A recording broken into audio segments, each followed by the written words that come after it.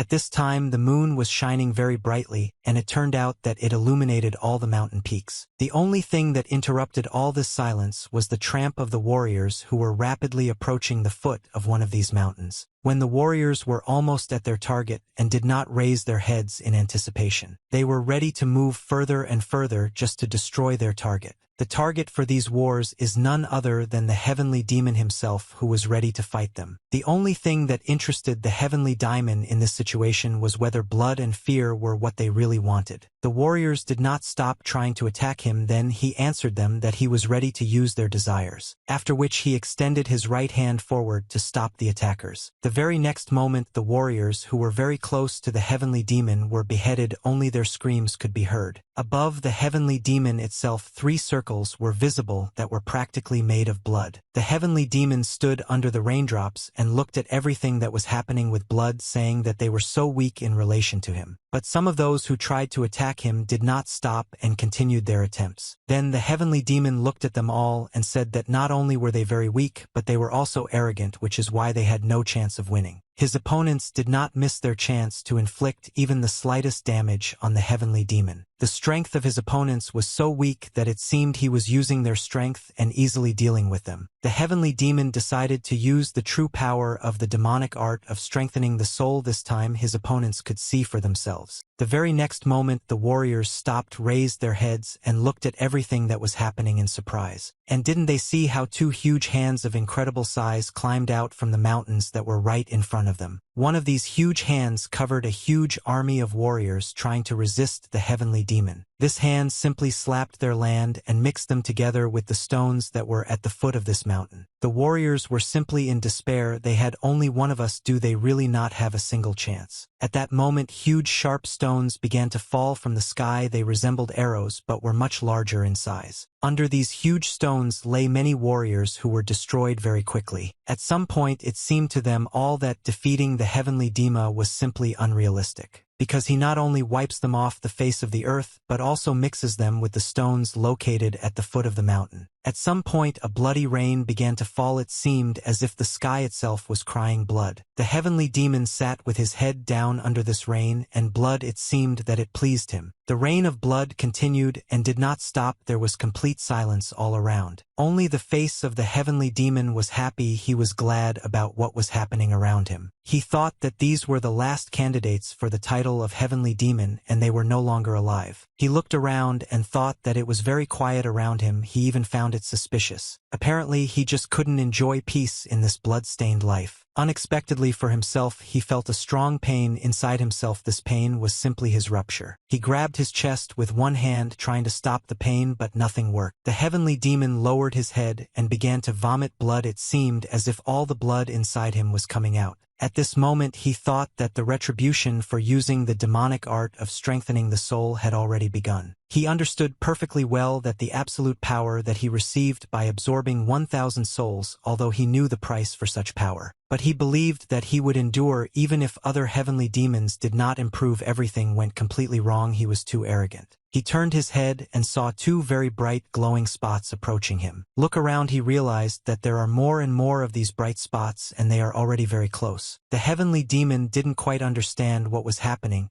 He didn't like all this at all. The very next moment, heavenly chains flew towards him from all sides, trying to capture him. The heavenly demon stood, and fiery heavenly chains approached him from all sides. These chains bound his legs so that he could not move. Then these chains forged his whole body and his hands. He could not do anything about it. The heavenly demon tried to break free from these chains by any means, but it was useless. He understood that they were trying to drag him into the underworld. It was even strange to him. At some point all this amused him so much that he began to laugh loudly, trying to break these chains. He started shouting at them that they most likely thought to subjugate his will to theirs, but they would not succeed. At that moment he broke the chains on his body. All this was only due to the art of absorbing the soul. It seemed as if an energy field was being created around him that was ready to crush him. At that moment the heavenly demon realized that his end had come in this world. He began to disappear in parts of his body. He was practically gone. In fact, everything was not so at all. Demonic art strengthening from the soul is not just a technique that absorbs the souls of others. At that moment he thought that in his next life he would like to take a completely different path. He thought of only one thing when he was reborn, that he wanted an ordinary, peaceful, and calm life like many others. He wanted no one to disturb him, and most importantly, he wanted to be able to watch, for example, how fish swim in the pond. The young man sat on a rock near the pond and watched the water and the red fish swimming in the pond. A girl's voice was heard. She was calling her master. She asked him if he was here again. She asked him to at least eat a little before it got cold. It was So-So, a servant of the Golden Wall trading clan. The young man tried to wave her away with his hand, so that she wouldn't scream so loudly when he was resting. When he tried to hit her, he felt that he couldn't do it the way he wanted. The young man's name was Baek Tae-san, and he was the second son of the Golden Wall trading clan. So-So told the young man that he had had enough. He had been behaving very strangely for several days now. Then she came closer and started yelling at him to go to his room right now. At that moment, the young man thought that he couldn't even take her head off her shoulders.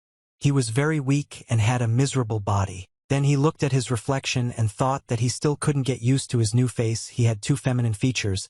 He thought that a heavenly demon couldn't look like that. He had no choice but to go and actually eat before everything got cold. There was a lot of food on the table. He sat at the table holding chopsticks in his hands and thinking only about how he would be able to eat all this. The heavenly demon coughed when he started eating. He thought that this body was even worse than he thought. His assistant said that he shouldn't talk so he would get better soon. The maid said that she had heard that an incredibly talented doctor would arrive this time, to which the gentleman replied that a doctor whose name he had never even heard could do anything. So-So asked the gentleman not to behave like that because he needs to think positively and then everything should work out for him. It's been 10 days since he woke up in this incredibly weak body, and he was currently the second son of the most influential trading clan in Wuhan. When he woke up and tried to get up for the first time, realizing that he was in this body, he felt an extraordinary weakness. And most importantly, he didn't understand where he was. He definitely didn't want to see himself so weak and helpless. His servants were very happy because he woke up, but he was actually completely helpless. He couldn't even dress himself or eat.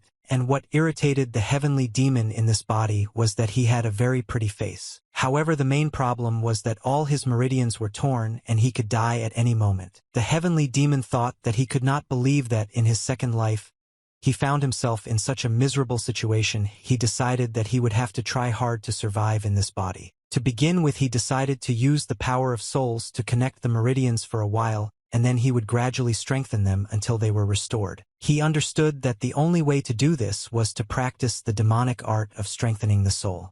The only problem was where he could get these souls.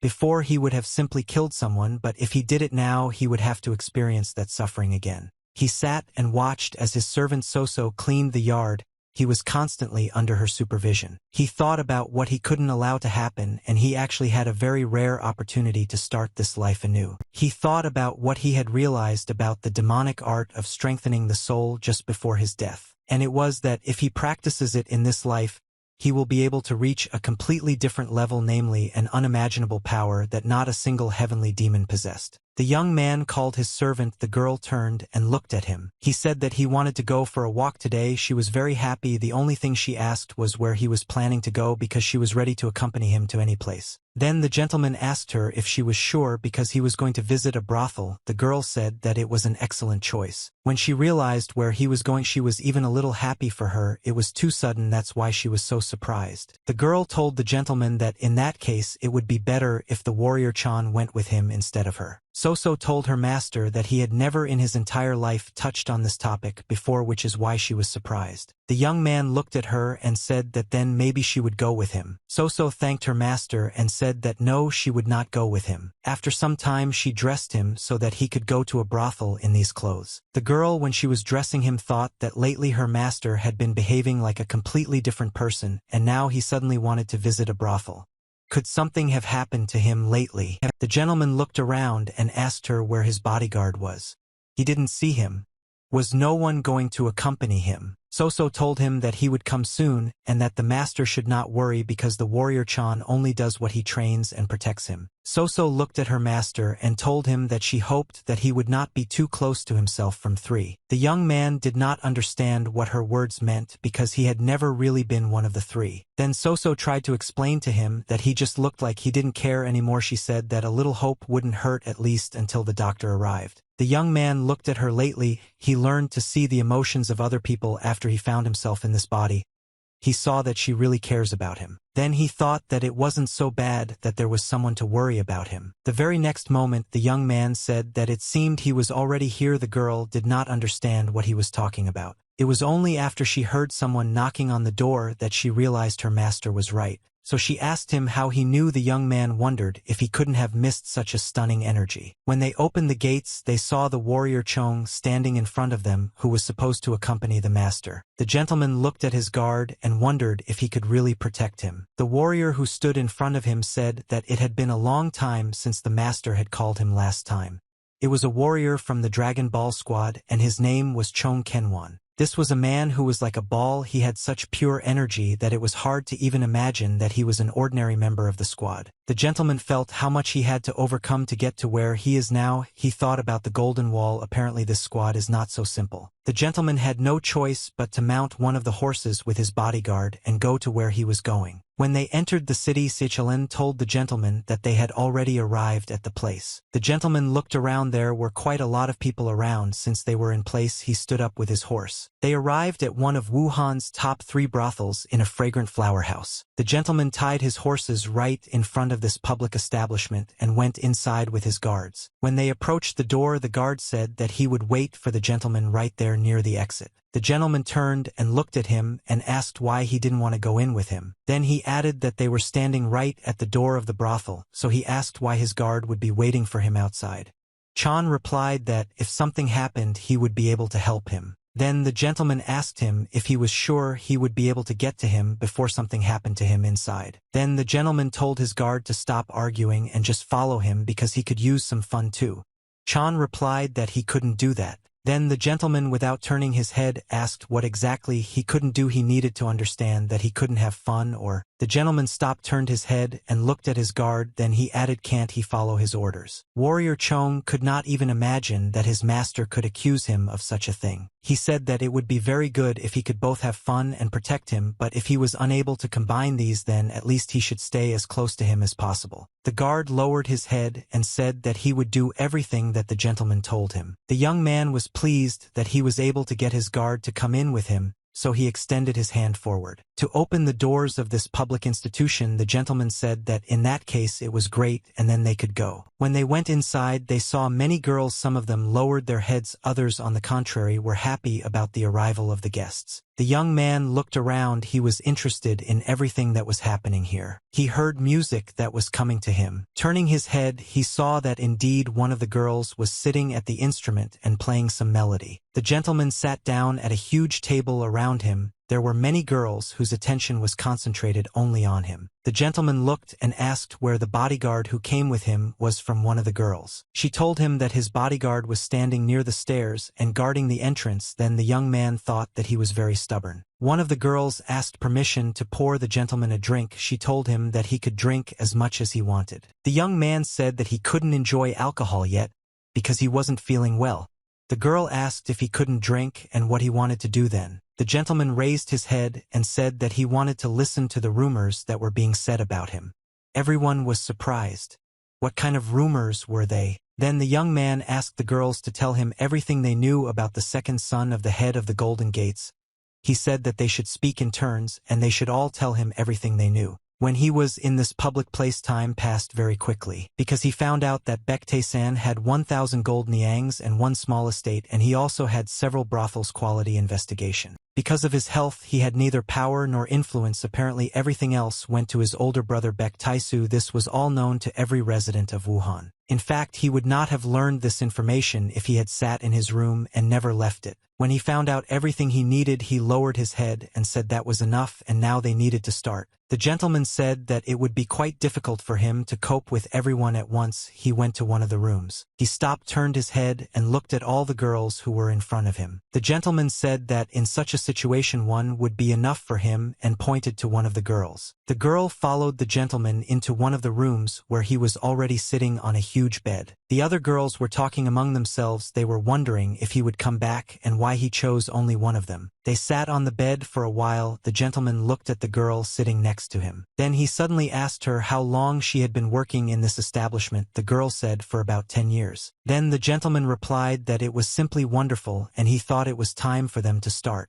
The girls were talking among themselves that they would later find out how everything went. Someone was saying that the gentleman was very thin and weak, and that one shouldn't expect much from him, although he was quite handsome. Each of them wanted him to choose her next time. Everything she said was heard by the guard standing near the door and watching so that nothing happened to his master. Suddenly the girls' conversation was interrupted by a very loud groan from their friend. They stopped and looked towards that room. The guard also heard sounds coming from the very room where the gentleman was at that moment. These sounds were heard not only in Woolley but also in all other rooms of this establishment. Some visitors to this establishment did not understand what kind of nonsense was going on. They had never had anything like this before. Groans of ahe and screams were heard from this room that almost all visitors were forced to leave because of these sounds. One of these visitors even laughed. He thought that everything that was happening was very impressive. One of the girls decided that it seemed that the spell of silence was not working. The sounds kept coming from this room. Everyone was interested in the question of what was going on there. The girl was clutching the sheet on the bed with all her might. She kept making a lot of sounds reminiscent of an orgasm with her eyes closed. The gentleman used the art he possessed to extract the soul from this girl. He needed this in order to improve his health and connect the meridians that were torn. No one in this public place had ever heard such screams before. Bonds. After some time, the gentleman left the room where he was with the girl. Chong asked the gentleman if he was okay. He was very worried about him, to which the young man replied that he was fine with a smile on his face. Moreover, the gentleman said that everything was very fine with him. It was very noticeable from his appearance. After which the gentleman without delay hurried to the exit.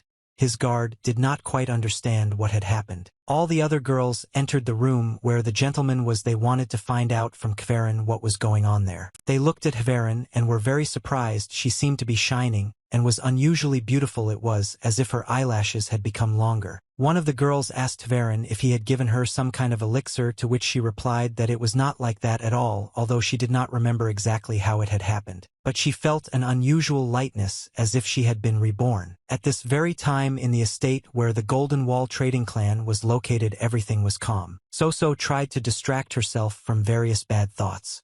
For this she took a broom and tried to. The girl thought about her master only so that he would not faint in a brothel when he was alone with the girl. Her thoughts were interrupted by the creak of the gate. She stopped and turned her head to see who had come. So was very happy when she saw the gentleman in front of her, and he was in perfect health. So immediately ran up to her master and began to ask if he really had gone to a brothel. She was interested in how everything had gone. The gentleman stopped, looked at the girl, and said if she was so interested she could ask Chan. So looked at the bodyguard. At that moment he lowered his head and began to cough. So didn't say anything else. She realized that everything seemed to be okay with the gentleman, but she was tormented by doubts about whether he really had been in a brothel with one of the girls. When the gentleman retired to his room, he needed to use the power he had already received from the girl from the brothel. To do this, he tried to restore at least one meridian that was torn in the body that he received. After performing this ritual, he felt a little relief, but he still understood that it was not enough. He thought that he had managed to restore only the small meridian, which was of course better than nothing, but still very little. Just before his death, he realized something about the demonic art of soul strengthening, and this is what he wanted to try. If you kill people and absorb their souls, then side effects will arise, and eventually the practitioner's body will be destroyed, but he needs to cleanse the negative emanations in the souls of living people and absorb only purified energy. This is the most powerful kind of soul energy, the essence of this demonic art, because the stronger their emanations, the better the effect. He tried it on a courtesan who went through all sorts of life's difficulties. It is thanks to this that he achieved a certain result, but the whole problem is in this damn body. It is even worse than he thought before. So he decided for himself that he would have to visit the brothel frequently for some time in order to strengthen his body. After some time, the girls in this brothel were shouting that the gentleman had returned. They didn't understand, because many were saying that he wouldn't return for a long time due to weakness from illness, but in fact these were just rumors, because he had been going there for 10 days already. The gentleman was with the son of a respected family, and he was also a handsome man. Moreover, if you spend the night with him, the girls thought then the next day they looked much more beautiful than before, so each of them was looking forward to meeting him. They considered him simply a handsome man and the best man they had ever seen. When he sat in this brothel this time, each of the girls dreamed that the gentleman would choose her. They talked about how he looked great as always and wanted to know if he had already chosen a companion for the night. The owner of the fragrant flower house, when she saw the gentleman, she was a little irritated because she did not understand why this guy was coming to her brothel. And the most important thing, she was thinking only about whether I should improve her soundproofing. In fact, they had already tried several times, but it was all without result. Every time he came to her brothel, all the girls flocked to him like continents to the light, because of which the soundproofing simply did not work. The other clients were extremely unhappy with this. Everyone said that the main problem was precisely in him. The owner thought that all this was very strange.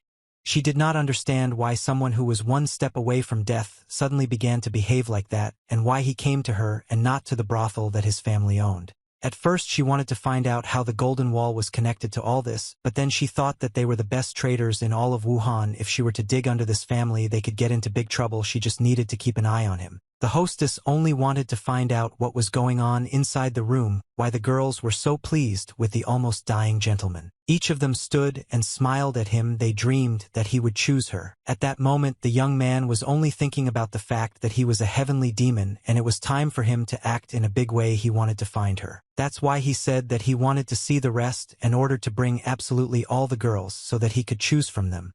The clerk didn't understand why the gentleman was demanding this from him. The clerk said that the gentleman could make sure that the best flowers were collected in front of him, while the rest were simply unworthy of his attention. At that moment, the gentleman was very serious. He looked at the clerk with a stern look, demanding that he fulfill his requests. The gentleman knew exactly why he was going to this brothel, so his demands were mandatory. He took a step forward and added to the clerk that he himself could decide what was worthy of his attention and what was not. The girls who were waiting and meeting the gentleman did not understand where he was going. Was there really someone prettier than them in this establishment? He approached one of the girls. She was the one who approached him. He asked her what her name was. The girl replied that she was Danyong. The gentleman was delighted and said that he was choosing her today. He liked her the most. The other girls thought they were very sorry, and they couldn't believe that he chose the worst of them. The girls told each other that he had a rather specific taste. The gentleman did not speak and did not listen to everything that was said about him silently, and behind him walked the girl he had chosen. He thought that she had too much negative energy and that she was the one he had been looking for so long. Of course, he understood that it was dangerous for him, but after he managed to connect the key minor meridians, he was ready to take such a risk. And most importantly, he knew that with the help of her soul, he would be able to restore the main meridian. At that moment, he opened one of the rooms. Go inside. The gentleman stopped and looked around. The girl looked at the gentleman. I don't understand what's going on, why he doesn't go further. The gentleman, after he had looked at everything, said that they should look only at this scum that was in this room. He called his bodyguard Zhang Kyungwon, who immediately arrived at his request. The gentleman asked his bodyguard to lend him his sword, which was very unexpected, after which the bodyguard swung and threw the sword straight in front of him. When the sword fell on the coat, everyone saw that there was blood on the sword, which meant that the gentleman had not struck this blow for no reason. The bodyguard at that moment could not even imagine that assassin was actually in that room. The gentleman thought that this assassin was still alive, although he had already gotten much better, but it seemed to be too early for him to use such techniques. Drops of blood dripped onto the floor and a puddle had already formed. The girl who was with the gentleman was very scared. It seemed that her hands and her body were shaking. At this point, the gentleman told his bodyguard that he had to take care of the rest because he was not finished with the girl yet.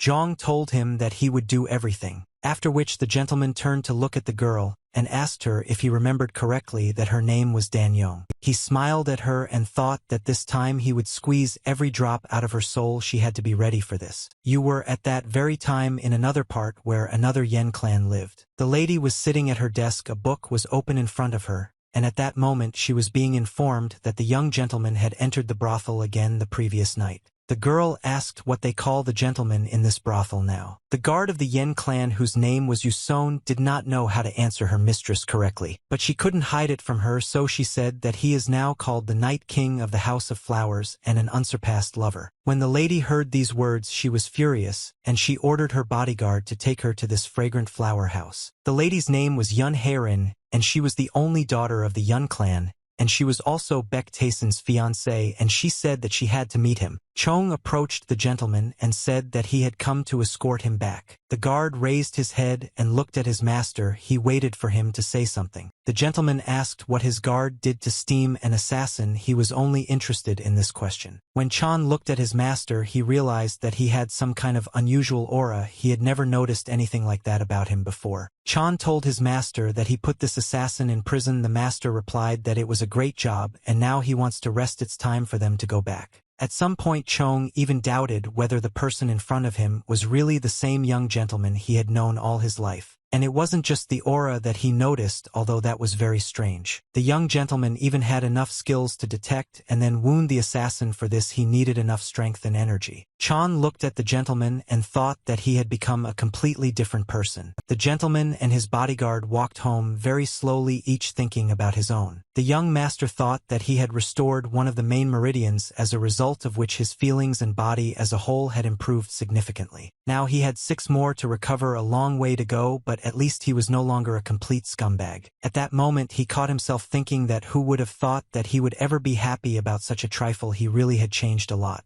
He turned his head and saw a girl in front of him. His gaze stopped on her. This girl also looked at him without taking her eyes off him. He didn't understand who this girl was and why she was looking at him like that all the time. Come closer to him. This girl addressed him as a gentleman. She asked him if he also went to a brothel today. The gentleman thought that he had never seen her before.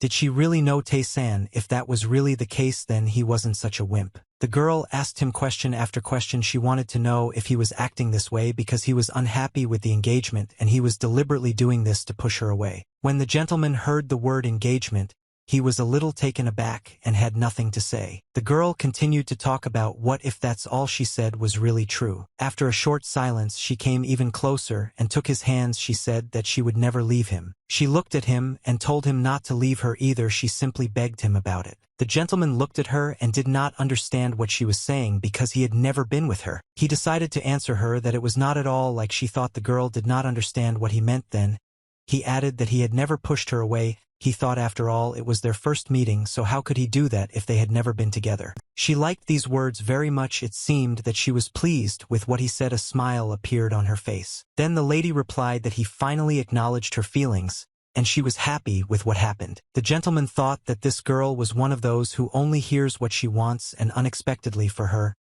he said that it was time for him to go. The lady turned to Mr. Tae-san again. At that moment the young man thought that he couldn't believe that the girl had made his former heavenly demon so worried.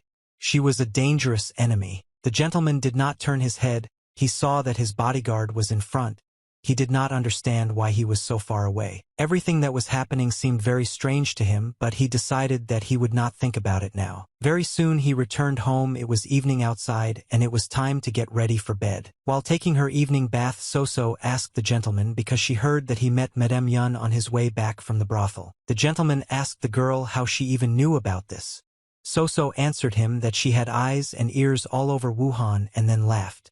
At that moment the gentleman thought that most likely it was she who told Ms. Yen where he was. Then So-so for some reason she asked if the warrior Chan was okay. The gentleman did not understand if he was really sick. So-so began to explain that the warrior Chan was in love with the bodyguard Yu. She asked the gentleman if he really didn't know about this. The gentleman didn't understand who this was at all. The bodyguard who is always next to Mrs. Yun. It is with her that the warrior Chan has long been in love. Then it became clear to the master why he left without him. The gentleman smiled. He felt somehow different. He was very calm. When he was a heavenly demon, he knew that respect and fear were warm feelings that were considered something unimaginable. However, for some reason he was not angry at all. He was absolutely calm. Most likely the reason was that their souls were united by Tae-san. At this time so many interesting things were happening around. Unexpectedly for everyone, the gentleman demanded to go to prison, which was located inside the trading clan, the Golden Wall. He and his bodyguard took 2 torches, lit them, and went to this prison. Warrior Chong, when he approached one of the cells of this prison, he said that he blocked his meridians for a while, but this vicious person can do anything he wanted. He was talking about an assassin. Unexpectedly for Chong, the gentleman said, if this is all as he says,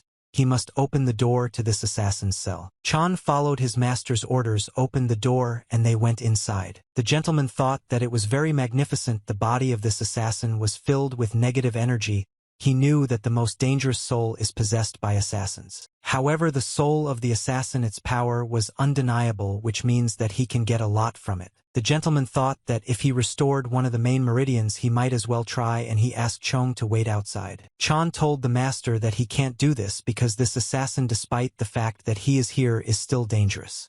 He wanted to find out from the master what he is going to do here alone. The gentleman looked at his guard and told him that he was of no use. In fact, he could not even sense his presence. Chan was very surprised by his words. He tried to justify himself and said that it was completely different. It was too dangerous for him to stay alone with this assassin. The gentleman, turning his head, told the guard that he would not repeat it anymore. He had to carry out his order. Chong could do nothing. He lowered his head and told his master that he would do as he was ordered. Chong did not want to irritate his master anymore. He decided to go out with this camera and wait outside. In absolute darkness, the gentleman remained with this assassin. It was unclear why he needed this. When Chan went outside, he was able to take a deep breath despite the fact that he had left his master with the assassin. At that moment, the guard was only thinking about the fact that the same situation had happened again. He couldn't even breathe because of his aura. Chan thought that he had the impression that he had encountered an outstanding martial artist. His thoughts were interrupted by some sounds. Chan grabbed his sword. He wanted to understand what that sound was. The sound came from inside this prison. Chong heard it clearly.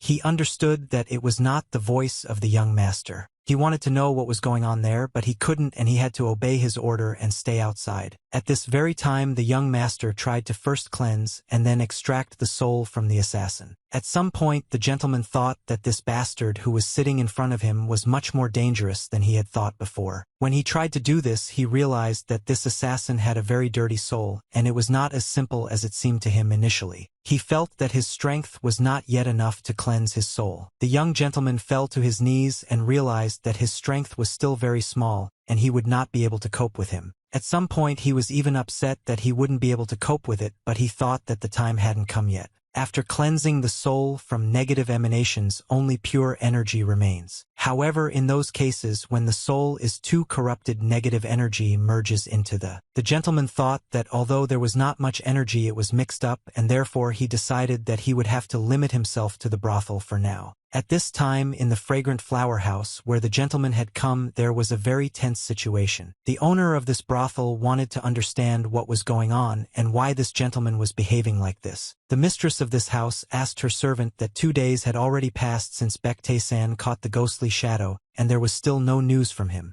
At that moment, someone opened the doors very abruptly and started telling something to the lady. This someone was talking about how he thought she should see this is what's happening now. It was one of the guards of this brothel.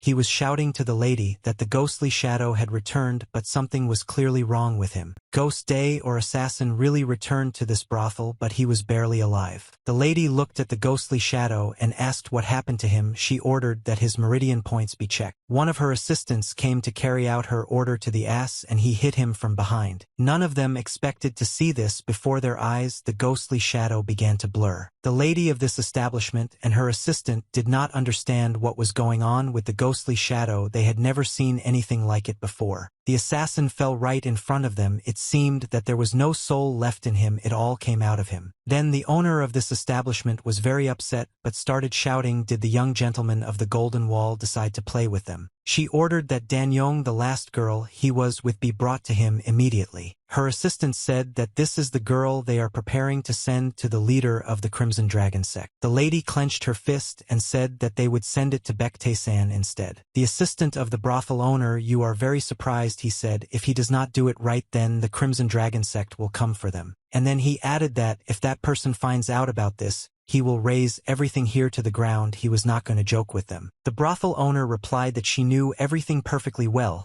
so her call had to be cancelled. Then she added a fragrant flower house will send a gift to the second young master. After some time, a strange rumor about Mr. Baektae-san began to spread in the fragrant flower house. When he visited this brothel, someone was constantly whispering and saying something behind his back. Some said that if you spend the night with him, the next day you will look much more beautiful, as if you were reborn. Others said that if you spend the night, you will constantly want to be near him. They called him a deity that came down from heaven or a demon using forbidden spells and such talk. talk began to spread like wildfire. At first people thought that it was just a stupid joke of bored courtesans and she was one of them. However, everything has changed and she actually wants to serve him because all this is true. Perhaps he really did not come to them from heaven. When the mistress of this private house heard from her that she wanted to serve Baektae-san, she laughed very loudly and asked if she had really fallen in love with him. The landlady wanted to know what he told her. Did Baektae-san really pay off her debt so that she would serve him? The girl replied that he had not said anything like that. The brothel owner continued to say that she didn't know what exactly he had promised her, but until her debt was repaid she belonged to the fragrant flower house. Despite the fact that the mistress told her to moderate her pride and begin preparing for the visit of the head of the Crimson Dragon sect, she decided to go to the Golden Wall trading clan. She thought that she would be dragged by force to the leader of the Crimson Dragon, but in the end she still ended up there. Was this really her destiny? The girl was very worried whether he would accept her, and what she would do if he considered her spoiled, and even despite this she still wanted to meet him again. The room was completely filled with his energy and his spiritual strength. The young master was no longer so weak and his meridians had been restored now. He needed a little more spiritual strength. He sat in his room with his eyes closed, feeling his body fill with power. He needed to work on his body because it was very weak and practically lifeless when he got it. The young gentleman suddenly opened his eyes and looked at the door. He heard some noise behind it. A servant came to his door and said that the young master had someone coming to visit him. He wasn't expecting anyone to visit. He was interested, so he said that whoever crossed should come in. At that moment the door opened and she came in. For the young gentleman it was very unexpected because it was that very Danyon. He did not understand why it was here. The girl greeted Mr. Tae-san and she did it sincerely. Then she added that she would like to become his servant. That's why she came to him so suddenly. So was very surprised. The girl said that she wants to dedicate the life he gave her to the master and hope that he will allow her to be near him. The young gentleman looked at her and saw that she looked completely different. Could this be because he had cleansed her of negative emanations? He became curious. Then he asked his servant Soso where she slept. The servant answered that in the pavilion where all the other servants slept. The gentleman told Soso that she should find another place and stay there with this girl, and most importantly this place should be not far from him. Soso didn't understand what was happening, and she didn't understand whether this girl who came would really work as a maid-servant because she knew that was exactly it. Then he turned away from them and said that in any case he needed to take care of this girl. Soso looked at this girl and thought that she was too beautiful to be a servant. Soso also thought that her young master had been acting very strangely lately. For some reason she didn't want to think about whether he really had so little time left. In this city there was also one of the 3 best brothels, and it was the House of Fallen Flowers. When the young master heard about the House of Fallen Flowers, he said that he already liked the name and he should like it there too. In fact, he was looking forward to the moment when he could obtain the souls of those very fallen flowers. The young master told his guard that he would only go to this brothel for a while. Zhang agreed with the young master. Before entering this establishment, someone tried to stop the young gentleman of the Golden Gate. It was Vai Jokshan, the head of the Crimson Dragon sect. He said that he was wondering who dared to take his Danyong, and when he saw the young master he thought he was a small puppy. The people who were nearby wanted to leave this place very quickly because it was Joksham. If you get on his nerves, he will erase their powder. The young gentleman stopped when he heard these words. He was wondering what kind of person this was. So he turned to his bodyguard and asked what was wrong with this big guy.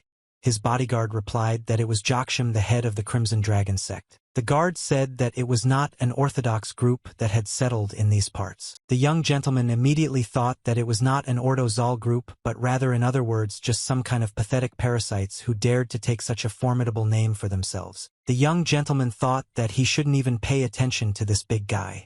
What Joksham reacted very sharply. He asked the young man if he was really ignoring him. He told him in his back that this gigolo only had enough courage to deal with girls. The fact that he called the young gentleman a gigolo really hurt his pride. In fact, he was not delighted with the pretty face he had in this life.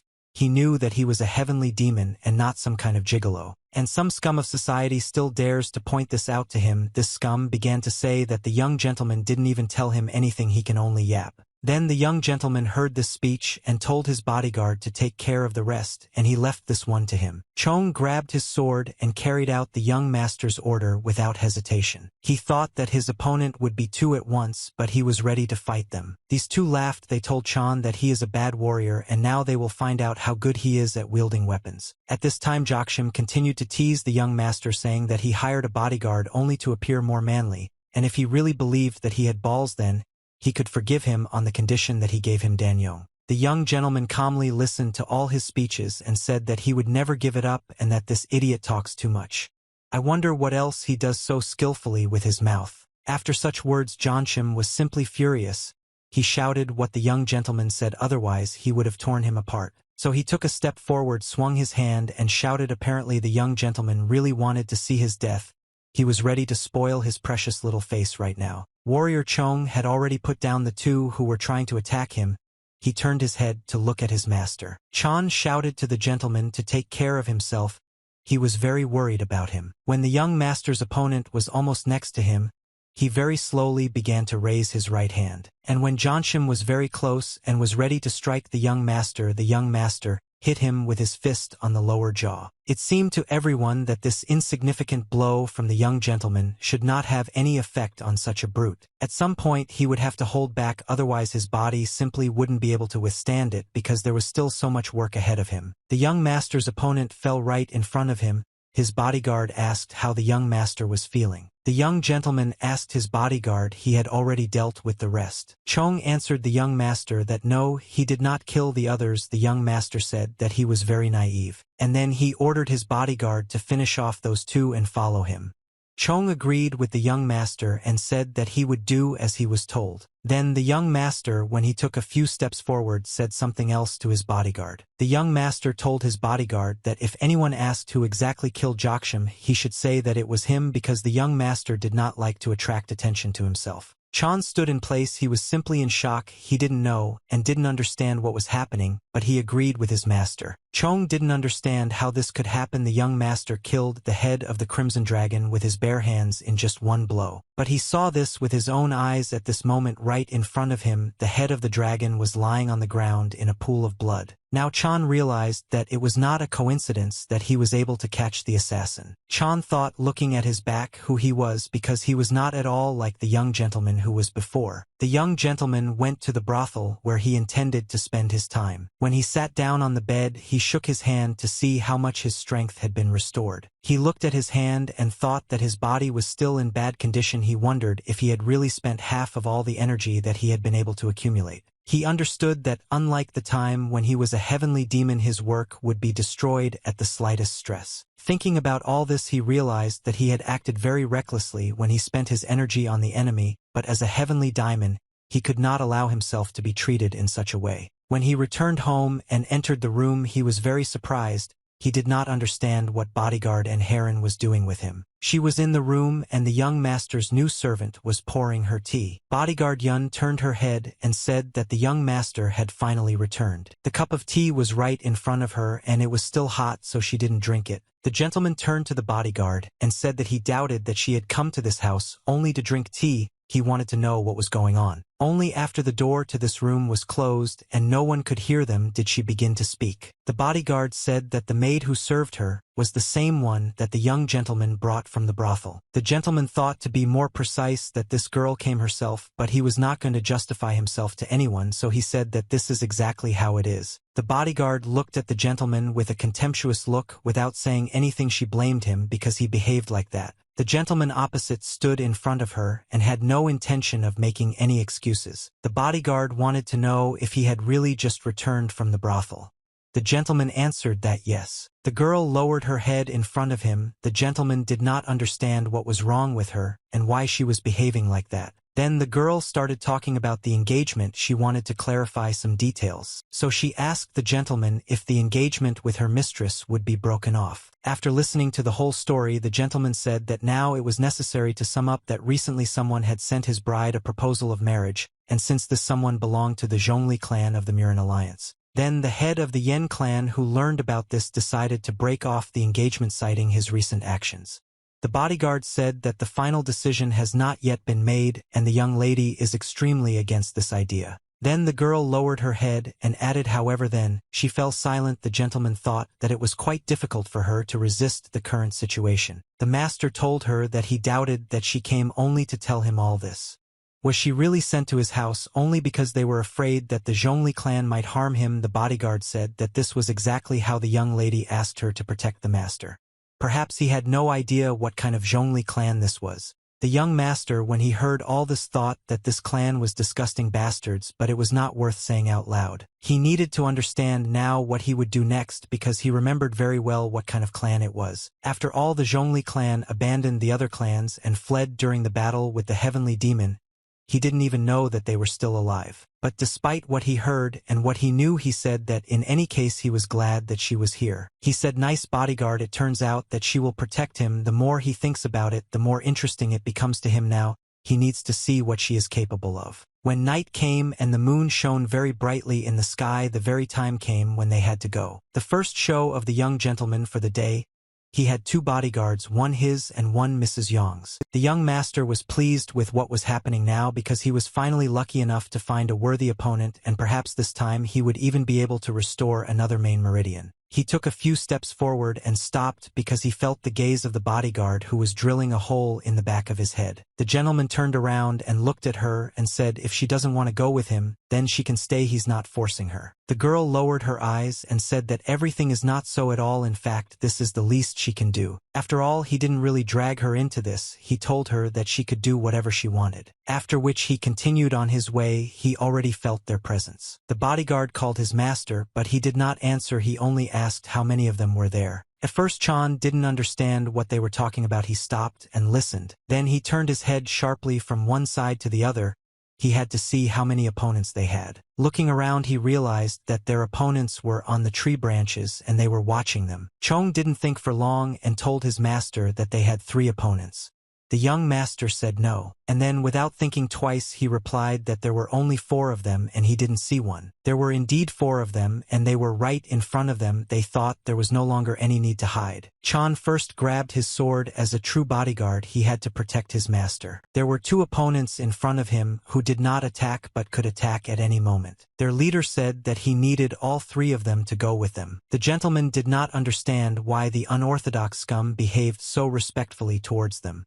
The gentleman told his guard to assess how strong he was. Chong unconditionally agreed with his master. He always did what he said. The gentleman thought that given the energy emanating from this bastard and the faint smell of blood, he was clearly not just an ordinary thug, but his capabilities should be assessed in any case. Chan told his master that he was at least 3 steps above this thug. The gentleman then told him that they did not understand why he was standing idle because it was time to check whether his assumption was correct. His bodyguard had no choice but to carry out his master's order, and he took a step forward. In front of him stood 3 people who just looked and couldn't move. Each of these 3 was just wondering what was going on because Chan was calmly walking past each of them. At that moment when he passed, they couldn't even move, they couldn't stop him in any way. Their leader said to Chan, did he really decide to go against him alone? Most likely he is an ordinary idiot. And then he added, of course he has quite an impressive energy coming from him, but he wanted to stop this senseless violence and they would calmly follow them. Before he finished his first words, Chan didn't listen to him for long and swinging his arm dealt him the first blow. He needed to catch his opponent off guard so that he could destroy him. His opponent immediately climbed up and pulled out his sword from behind his back trying to strike him. This blow was calculated by Chan. He parried it and he decided to attack. After which the bodyguard tried to hit his opponent several times, some of them quite strong. His opponent was confused. He didn't understand what was going on. He thought that the bodyguard was a much more skilled fighter than he thought.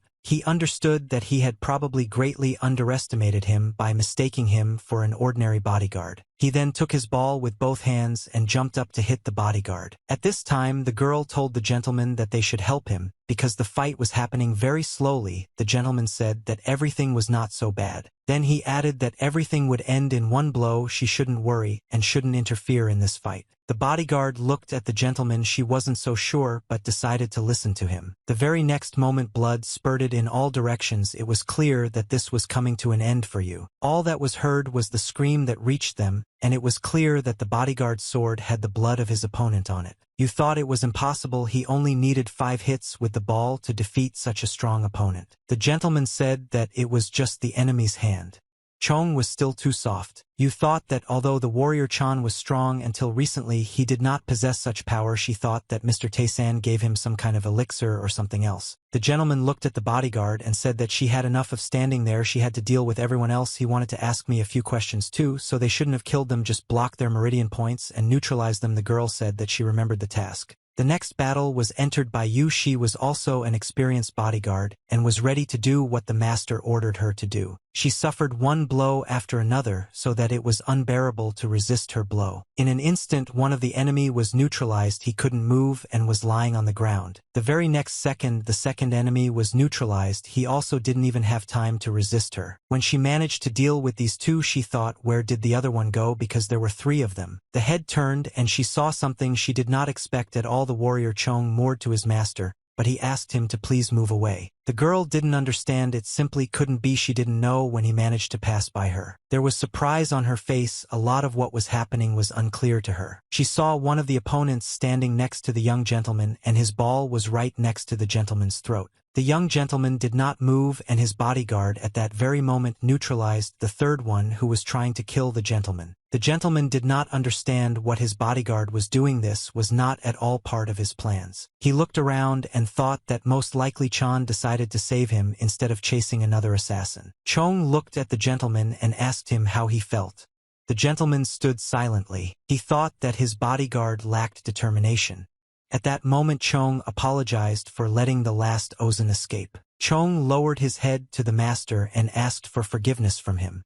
The master thought that if he was still a heavenly demon, such a mistake would have cost him his life. But he is not a heavenly demon now. For some reason he was not at all upset by what happened. The master told his bodyguard to forget and gather the others in one place. The moon continued to shine so brightly and every star in the sky was visible. The gentleman looked at the three assassins who were trying to attack them and asked his bodyguards what to do with them. Then he added that most likely they should be killed. This would be the best option for everyone. One of these assassins asked for mercy. He was ready to answer all their questions. The gentleman couldn't just sit alone, so he needed some time to make a decision. The gentleman continued, if no one wants to tell him, then all that remains for him is to kill them all. All three said that they are ready to tell everything. They said that they were from the Crimson Dragon sect and were sent here at the call of the deputy head. They said that this morning they beat up a man who refused to pay for protection, and then they destroyed a hotel because they served them too slowly. One of them was ready to tell everything. The gentleman said that it was very interesting and he should continue. He was ready to listen to him until the end. One louder than the other tried to tell everything that the gentleman wanted to hear, just so that they would be left alive. The master said that they would take them with them and would not kill them as long as they spoke.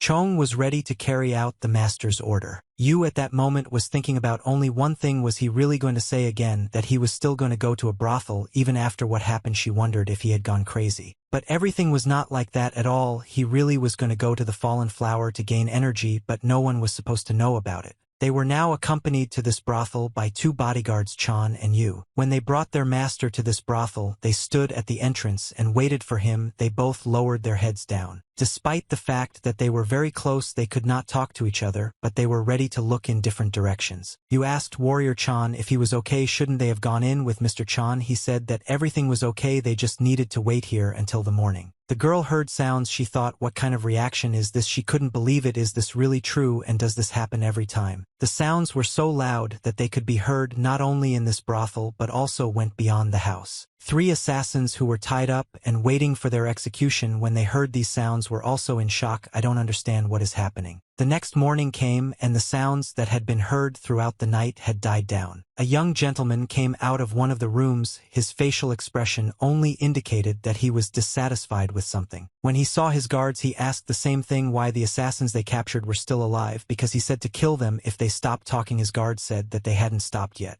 The gentleman was very surprised, so he asked his guard if this was so. Then let him briefly tell what they were talking about. He said that they were talking about what they were ordered to deliver to the Crimson Dragon sect. And what about that assassin who managed to escape? His true identity is known only to the leader of their sect.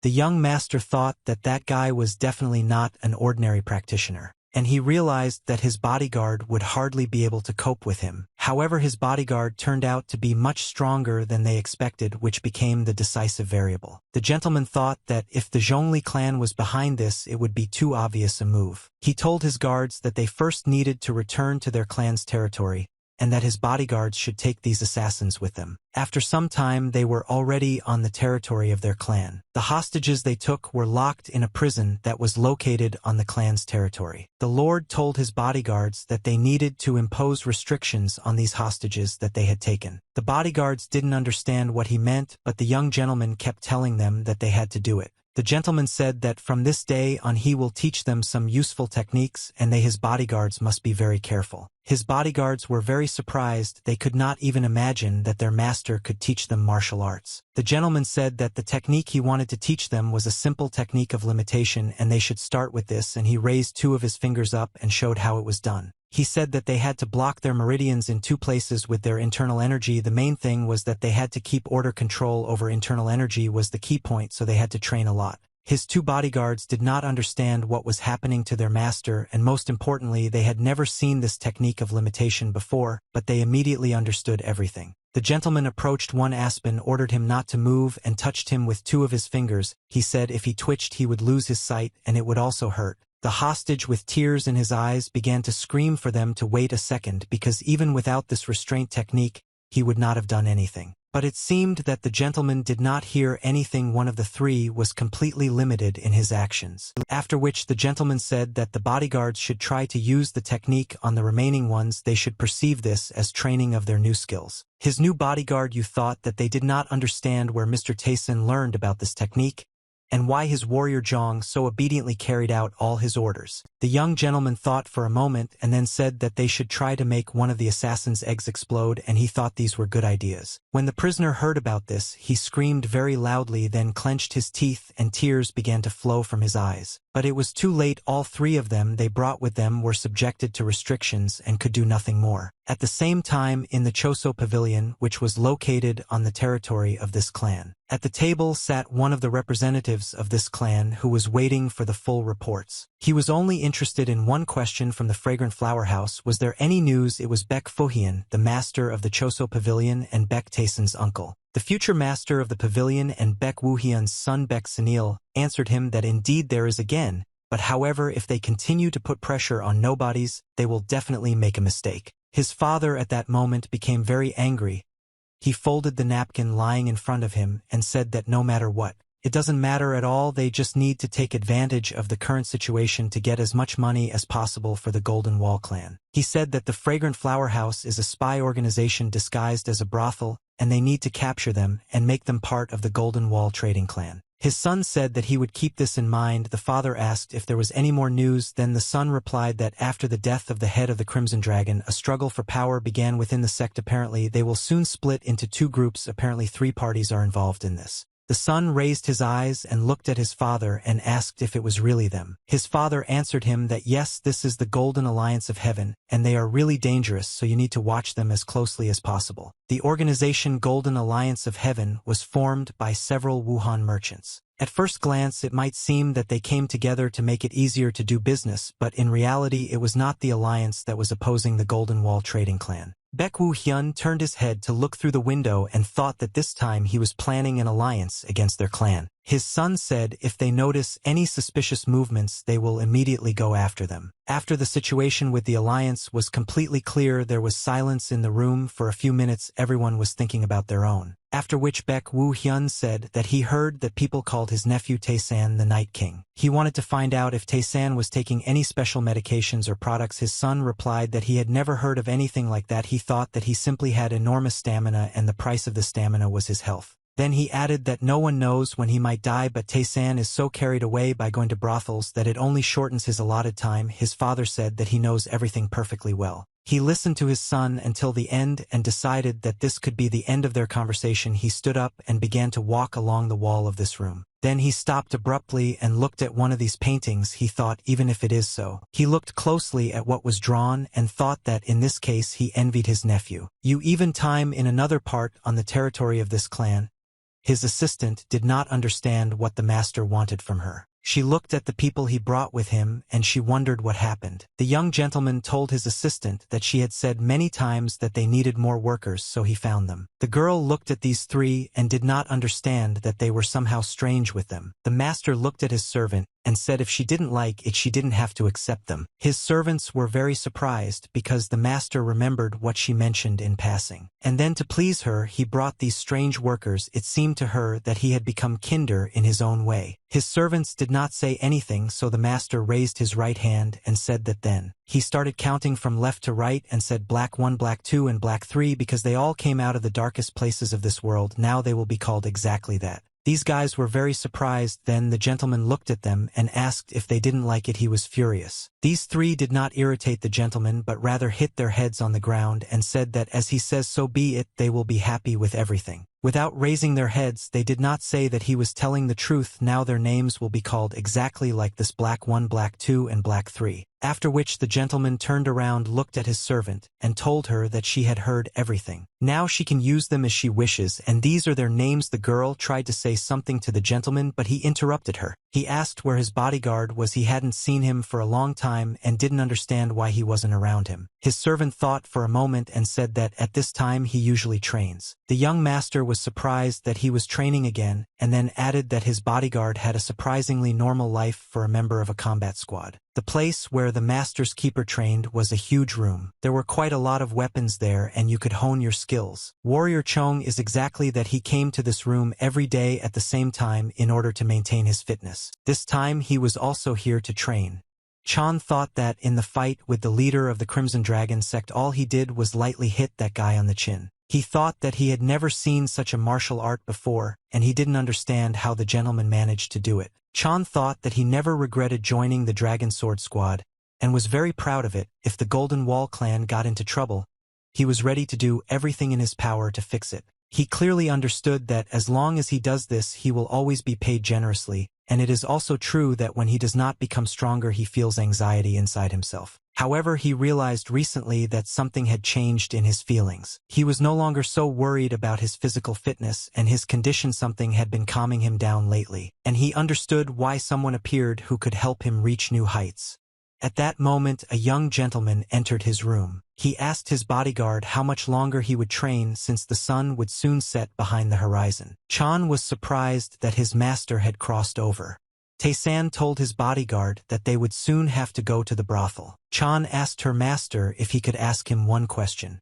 Tae-san didn't understand what he wanted to know. Chong then asked his master. Most likely he decided that he would no longer hide. The gentleman did not turn his head, not understanding what was being discussed, and asked his bodyguard what he meant by the word hide. Chong told the gentleman that he understood perfectly well that first that assassin in the fragrant flower house, then the head of the Crimson Dragon sect, and now also the technique of limitation. Seeing all this he was completely confident. At that moment the gentleman turned his head and realized that his bodyguard had really understood everything and knew who he really was. Then the heavenly demon thought that he was a little wrong, thinking that his bodyguard was just a dumb guy. He relaxed too much. So the gentleman thought that it was not right for anyone to know that he was actually a heavenly demon. He looked at his bodyguard and thought that he had just started to like him. The only thing left if he was exposed was to kill his bodyguard. Nothing else came to his mind. At this moment, unexpectedly for the master, his bodyguard sat down on his knees and began to ask his master to help him. This was unexpected for the young gentleman. He certainly did not expect what the conversation would be about. Chong began to say that he heard that many people with torn meridians are real geniuses, and his master also had damaged meridians, so he asked his master to take him as a student. The young gentleman certainly didn't expect such a turn of events, that someone would ask him to take on students. Most likely his bodyguard thought that he was a martial artist who was simply hiding his strength. Chan raised his head, looked at the master, and said that he wanted to become stronger and take revenge. It was unclear what he was going to take revenge for. Then his bodyguard said that he wanted to take revenge on the one who destroyed his sect. Then the gentleman said that the one who is driven by revenge wanders in a fog of hatred. He needs to find the strength in himself to go his own way. After these words, the bodyguard raised his head and looked at the gentleman.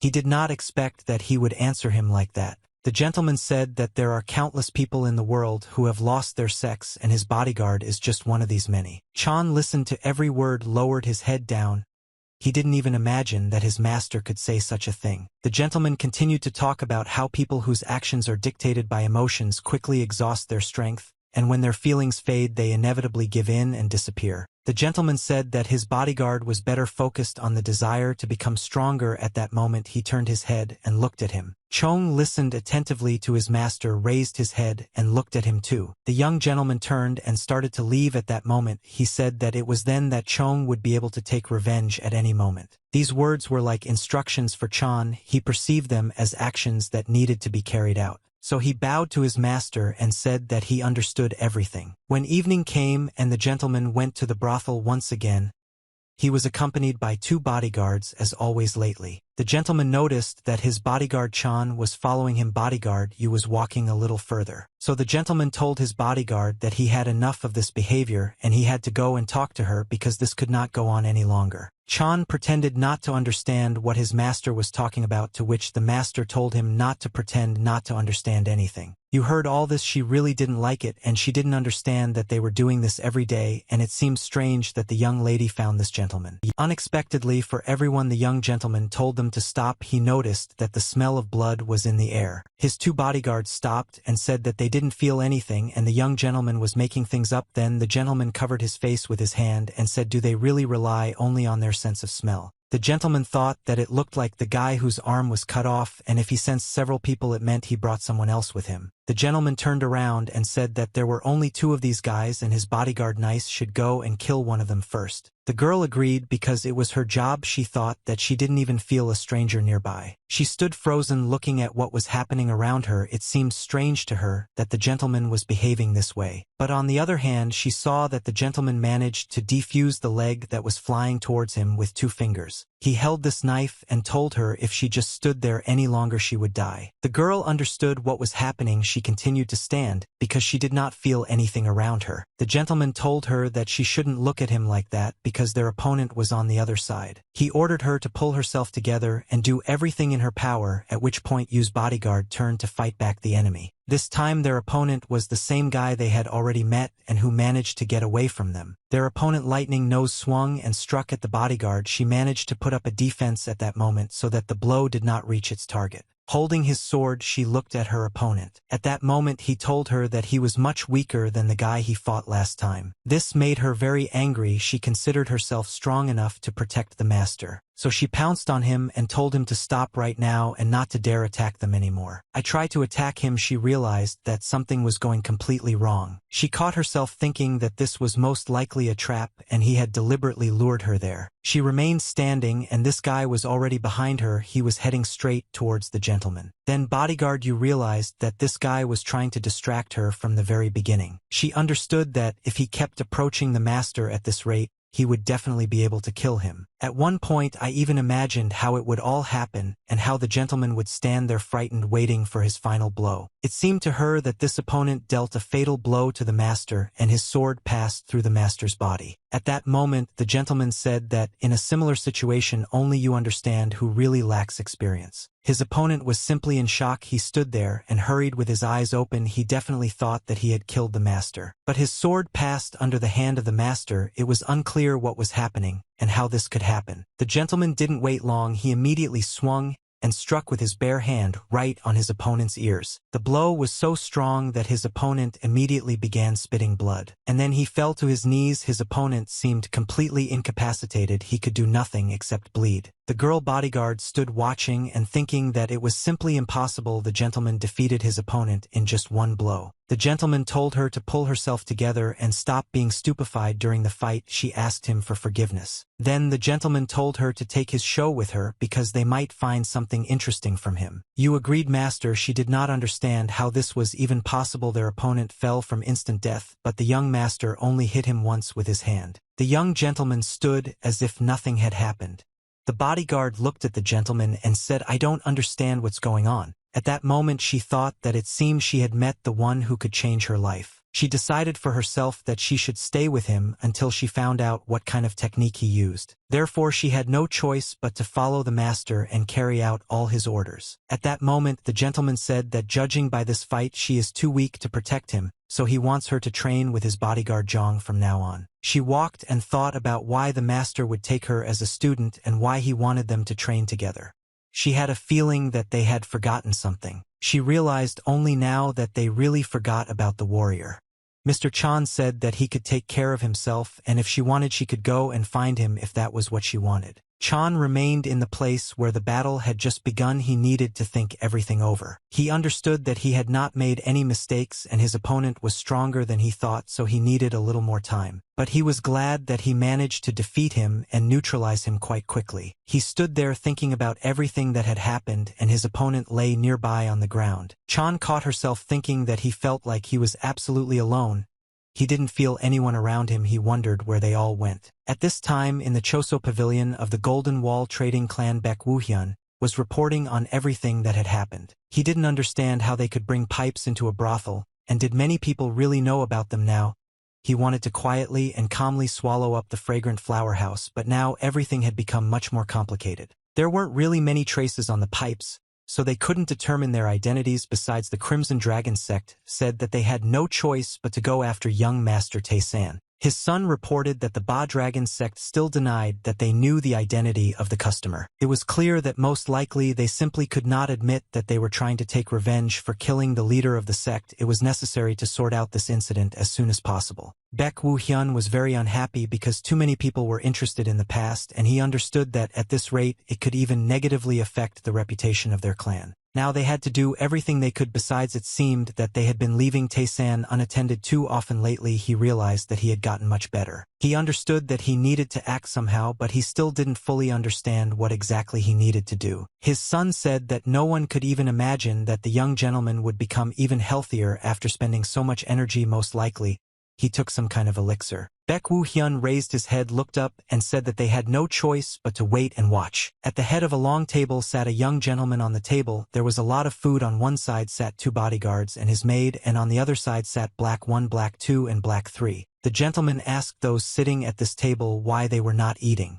Chong answered him that they had no right to eat with the gentleman. Then the young man told them that they were his subordinates, so he didn't understand what was stopping them from eating with him. Taking 2 sticks in his hands, he pierced the king kali in order to eat them. When he was already putting them in his mouth, he said that they would spend every meal at the same table. Everyone present thought that this was just a great idea. His servant said that she had heard that the divine healer Chongchu would finally arrive to them. The master wanted to know who it was. She replied that it was a famous healer who, as they say, can even restore torn meridians. Then, unexpectedly for everyone, the young gentleman said that he would be able to cure his spirit.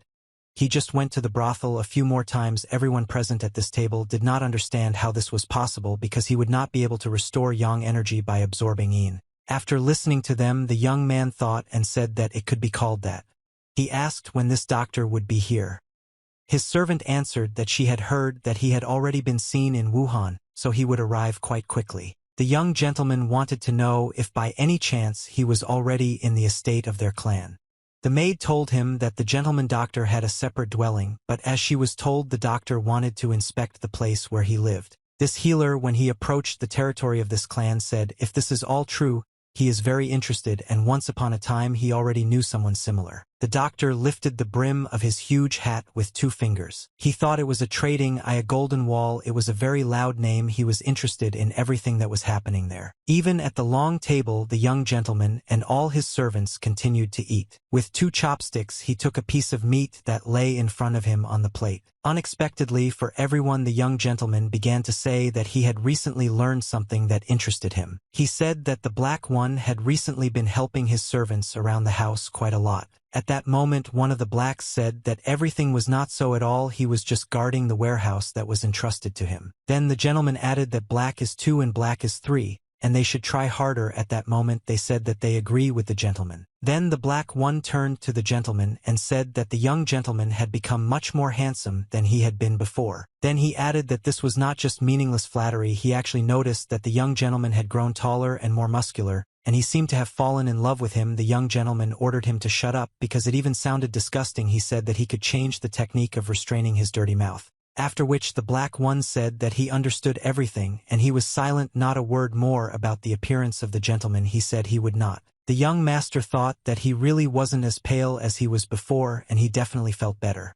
He wondered if this was one of the effects of the demonic soul-strengthening art. Whatever it was, and no matter how he felt, he needed to gather as much spiritual energy as possible, and if he continued to do this, then one day he would be able to rise again as a heavenly demon. Even time at the gate badly on the territory of the clan stood the same doctor who was supposed to arrive court. It seemed that everyone was waiting for him with great impatience and were happy that he had arrived. The head manager of the Golden Wall clan, Kamujin, said that they were waiting for his divine healer, and it was a great honor for him to meet him. The divine physician raised his hat and said that everything is God's will and the will of fate. He then added that he would like to meet the patient first and asked if he could take him, to which the chief manager of the Golden Wall clan replied that he would do so immediately. When the chief manager saw the doctor, he thought that he was much younger than he thought. This was most likely due to the elixirs he was taking the doctor to the patient. The divine healer said that the estate he was now moving through was simply amazing in its grandeur. The main manager explained that the owner had put in a lot of effort to build this place. It was one of the 3 best pavilions in the entire clan.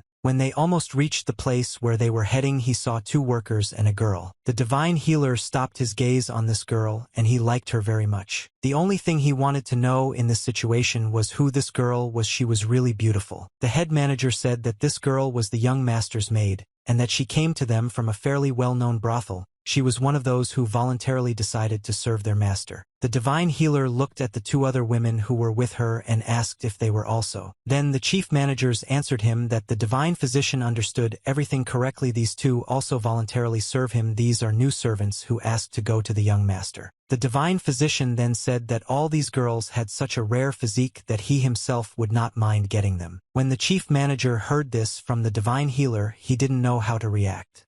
Did he really want them to? After all, he couldn't even imagine that the divine healer could be so lustful. But out loud he just laughed. He said that he understood perfectly well, because it's really hard to take your eyes off these girls. Then the divine physician said that he meant ordinary physical purity. That is what his master called this physique. After all, it is their physique that is like white snow, and they can all flourish no matter what path they choose. The chief manager then said that he understood what the divine doctor meant and asked him for forgiveness for the misunderstanding. The doctor said that everything was fine and there was no need to worry. He asked if he could take them as his students. The chief managers were very surprised. He could not even imagine that the doctor could make such an offer to take them on as students. The doctor said that the chief manager understood everything correctly. If they allow it, he will never forget their help. The doctor understood that no matter how beautiful they were, if the main manager was not an idiot, he would not refuse such an opportunity to establish a relationship with him. In addition, many famous doctors work under his supervision.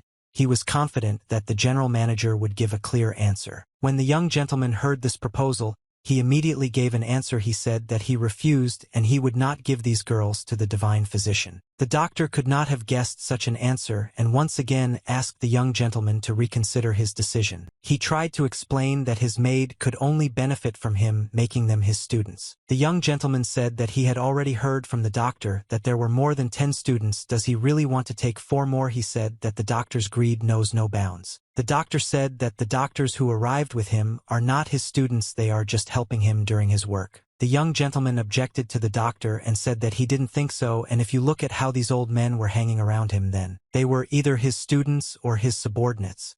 The young man told the doctor that he was much older than he looked. Everything that the divine healer heard was a surprise to him. He could not even imagine that they would tell him such things. Therefore he answered the young gentleman that the opportunity to learn his healing techniques is not given to everyone.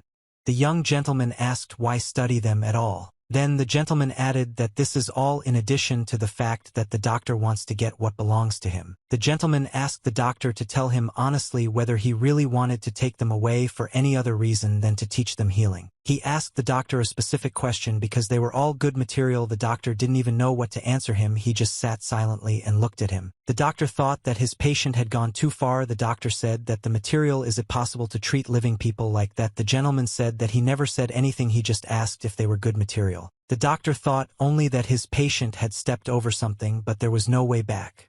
In the doctor's opinion, he had a torn meridian.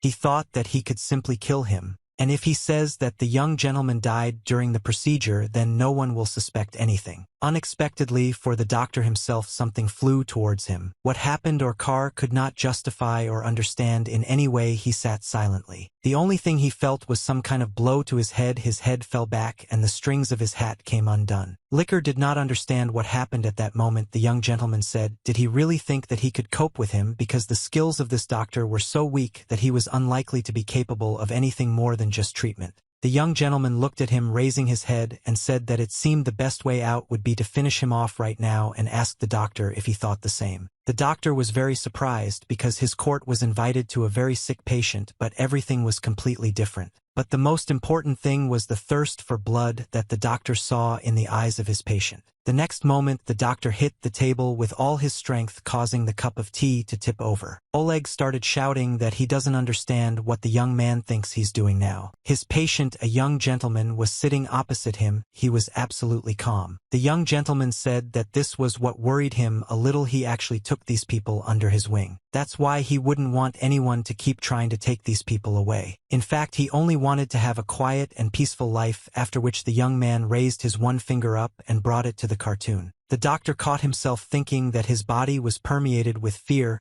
He had experienced something similar before. The young gentleman said that this is why he really needs someone who will deal with such troubles. The doctor caught himself thinking that it seemed he had come to a place where he shouldn't have come. Already after some time after their rather long conversation, it was possible to understand that everything was going exactly as it should. The chief manager asked the divine healer if he wanted to work for their clan. The doctor replied that the chief manager understood everything correctly.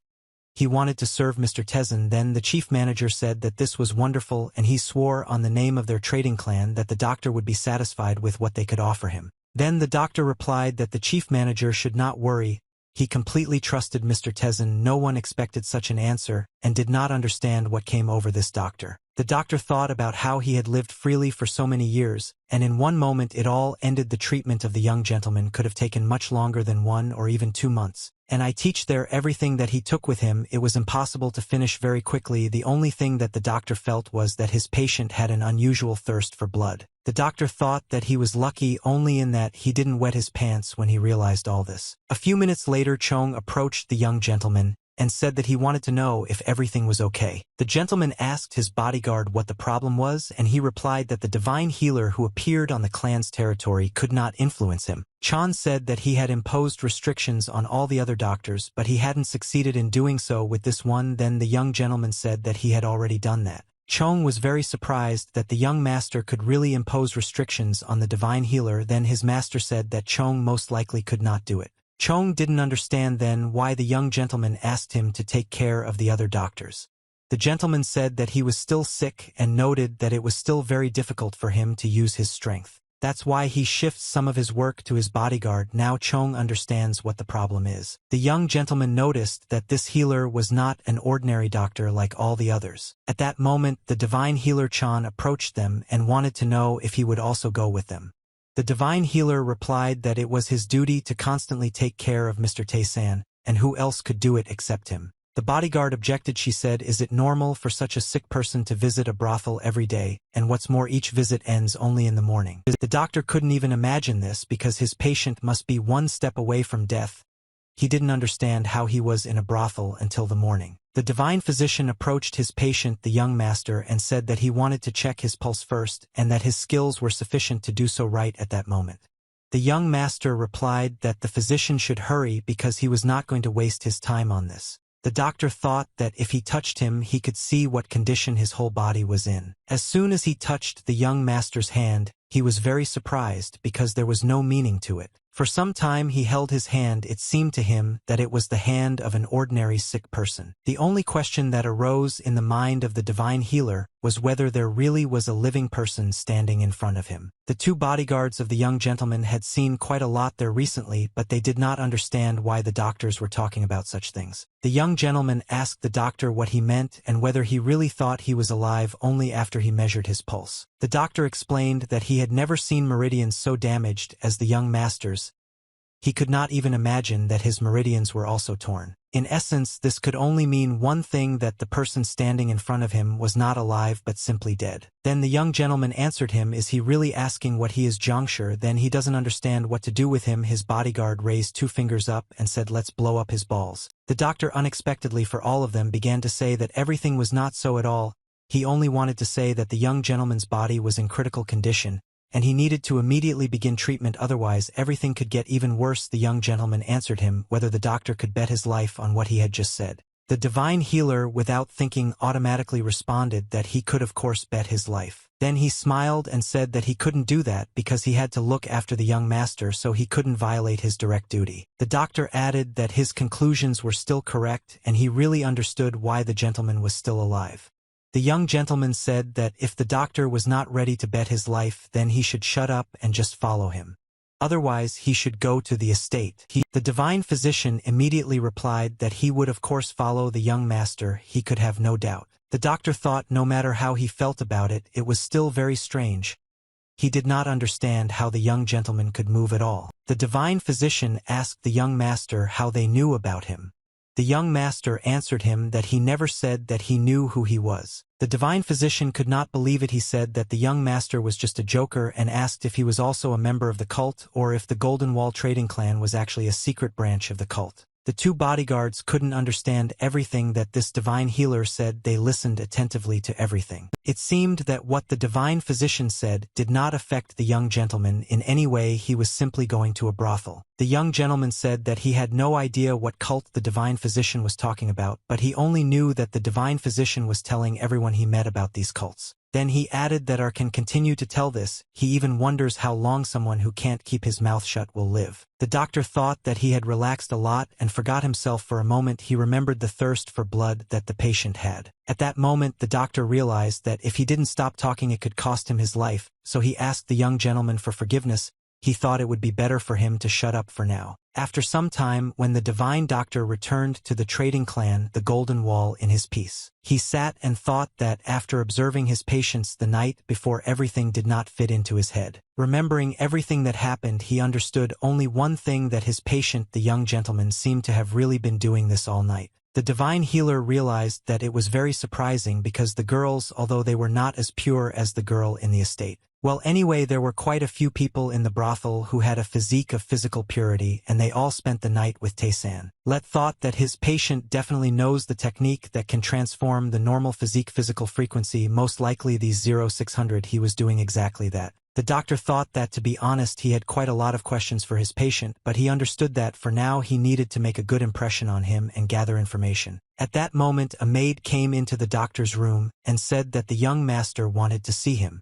The doctor said that then he would not make him wait. The doctor walked and thought, I don't understand what his patient, the young gentleman, wants from him this time. The doctor couldn't even imagine what this young gentleman might actually be thinking about. In just a few minutes he was in the room where the young gentleman was sitting at the table, and in the same room were his 2 bodyguards. The young gentleman told the doctor that he said that he felt quite well in the medical technique. The doctor said that it may seem untrue, but he is proud that he is one of the best. Most likely there are only 5 people in the world who could say that they are better than him. The young man listened to all these speeches, sighed, and then said this is how he evaluates himself. The doctor continued to say that no matter how good he really was, he still couldn't compare to the poisonous demon immortal healer and eccentric needle master. Yu's bodyguard couldn't help but ask if the 5 were demonic cultivators, and they answered that they were. The demonic cult has a demonic doctor and another doctor who is also skilled like him, but no one knows where they are. And after the demonic went underground, it became even more difficult to find him. The young gentleman asked if they were really hiding. The bodyguard answered him did he really not know, because rumors about this step are known throughout the Murinsky alliance. After all, in fact, they were locked in with an isolation spell and became completely cut off from the outside world, judging by the fact that she heard that these spells cannot be dispelled without a certain key. Heavenly Dima thought that most likely they were all talking about mystical heavenly spells. The very essence of the demonic cult was precisely in the conditions of activation, and this was the death of the cult leader, and the key to dispersal was the new chapter. In fact, breaking through the mystical heavenly spells was almost impossible unless you were a cult leader. And in his past life he killed all the candidates for the title of heavenly demon, so unless somehow a new cult leader appeared, Therefore no one except him will be able to dispel the mystical heavenly spell. He understood this perfectly well. The young gentleman said abruptly that he did not want to hear about it anymore. He asked the doctor if he could reattach the limbs that were cut off or torn out with the help of his skills. At that moment the divine healer smiled and said that of course he could do it. Then he added, although the mobility will not be the same as before if the arms or legs are torn off, but if they are carefully cut off then he will be able to perfectly grow them back. The young gentleman asked him with what parts of the body he could do something like this. The doctor replied that with all limbs and most organs he could easily save anyone unless he was killed in an instant. The young master said that it is good, then he wants the divine physician to be present at their training. The doctor was very surprised what it meant to be present at the training. He said that although he had to study martial arts, he specializes more in healing techniques. After the divine doctor's words, the young master turned and looked at his bodyguards. He said to them, after all they didn't hear everything that the doctors said. If they don't die right away then everything will be fine. And then he added that they don't need to worry about severed limbs. The main thing is that they take care of their heads. His two bodyguardians asked in one voice what he was talking about. The young master looked at them and said that the best way to become stronger is to fight for real. They can learn a lot if they fight as if they want to kill each other. His two bodyguards were simply in shock. They couldn't fight each other, much less kill each other. After which the young gentleman told the divine physician to make sure that they would not die there, and he said that he would take care of everything. Chong Yu momentarily told your master if they train together then he will be left without protection at that moment. The young gentleman said that everything was fine and that he was not going to go outside for the next month. And then he added that during this time they should become strong enough to protect him. The divine physician told the bodyguards that if they did not die immediately, he would do his best to heal them so that they did not have to worry about anything besides. This training method was much better than they thought. Apparently, in fact, if they really train like this then their skills should increase many times over. The doctor thought that he wasn't even cheating because this method is really time-tested. Because this method was invented by the sacred section of the heavenly demon. After just 1 month the training took on a completely different character. Chan looked at her and the video was not of the bodyguard but of his rival. He was ready to hit her quite hard. The bodyguard thought that he really wanted to kill her. She couldn't resist his strength and his blow because she was really weaker than him. But at some point she thought if he treats her like this then she is ready to harm him. When Chan felt that she could hit him and that this hit could also be fatal, he became a little upset. The next moment Yu's bodyguard swung and despite everything tried to strike her opponent. Very small drops of blood began to fall on the floor. This only meant that she had injured her opponent. Without stopping, the girl tried to strike again. Her opponent didn't even resist. At that moment they heard a clap of both hands. The heavenly healer said that it was enough for today. The two bodyguards stopped. Each of them had to realize what had happened this time. The heavenly physician announced that it was time to apply the ointment for physical injuries, and he held this ointment in his hands. Chan and Yu turned their heads and looked at the divine healer. The training was over. Chan told the doctor that his injury was not serious enough to waste this ointment on them. The doctor said that it was not true. In fact, there was no living place on it. He said that it might hurt a little, but this ointment is very effective. He said that in order for it not to move, everything needs to be carefully distributed. After which he typed the name of the ointment with his 2 fingers in order to apply it. At that moment a young gentleman came in and said that the ointment for physical injuries is a good thing. The 2 guards were glad to see the gentleman. They were already tired of the fact that lately they had been spending only time training. The divine physician turned his head, saw the master, and asked what he was doing here. The young master said that he said from the very beginning that he would come to this training hall in 1 month. The doctor wanted to clarify whether the young master had really gotten better. The gentleman could not restrain himself, and with one hand he hit the doctor in the face so that he fell back. After which the young gentleman asked the doctor if he really didn't want to check how he was feeling himself. The young gentleman told the doctor to take his pulse if he was so interested. The doctor took the young gentleman's hand and said that he was ready to do it immediately. The surprise was even greater. The doctor did not understand how all this happened in such a short period of time. He looked at the gentleman and asked him how he managed to restore these meridians. The gentleman understood perfectly well that he had really changed all this month. All he had done was strengthen the meridians that he had restored in a hurry. But there was one more thing. His spiritual energy was different from what it was in his past life. Previously it was destructive and cruel, but now it has become extremely dense and stable. He understood perfectly well that it was now much more difficult to control her, but if he continued to restore her at this rate, he would be able to obtain a perfect body. The young gentleman told the doctor not to make the ointment for the injury intentionally painful anymore. He had to change the composition. He said that it was enough to torture his bodyguards to vent his own anger. The doctor said that he would of course fix everything. Then the young gentleman turned to his guards. He wanted them to know. He told them that he was going to the Yen clan tomorrow, bodyguard you and the body, to find out why he made such a sudden decision. She wondered if he really wanted to prevent the breakup of the engagement with the young lady. The young master said that the Zhongli clan sent him a message that they wanted to meet there, so he made this decision. After some time, the young master held in his hands a report on everything that concerned the Zhongli clan. He asked if that was all they could find on this clan. It was very little. He wanted to know much more. The divine physician said that his subordinate had only gone through to find out this information because it was really difficult to obtain information about a respected clan. The young gentleman said that he felt that the divine physician had been too comfortable lately. When the doctor heard these words, he was indignant, which means he had settled in well. He had to look after 2 bodyguards and treat their wounds with his special ointment.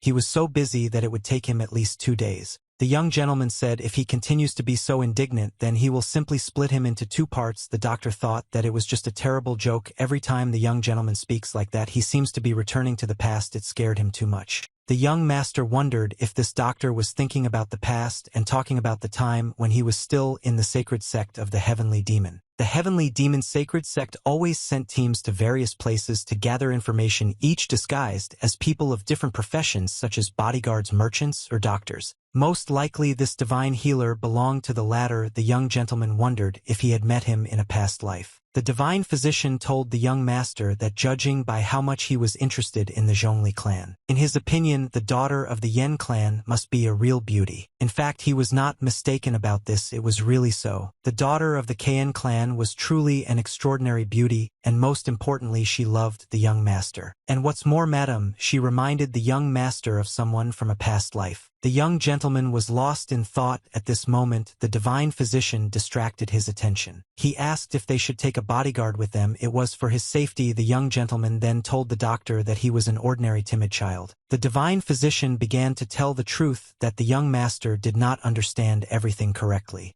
Tae-san told him that there is no need to take additional bodyguards there. After all, dealing with the Zhongli clan would be easy as pie. He clearly understood this, because when he was still a heavenly demon, all the known clans seemed to be losing the war against his sacred cult. Only one clan decided to flee from the battlefield. In fact, he even tried to chase them down to wipe out these cowards, but they still managed to slip away. He heard that they kept their noses down for quite a while after narrowly escaping destruction. He wanted to see how arrogantly and haughtily they would behave now. The heavenly healer said that then he would go first because he had a lot to do. Time passed quickly and they reached the Yen clan very quickly. At the entrance of the third X, the head of the Yen clan, Yen Heron's father, when he saw the young master, he was very surprised. He said that the divine doctor is truly incredible. He looked at the young master and said that he had a feeling that his body had become much better. The young gentleman said that he still had a very long way to go to fully recover, but in the end he would achieve his goal. Father Yen was saying that he was wondering if it was because it had been so long since they had last met, but he felt like he was talking to a completely different person and that things were much more complicated this time. In fact, it seems that the Zhongli clan has decided to go through with Dio to the end. They refused to acknowledge their engagement to Heron. Of all people, it was them. He said that most likely they are going to drag the young gentleman into their net using various methods. For example, they will humiliate him in front of Kareen. Most likely their ultimate goal is discord between their clans. The young gentleman said that he will try to solve this problem. He understood that it was just like the Zhongli clan to use him as an excuse to stir up conflict and then take over both the Golden Wall trading clan and the Yong clan at the same time. These cowardly bastards hadn't changed a bit during all this time. In the courtyard of the Yen clan on both sides stood bodyguards who came with their masters. The door opened slightly and the young gentleman took a few steps forward. Near the door from which he was leaving, someone's hand was holding the door. The young gentleman did not understand why he was doing this. This huge guy who was standing at the entrance of this door asked the young master if he was really that same Baek-tae-san. It was Zhongli, the younger heir of the Zhongli clan. When the young gentleman came out, he thought that most likely this was the same guy who called him here. The representative of the Zhongli clan told the young man that judging by what he heard, he couldn't do anything even in bed without hearing an answer. He said that he really couldn't speak and was deaf. Then he noticed that if he didn't want to talk to him, he could teach him some manners. The warriors who crossed over with the junior representative of the Zhongli clan were ready. Each of them grabbed their sword. On one side there were only 2 bodyguards and 1 heavenly healer. On the other side there were 10 warriors. The junior representative of the Zhongli clan told the young master that he wanted them to talk in a private setting, and he just happened to know a quiet place like that. The young gentleman asked him again if he really wanted to talk alone without anyone accompanying him. At this point Chong couldn't hold back and turned to his master. He shouted that his master couldn't kill his rival. The Zhongli clan representative laughed. He said that even his bodyguard was incredibly arrogant. He said that it was easy to fix because his warriors would put everything in its place. It would be nice if the young master's bodyguards could hold out for at least a few minutes. The young gentleman said that it was a very good idea and his bodyguards had just finished their training. The junior representative of the Zhongli clan said that in that case they were ready to leave to talk in private and left the rest to their warriors. His warriors thought that even though their master had said that it would be a sparring match, they were not going to hold back. Having prepared for battle, they decided that their 2 opponents could only blame their luck for this. The divine physician thought that this was a very interesting development. It seemed that the guys standing in front of them were the elite of the Zhongli clan. The doctor thought it would be funny to see the fruits of the bodyguard's training, which lasted for 1 month. In fact, he himself hated fighting. He thought that he first needed to move as far away as possible so that he would not get hit. After some time, the 2 young gentlemen were standing in a very secluded place where there really was no one. The junior representative of the Zhongli clan, when they came to this place, asked how the young master thought that this was really a secluded place. Then the young gentleman said that he really tried hard, that he had not arrived long ago, and had already found such a wonderful place. His opponent said that he really noticed everything correctly. He had been waiting for this moment since he arrived on the territory of this clan, and it was worth waiting for. The younger representative of the Zhongli clan immediately got down to business. He began to say that his opponent probably does not know this, but he is quite skilled in causing more harm to other people, and the young master will simply be delighted. Tae-san listened to everything his opponent said, and the young master answered him that he was waiting impatiently. He added that before he showed it to him, he wanted to know what he really had in mind, since it wasn't that he really wanted to marry Yun Heron. The Zhongli clan representative said that Yun Heron is really pretty so much, so that he wouldn't mind taking a closer look at her, but that doesn't mean she's suitable for him as a mate. He then added that his ambitions extended much further, and he was not at all interested in the Yong clan. In fact, this clan is not enough for him at all. The young man swung to strike his opponent. He threw a knife at him. But how surprised was he when there was no one in the place where the young gentleman had just stood, and the knife hit the tree straight. The younger representative of the Zhongli clan stood in this position for a few more seconds.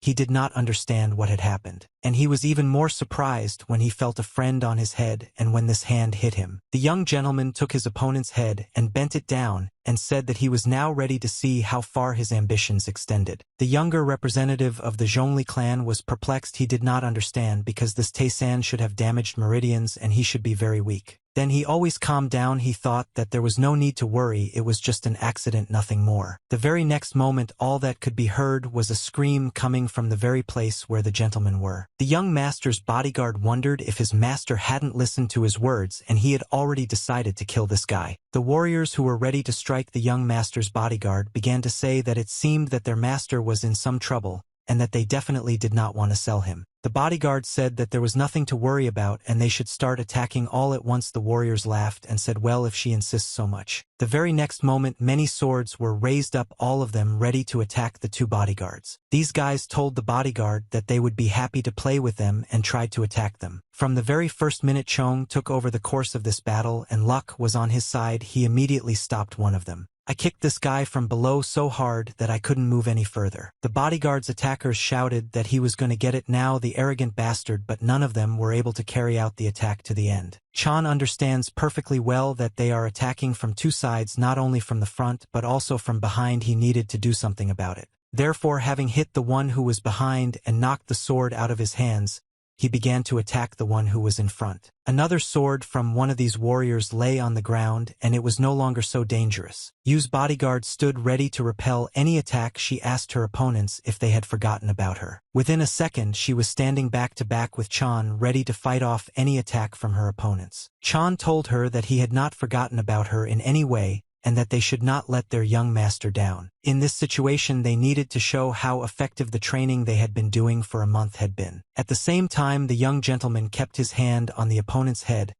He wanted to ask where all his arrogance had gone. He told his opponent that he was only entertaining half of it, and so that he wouldn't worry so much, he was leaving him alive this time. No matter what he thinks, he decided not to kill anyone this time. That's why they're leaving him alive. The events that took place in the Yen clan were not yet finished. Everything had not yet been decided. Bodyguard, you dealt with one of her opponents, inflicting damage on him, and moved on to the next one. After some time, the entire elite army that accompanied the junior representative of the Zhongli clan was either eliminated or lying on the ground. Two bodyguards, Chan and Yu, successfully completed the task assigned to them. You thought that she had doubts, and she said so, but in fact they could, and they did it. Chan answered her that he had no doubts and believed in the young master to the end. He was sure that they would succeed. The girl still looked at Chan and said that she couldn't even think that they would be able to defeat the Zhongli clan warriors. She unexpectedly asked everyone who Mr. Beck was anyway. Chan answered her that no one knows who he is, although one can say for sure that if it weren't for him, they would be lying on the ground now. Before arriving at the Yi clan, he told them about the weaknesses of the Zhongli clan members that they were supposed to meet before they even arrived at the estate. It seemed like he knew everything about them. Although Chan was not completely loyal at first, as he fought with these warriors, it became easier for him to predict their movements. And everything that happened, his bodyguard understood that it was all thanks to the young master. Chan told you that they really did it, and their young master is really incredible. The divine healer stood on a small bridge from which one could observe everything that was happening. Hearing from behind, he turned his head and saw the young gentleman. He was a little surprised. The divine physician saw the young gentleman and asked if he was really here. The young gentleman asked what he was doing here alone. The doctor replied that he had to leave because he couldn't help his bodyguard anyway. The young gentleman interrupted him and asked if they still hadn't dealt with that trash. The doctor laughed and asked if he was really calling the respected warriors of the Zhongli clan trash. The young master told him not to talk about it anymore. And if this is really so, then his bodyguard trained very little now. It was necessary to make them train twice as hard when they return. The doctor raised his eyes. He could not believe what the young gentleman was saying. He asked him what he meant. Then the young master answered him that he could not stand it when his people were so weak. Although the doctor did not understand why he was talking like that and why he was behaving like that, he did not answer him. The doctor was silent for a few more seconds. Then he decided that it would be better for him to agree completely. He lowered his head and said that he agreed with the young master that they would do everything the way he wanted. After all these events, the head of the Yong clan decided to gather the young man and his bodyguards at one table. On the other side sat only the junior representative of the Zhongli clan. Right next to Yen sat a young gentleman. It seemed to him that it would be right if they sat next to each other. Mrs. Yen was pleased that her future fiancé was sitting next to her, but she was still tense because the younger head of the Zhongli clan was sitting opposite her. The head of the Yen clan did not understand what was going on and why the junior representative of the Zhongli clan was at the table with them. The head of the Yen clan looked at the junior representative of the Zhongli clan with an ambiguous expression. The head of the clan took 2 chopsticks and began to eat. He was thinking about understanding what had happened. Unexpectedly for everyone, the head of the clan put 2 chopsticks on the table and stopped eating. He then asked those present about what he heard, that the 2 of them had a private meeting today. When Mrs. Yen heard about this, she jumped up and asked the young master if he was okay. The young gentleman slightly raised his eyes and answered her, asking her what would happen if not. She began to say something unintelligible to him. The young gentleman did not develop this topic further. He said that they really had an extremely interesting conversation. One could even say that they opened their souls to each other. He asked his opponent if he was saying everything correctly, and he agreed. His opponent said that he was saying everything correctly, after which the young gentleman looked at his opponent and called him away. The junior of the Zhongli clan did not object, but he could not look the young master straight in the eyes. The gentleman noticed this and said, "Doesn't his opponent know that during a conversation you need to look your interlocutor in the eyes?" The junior representative of the Zhongli clan muttered something incoherently to himself on the tray, but did not raise his eyes. Then he stopped talking, but his eyes still did not rise. He looked at the object that was lying on the table. Then he decided to raise his eyes and look at them, because it was really bad form not to look at your interlocutor. When he raised his eyes, he saw the undying Tae-san, a young master with fire burning in his eyes. At that moment he saw a man who was thirsty for blood and wanted him to die. This gaze of the heavenly diamond pierced the entire body of the enemy and did not pass through each of his cells. Everyone who was sitting at this table opposite was shocked by what was happening and covered their faces. The junior representative of the Zhongli clan did not understand what was happening to him and screamed very loudly, hitting the table with both fists. But it was all too late because everyone was talking about how they couldn't believe he had shit his own pants. Bodyguard Chan suggested to his master that they leave this place as quickly as possible. The head of the Yen clan immediately shouted for the cleaning ladies to be brought here as soon as possible because it was unbearable to watch all this. The young master took a sip and asked the clan leader if he was okay. It seemed that it didn't bother the young master at all. At the same time, there was some kind of commotion in the Zhongli clan. Everyone was shouting and telling each other something. The head of this clan did not understand what happened. He was simply furious. He wanted someone to explain it to him. Zhongli Chong head was at a loss. He wanted an explanation. It seemed like he was about to explode. His assistant told him that he would instruct their people to conduct an investigation. Apparently the bodyguard's tit turned out to be much stronger than they thought. The head of Carla shouted at him, "Does he really want to say that only 2 people beat up 11 of their warriors?" The Zhongli clan manager responded to the clan head that this is exactly how it is, so they want to find out if the Yong clan is involved in this. The head of Glonas asked what about Una, and if everything was okay with him. The managers answered that he was still sitting in his room. He heard that he never went out. And apparently there is something wrong with his martial arts, but they can't figure out what exactly it is because he has lost some of his memories. The clan leader chuckled and said that not only had he shit his pants, but he had also become a complete idiot. The chief thought that this Baektae-san was to blame for everything, but it couldn't be that everything happened because this young gentleman was on the verge of death.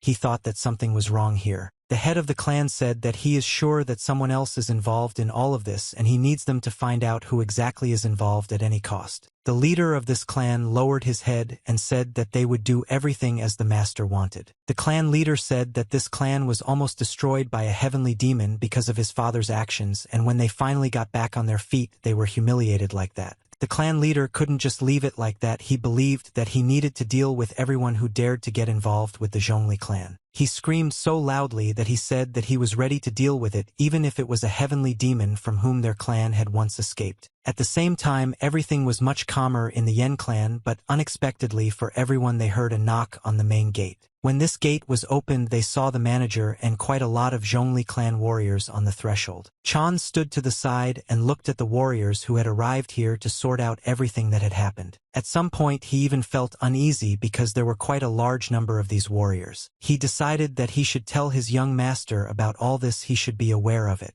He went and told his master that the Zhongli clan had sent more people. The young master said that these people had come to take revenge. Chong replied to the young master, "Well, most likely.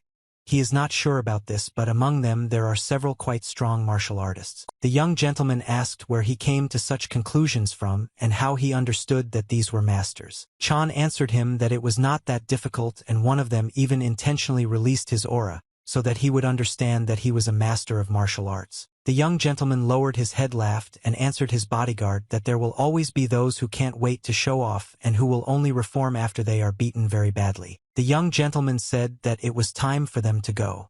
Chong asked him again if they were really going to meet the newly arrived warriors.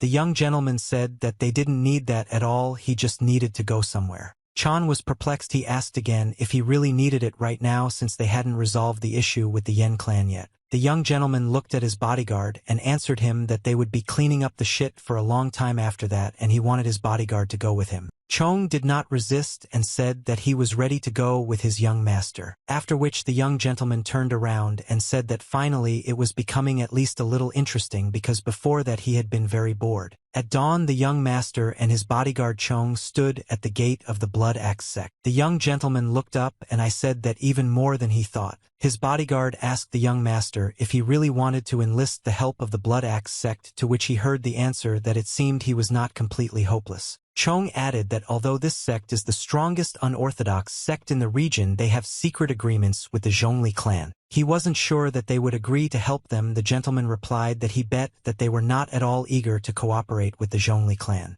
and then he added that most likely they did not join them of their own free will. Bodyguard Chong Satalo that most likely the matter is that they are not strong enough. This is a common thing in Murim. The young gentleman replied that it was not only that they lacked strength, but that they knew that any attempts at resistance would be suppressed. And he also asked his bodyguard if he knew what happens to such people. Chung turned his head and looked at the young master. He didn't know what could happen. Then the young gentleman answered him that such people lose all will to live. When Chan heard about this, he remembered everything that happened to him in this life. It was very hard for him to remember how the place where he lived was on fire, and he screamed to his father. His father stood in their burning house and told his assistant to take him away right now as far as possible. He was very little then, he didn't fully understand what was happening. He looked at his father and just called him. His father said that he sincerely hopes that at least he Kenwan will be able to survive. The boy could not accept that he would never see his father again. He stretched out his hands to him and called him. The same man who brought grief to their house appeared near his father. He said, could it be that one of them got away? It was the Bloody Thunder Phoenix. The boy's father wanted to know why he was here. Go to the family was not guilty of anything. He asked for mercy, at least for his son. He stood on his knees in front of him. He tried to beg for mercy and pleaded for his son to be left alive. Then the Bloody Phoenix answered him that one day his son would most likely come to his doorstep to avenge his father. He believed that their meeting was already predetermined, and when the time came it would be difficult for him to fulfill his request. After Bloody Phoenix said this, he swung to destroy his father with one blow. The boy was further and further away from this place. He saw his father lying on the ground and everything around him was on fire. The boy couldn't take his eyes off him. He kept looking at his father lying in the fire. For some time, when he was being carried away from this place, he loudly screamed, calling for his father. At that moment Chan was thinking that they were too weak and everything that was happening to him was because of weakness, and weakness is a sin. At that moment Chan felt like he was the smallest boy as tears flowed from his eyes. He also closed his eyes, but now he was not so weak, he was able to contain his emotions. Well, for him weakness was still a sin. He didn't understand what to do for those who didn't have the strength. The young gentleman, having heard everything that the bodyguard told him, decided that he needed to act. He walked up to the door and said that now it was time to go inside this section. He extended his hand and opened the door. The young master, when he went inside and told his bodyguard that he would give these people strength if she didn't have it. Chan then saw what kind of power his young master had. He realized that this was most likely an invasion. He didn't understand who he was at all. He wasn't so simple. Blood Axe sect leader Chu Jagwan and his men were unable to resist the young master. They sat obediently before him with their heads down and were ready to carry out his every order. The sect leader shouted at the young master that he was asking him to sit for their lives and they had made a terrible mistake. The young gentleman looked down at them silently. He was thinking what to do with them. The representatives of the Bloody Axe sect with their heads down asked for mercy and were not ready to do whatever they were told. The young gentleman thought for a moment and said that he was ready to teach them something interesting and then they would see how useful they could be. The leader of the Blood Axe sect raised his head and tried to ask the young master something. But the young master replied that he would kill everyone here if they dared to pay tribute to the Zhongli clan even once more. The leader of the Blood Axe clan looked at the young master, not understanding what he was asking him to do, because they would die anyway if they didn't do it. The next morning was quite sunny and should be calm. This day did not bode well for the Zhongli clan, nor did the days that followed. But after a few days the leader of the Zhongli clan shouted very loudly. He did not understand how the Blood Axe sect refused to pay tribute. His assistant said that he was told that the Bloody Axe sect had never done anything like this before. Sect leader Zhongli asked him if he really wanted to say that those idiots who went for the money simply accepted their refusal. His assistant said that regarding this here everything is not so clear-cut. It seemed that for some reason they were very confident in what they were doing. Then the head of the sections asked again, maybe they asked some third-rate master to help them. The assistant replied that the matter was taking a serious turn. Maybe it's worth sending an elite warrior corps there, so that they can sort things out completely. The head of the sect thought about why this happened exactly when they were short on money. But he told his assistant to send him so that the Bloody Axe sect would forever remember who their master was.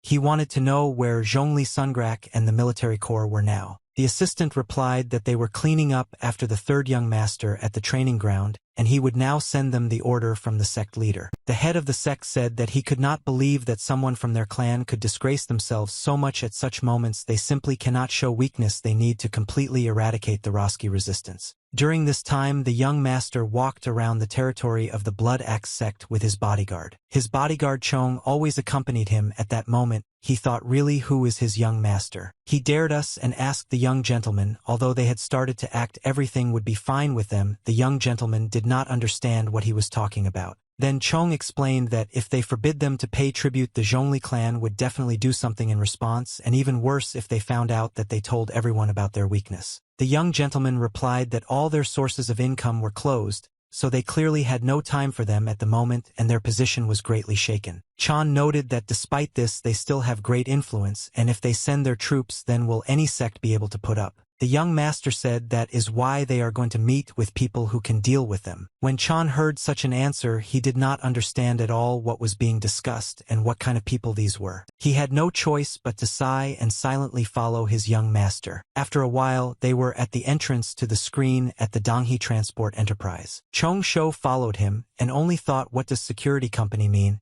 He felt uneasy. He did not understand what he had in mind. The young gentleman silently continued to climb the steps to this security company. When they approached the guards asked them if they could find out the purpose of the young gentleman's visit, to which they heard the answer that they needed to meet with their master. The guard was very surprised. Did this young gentleman really want to meet their master, because he had not received anyone? The young gentleman came closer to the guard and said, after all, he is nobody, he got into trouble, so he wants to see the owner immediately. The young gentleman ordered the guard to lead them in a commanding tone.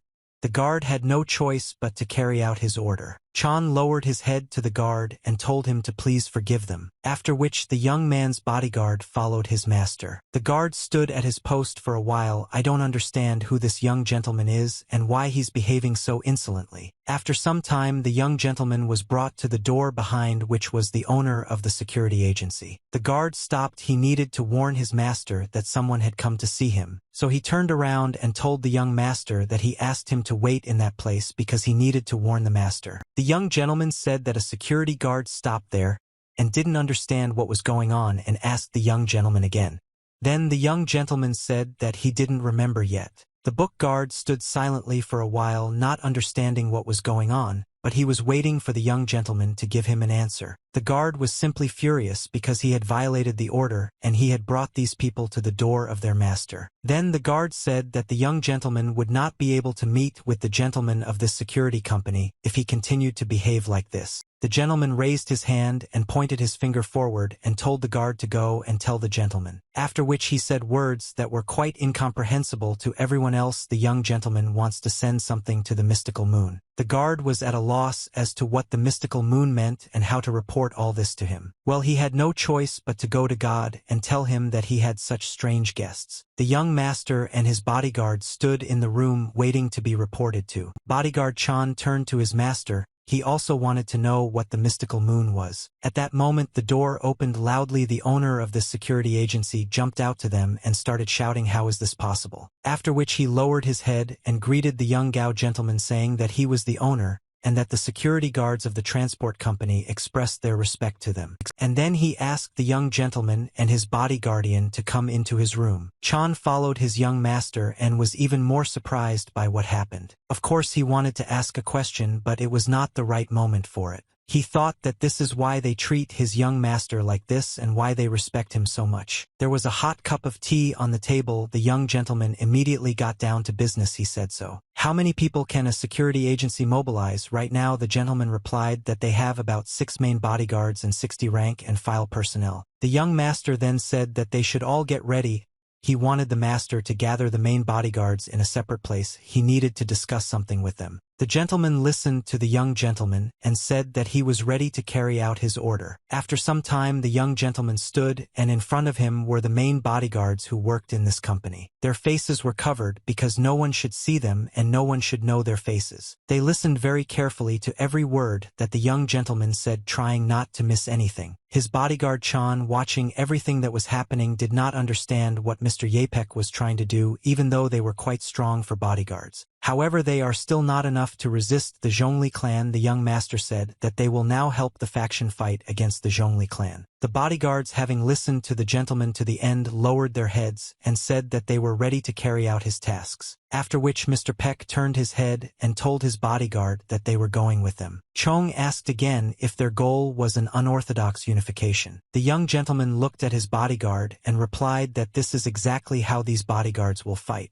Chong asked again, however, they are already opposed by the Zhongli clan and the master will not mind if he helps when things get bad. The young gentleman didn't answer him, he just sighed and looked at him. The evening came and the young gentleman asked his bodyguard if he had been able to defeat the owner of this enterprise. Chan answered him that he could only tell after he fought him, but he thought that they were about the same level. The young gentleman asked his bodyguard again, what about bodyguards? Chong replied that he was much more skilled than them. The gentleman answered that he was wrong. Chan said really based on what he saw he is much stronger than those guys. The young master said that he still has a long way to go to reach the level of the main bodyguards and their master is much stronger than him. He must be paying attention to slightly different things than he thinks his bodyguard thought. After which the young master said all this only because they are all members of the sacred cult of the heavenly demon. He also said that he was able to find out the location of some of the cult members through Chongchu's investigation, and they found out that they were disguised as bodyguards. However, it doesn't matter because they still don't know who he really is, and when they heard about the mystical moon they could only completely submit. The young gentleman said that these guys hide their powers very well since they work as bodyguards, they cannot be too strong. Chung asked the young master when he had managed to establish contact with them. It was really amazing. The gentleman replied that there are things that children shouldn't know. Bodyguard Chan said of course, but he thought he was a little older than him. After which the young master ordered his bodyguard to follow him as it was time for them to test themselves in a real fight. Chong asked the gentleman again because just recently he said that they would not fight. The gentleman answered him that they would deal with their leader. At the same time, in another place in the Axe sect, events were taking place that could not be called good. In the SEC, who blood of the Axe arrived people from the Zhongli sect to find out why they do not pay tribute. At the head of this delegation was the elder of the Zhongli clan, Zhongli Sungrak himself. The Blood Axe clan chief said that no matter what they will no longer have any dealings with the Zhongli clan. The elder of the Zhongli clan replied to him, it seems he has gone completely crazy. He really thinks he can defeat them. The head of the Bloody Axe clan answered him that no one here had gone crazy, and they were just trying to maintain their sanity. The elder looked at him calmly and asked him again what he had said. Then the head of the Bloody Axe clan said that they would rather shit in their pants than continue to serve them. The elder wondered if they really thought they could talk to him like that, which meant whoever beat Una was behind this. Suddenly the elder felt that someone had blinded him. He didn't even understand what had happened. He didn't understand what it was at the moment. It was a far from unusual aura. It was coming from outside. The elder turned his head and ordered his subordinates to sort this out and leave that proud man alive. He wants to ask him a couple of questions. And the elder himself hastened to leave this place, leaving his people to deal with this. But he knew something was wrong here. He had fought countless times, but had never experienced anything like this. He hurried to get outside. He had an incomprehensible feeling. It turned out that all his feelings were going crazy. The elder caught himself thinking that all his feelings were telling him only one thing, that he was in great danger. The young gentleman who was on the branch above him said that he had quite keen senses. The elder, without raising his head, realized that his feelings had not failed him and that he was really nearby. Mr. Peck jumped down from the branch, after which he said that the elder looks quite strong despite the fact that his plan has been significantly weakened, but he has certain standards. And when the elder saw the young man standing in front of him, Baektae-san realized that it was really he who was behind all this. The young gentleman replied that he didn't need to know this information at all because he wouldn't be able to remember anything anyway. The elder told him that he was pretty cheeky for a puppy, and he thought that after he had a couple of limbs chopped off his behavior would change dramatically. Bodyguard Chong was ready. He held the sword tightly in his hand. Then he said, who knows? And he warned the elders that he would not have a chance to even approach his master. The elder didn't understand if the energy he just felt was coming from this guy from the bodyguard, but he didn't look that strong. Well, the most important thing he thought was that the energy he felt could not have come from that young guy who was standing behind the bodyguard. Bodyguard Chong pulled out his sword and was ready to fight the elder. The elder also answered him that they would find out about all this very soon. soon. Bodyguard Chong couldn't allow anyone to get close to his young master, so he was ready to fight. The young master told his bodyguard that his opponent was stronger than he thought and how long he could hold out. Chan replied to be honest, his body was shaking a little because of his aura. He didn't expect him to be so strong, but he will fight with all his might. The young gentleman replied that he liked his approach and his mood is the best way to become stronger, to fight with someone who is superior. The elder said that the two of them were talking too much for those who were about to die, after which he began to attack and shouted to the bodyguard that he would cut off his head in an instant and struck. Imagine his surprise when bodyguard Zhang anticipated his attack and was able to block it, after which they moved to a safe distance from each other, each preparing for the next attack. The elder said that it's not that bad, but now they can see if he can block this too, after which he pushed off and used all his strength to make a jump and attack from above. The elder tried to attack Chong again, and it seemed to him that this time he would succeed. But what was his surprise this time as well, since Chan was able to block his attack this time too. The blow that the elder dealt was really powerful and the guy was thrown back a little. But he was able to withstand this blow, and what was his surprise that he saw all the movements of the enemy. What his opponent is going to do, from which side he will attack him. Bodyguard Chong was no longer shaking from his opponent's aura, he was focused on this fight. The elder and his opponent were furious. He shouted at him that the guy was a bastard and he was just a pathetic bodyguard. The elder tried to attack the guy for the third time. This time he wanted to strike from above. But this time Tu Chan was able to block his blow, and the elder was unable to harm the young man. The blow was really strong and the sword of the bodyguard Chong was damaged. Chan thought that his opponent had two powerful attacks. If he attacks a few more times like that, his sword will break. His opponent was furious. He attacked one after another, shouting, "Can an ordinary bodyguard really defeat him?" Chan caught herself thinking that after each of his blows,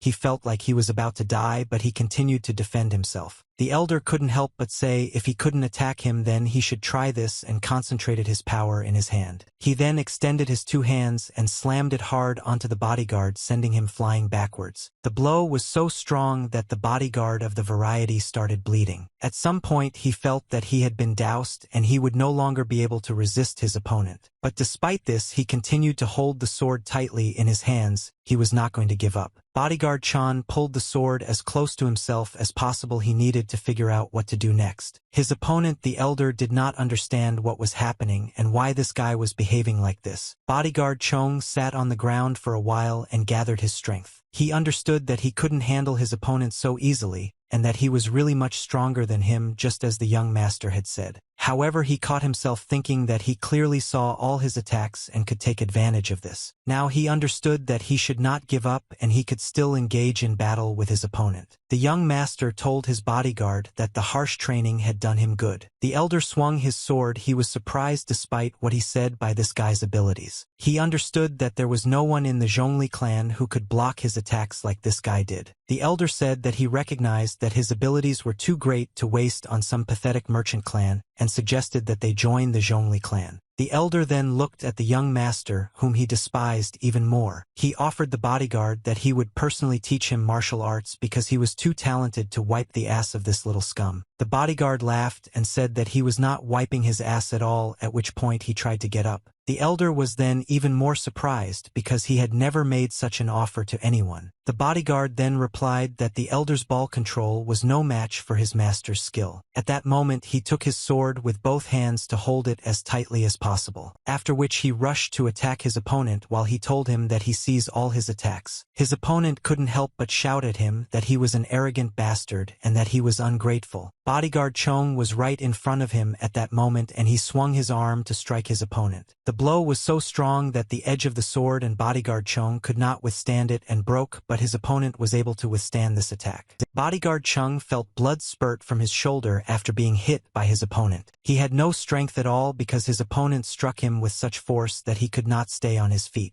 At some point he even thought that this was the end and he would not be able to win this fight. He looked at the ground and saw drops of blood dripping from his body onto the ground. The bodyguard grabbed his shoulder and held it so that it wouldn't hurt so much. His opponent thought that he had already won. The elder stood opposite silently. He was unhappy with how this attack went. After all, he was actually aiming at his neck, not his shoulder, and does this guy really see the movement of his sword? At that moment, the elder realized that most likely it was not an accident and he was telling the truth. Chan held his wound from which splashes were all around him. It was very painful for him. His opponent said, "Is it really that painful for you? It's time to end this." Chong answered him that he would not allow it, but the young master said that he definitely would not allow it to happen. He decided that his bodyguard had had enough and he could step aside, he could protect himself. Chan shouted to him what he meant because he could still fight, he was ready to go to the end. Then the young gentleman answered him that he might never be able to use that hand again and he should stop. Chong realized that his young master was indeed right. Early on it was deep enough. But despite this, the young gentleman said his bodyguard was good enough. Chan raised her eyes and looked at the young master.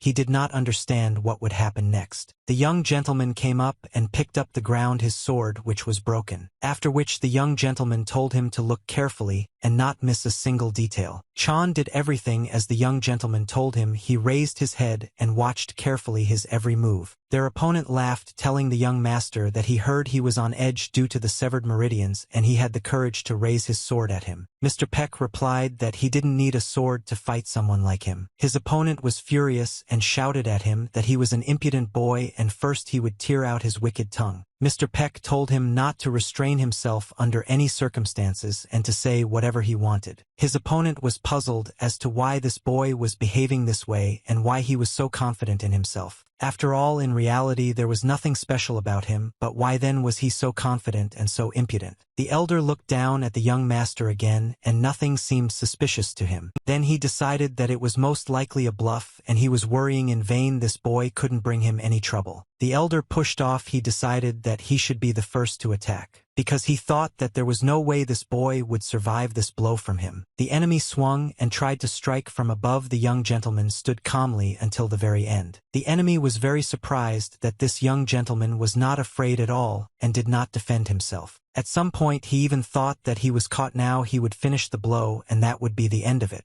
But suddenly the elder thought, is this guy really that impudent, and all his words about not needing a sword are just a bluff? The sword in the elder's hands was getting closer and closer to the young master. Just a little more and he would be able to strike his blow. When the elder struck his blow, he realized that the young master was in a completely different place. He was surprised. He didn't understand how and when this guy managed to get so close to him. Mr. Peck answered him that he actually warned him and told him that he didn't need a sword at all to deal him one fatal blow. He extended his fist, and he dealt the elder a powerful blow to the chin, putting quite a lot of force into this blow. The elder of the Zhongli clan, after such a blow, could not stay on his feet. He staggered and began to fall. His sword came down and pierced the ground with all his might. He needed support. After which the elder began to slowly fall to the ground. First his knees buckled. As soon as the elder opened his eyes, he saw that same young gentleman in front of him.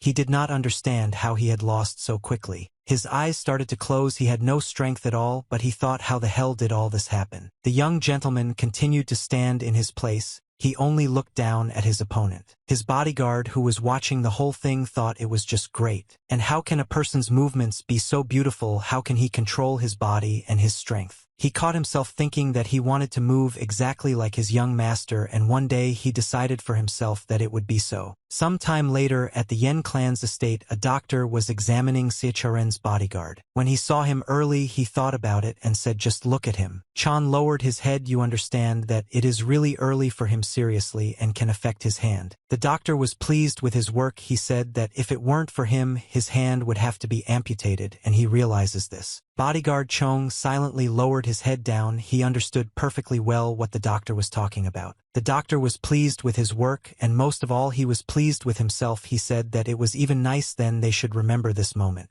Chan lowered his head and said a thank you to the doctor, that he would never forget this.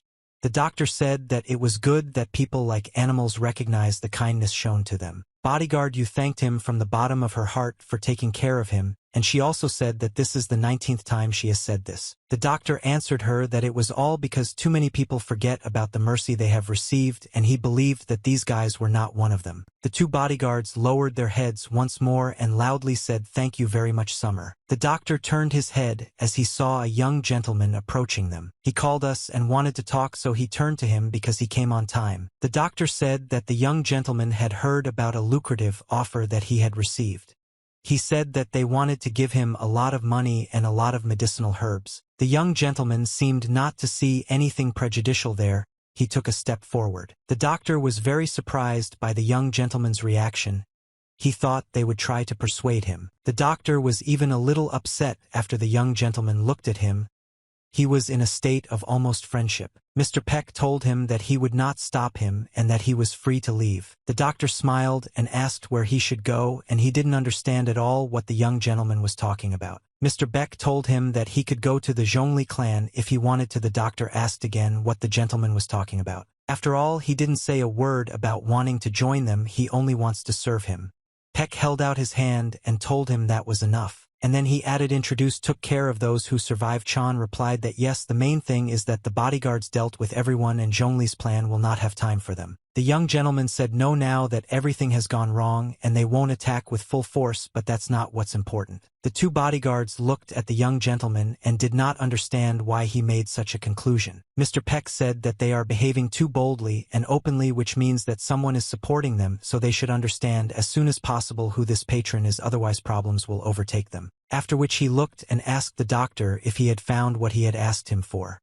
The doctor replied that his subordinates had been looking for 3 whole days and had found it. The young master said that then he should bring it tonight. He is really curious who controls the Zhongli clan. At night in the Zhongli clan, at first glance, everything was quite quiet and did not foreshadow anything. Only she wasn't sleeping, she was doing one of the tasks assigned to her. With a confident step, I found myself along the long corridor in order to meet with the head of the clan. The assistant reported to the clan head that a messenger from the House of White Flowers had arrived. When the head of the Zhongli clan heard about this, he said to let her in immediately. The door swung open and he saw the silhouette of a girl who was about to enter his room. The head of the Zhongli Chong clan said to her, "Welcome, madam." He was looking forward to her visit. The lady entered his room, and it turned out that some kind of extraordinary radiance was emanating from her. After which she went to the chair and said that she heard that one of the elders had left this world at night. She wanted to know what happened and whether he had died at the hands of some kind of merchant clan. The clan leader couldn't hold back and started shouting that this young master was surrounded by extremely skilled warriors,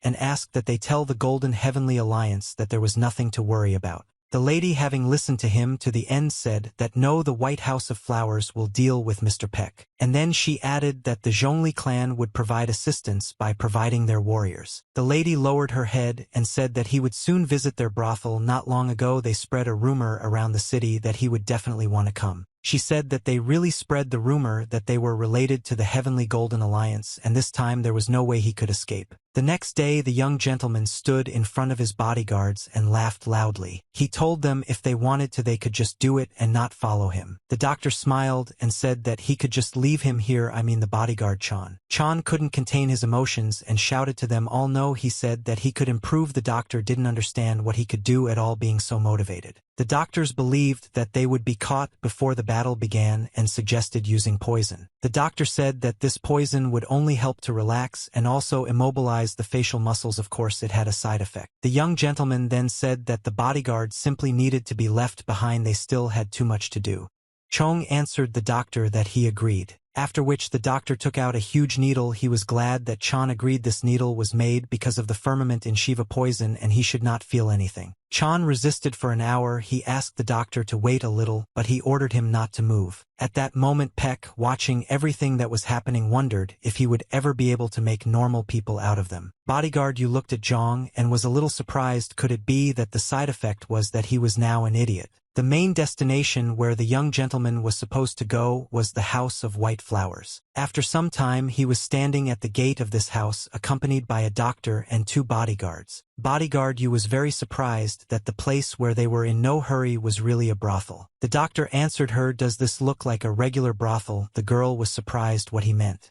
Then the doctor explained to her that this was a brothel built by the Golden Alliance of Heaven. Bodyguard Yu was even more surprised because when she heard about the Golden Alliance of Heaven, she thought that only merchants could run such establishments. The doctor said that for some time they sat below the grass and then suddenly began to expand their spheres of activity. All their enterprises were opened near the clan of the Golden Wall. And despite the fact that they look like ordinary people, all their workers are experienced warriors. They are so much stronger that you can't meet them in most trade guilds. When the girl heard that there was a tar, she was even more surprised, realizing that everything was not so simple here. He also added that after all, not long ago rumors began to spread that the White Flower House was connected with the Golden Heaven Alliance, as if they specifically wanted to lure someone. The doctor added, looking at the young gentleman, that they must be planning something. Bodyguard, you said, doesn't that mean they don't need to go there, and why are they leading the master into a trap? The doctor turned his head again, looked at her, and asked if she was really worried about him. Was this unnecessary? They approached the entrance gate above which was written the House of White Flowers and went inside. As soon as they crossed this establishment, they were also met by one of the girls. She greeted them and said that they were wondering when the Night King of Wuhan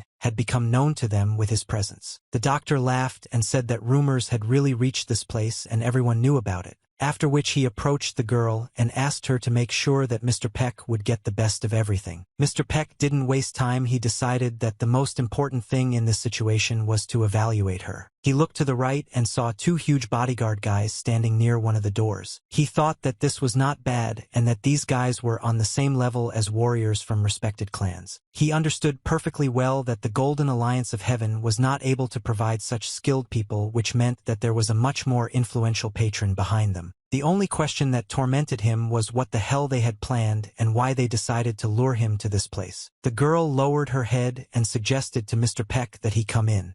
They had prepared a separate room for him and his companions. The doctor stepped forward and said that this was great news, but the bodyguard's hand was on his shoulder, and he said that they would wait near the entrance. The doctor was not going to refuse this offer, and he said that then he would go alone. Yu's bodyguard reminded the divine doctor that they were going there. The doctor wanted to enter the room with his last strength. He did not understand how, but the bodyguard Yu asked the warrior Chan to help her. After the divine healer calmed down and remained near the door, there was silence between them. Sitting near the door of the divine healer was a little upset that he could not enter this room. Yu's bodyguard was also dressed up as if she was in a brothel, and she didn't like it at all. She grumbled that she couldn't believe that they dragged her to such an establishment. Chan stood silently with his eyes downcast. She still couldn't calm down for some time about what had happened in this establishment. Seeing that Chan had no reaction, she asked if he was okay. He looked bad, to which he replied that he was okay. At that moment, Chan was thinking that now that the medicine had stopped working, he felt a rush, and did he really call this a small side effect? He saw Yu and how beautiful she was when she told him to try to move less if he was already tired, and asked if he wanted to retire to a room and rest. Chan shouted that no, because he repeated again that he was fine, he couldn't hold back. Yu then asked him again if he was sure of it, maybe she would take a closer look, and tried to touch him. Chan was furious. He turned away from her and said that everything was fine with him, nothing special, everything was just great. At this time, the divine healer sat watching him and laughed. The bodyguard thought that this freak knew everything. Chan turned around and also said that he was fine. He was bothered by young Master Yu. When she saw him, she said that he was bleeding. They thought that the young gentleman was somewhere else because he was not responding. One Mengwan, the chief manager of the Zhongli clan, appeared before them and stated that given that there were only his tame dogs here, he meant 2 bodyguards, he came to this place with his warriors. The divine physician stood up and looked at him. He saw the howl of the Zhongli clan. Now it became clear that they had conspired. The head manager answered him that he understood everything very quickly, another reason not to let them leave alive. After which he immediately gave his soldiers the order to kill them. Chan was furious because these bastards tried to attack. He could hardly contain his emotions, so the situation suited him perfectly. He showed all his fury in his first attack, damaging 2 warriors of the Zhongli clan at once. After which Chan stopped. He realized that he had calmed down a little, but still everything was seething inside him. Yu then asked him why he said he was holding back. She didn't understand it. The girl looked at him again and said that they would talk about it later when it was all over. At that moment, you saw that several opponents were heading towards her, and she took out her sword. Her opponents tried to attack her instead of shouting that she was finished, considering her much weaker. Well, the fact that Yu's bodyguard was much faster than them, she was able to strike and damage her opponent. Bodyguard Yu understood that a lot depended on her, so she began to attack the enemy. And the very next moment she destroyed 2 of them who tried to attack her. Blood splashes flew in all directions as well as the screams with which the opponents attacked. At that moment Mr. Peck thought that it was time for him to start taking action. He stood with his back to the girl who was sitting on the bed and did not react to her in any way. The girl turned to the gentleman and asked why he didn't sit down next to her. Then the young gentleman said that it seemed quite noisy outside and he would like to know what was going on there. The girl was surprised. The gentleman continued to say that it looked like a fight had broken out outside. The girl said that she heard absolutely nothing, and these words seemed surprising to the young gentleman. She only thought that this time one would finally get rid of this naive gentleman, while she smiled and said that she did not understand what kind of noise he was talking about. It seemed to her that the young gentleman really didn't seem to suspect what was really going on. In fact, she felt sorry to kill such a handsome man. At this time Mr. Peck stood with his back to her, realizing what she was really planning. So without turning around he turned to her. Does she really want him to gouge out her eyes? The girl was surprised. He continued to stand with his back to her and say, does he really look like prey cornered? And do they really think that he came to this place? I don't know anything about their insidious plan. During all this conversation he did not take a single step to the side or turn to look at her. The next moment he jumped up and was already completely different. A completely different energy emanated from him. It seemed that in front of her was a completely different person whom she had not seen before. The young gentleman turned and looked at her with his brutal gaze.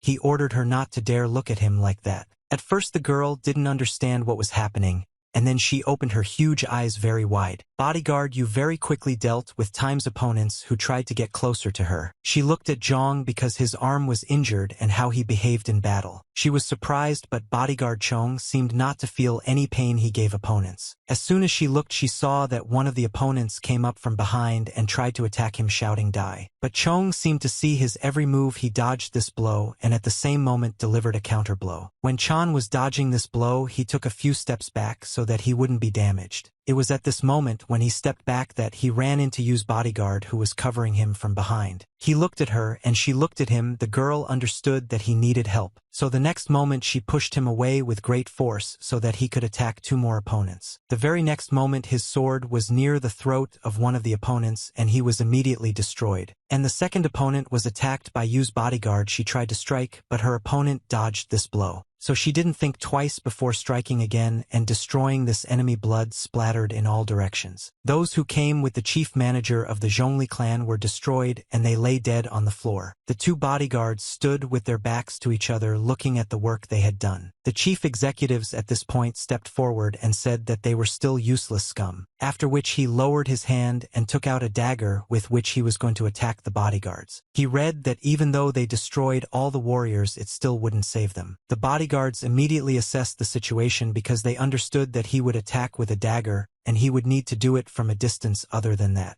they were right there. Enemy clouds pushed off and jumped forward to attack them. At that moment Chan and Yu thought about how fast he was and together they tried to fight him off. The 2 of them pushed off and also began to attack their opponent.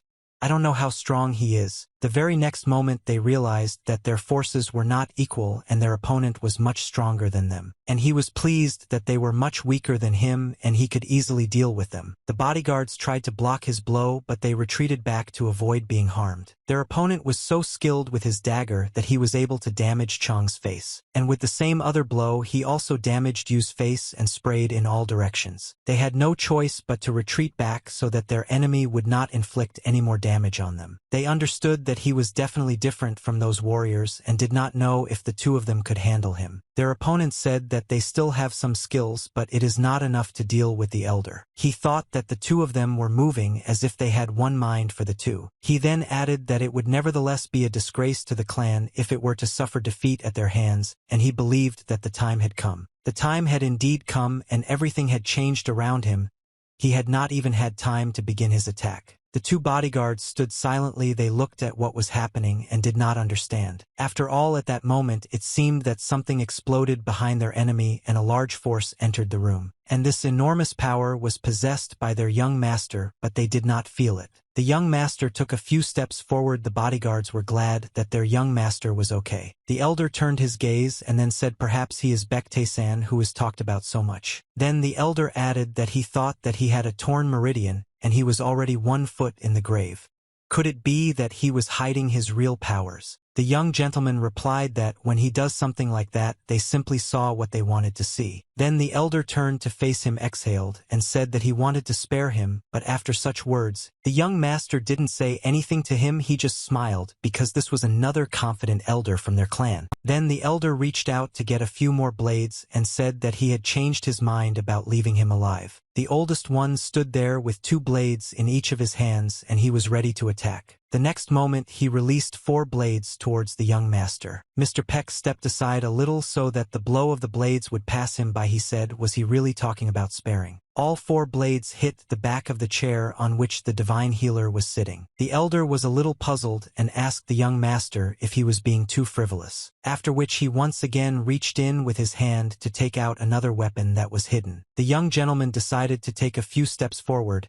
He said that although it was unlikely that he would simply answer his questions. The very next moment he was holding the elders by the bun on his headdress. At the same time the young gentleman said that he should first have a little fun before he destroyed him. You couldn't understand how this guy was able to get close to him so quickly. But after that a strong blow followed, and the elder only managed to scream loudly in pain. His scream was so loud that it could be heard not only in this brothel but also beyond it. The doctor, watching everything that was happening, even laughed a little. Chan turned to the divine healer and asked if he had survived, and he was glad that he was okay. The doctor replied that he certainly survived. If something happens to him, who will take care of them? After which he turned to Mr. Peck and said that it was time for them to put an end to this and that they should come here. The young master hit the elders on the head and said okay, and after that hit he let go of his head. The doctor and the young gentleman calmly walked towards the exit of this brothel, leaving behind many corpses. When they were leaving they saw another representative of the Zhongli clan in front of the entrance. The young master neutralized him with 1 blow. The 2 bodyguards who stood behind them did not understand who was serving whom they were guarding, or he was guarding them. They thought that they must be very strong, but they shouldn't have been so surprised. At that moment the doctor said that on the top floor of this building. You interrupted him at that moment and asked again who else they were looking for. Divine Lek Harry turned his head and told her that they were looking for the puppeteer who was behind all this. They had no choice but to go up to the top floor where the candles were lit. In the center of the room stood a girl who lowered her head down. She seemed to be without protection. The young gentleman did not hesitate. He got up and went into this room to see who this puppeteer was. At that moment he saw her eyes. It seemed that they were looking at him sincerely. Then the young gentleman said that he understood that it was her, but she should not pull the wool over his eyes, and not say that her brothel had nothing to do with it.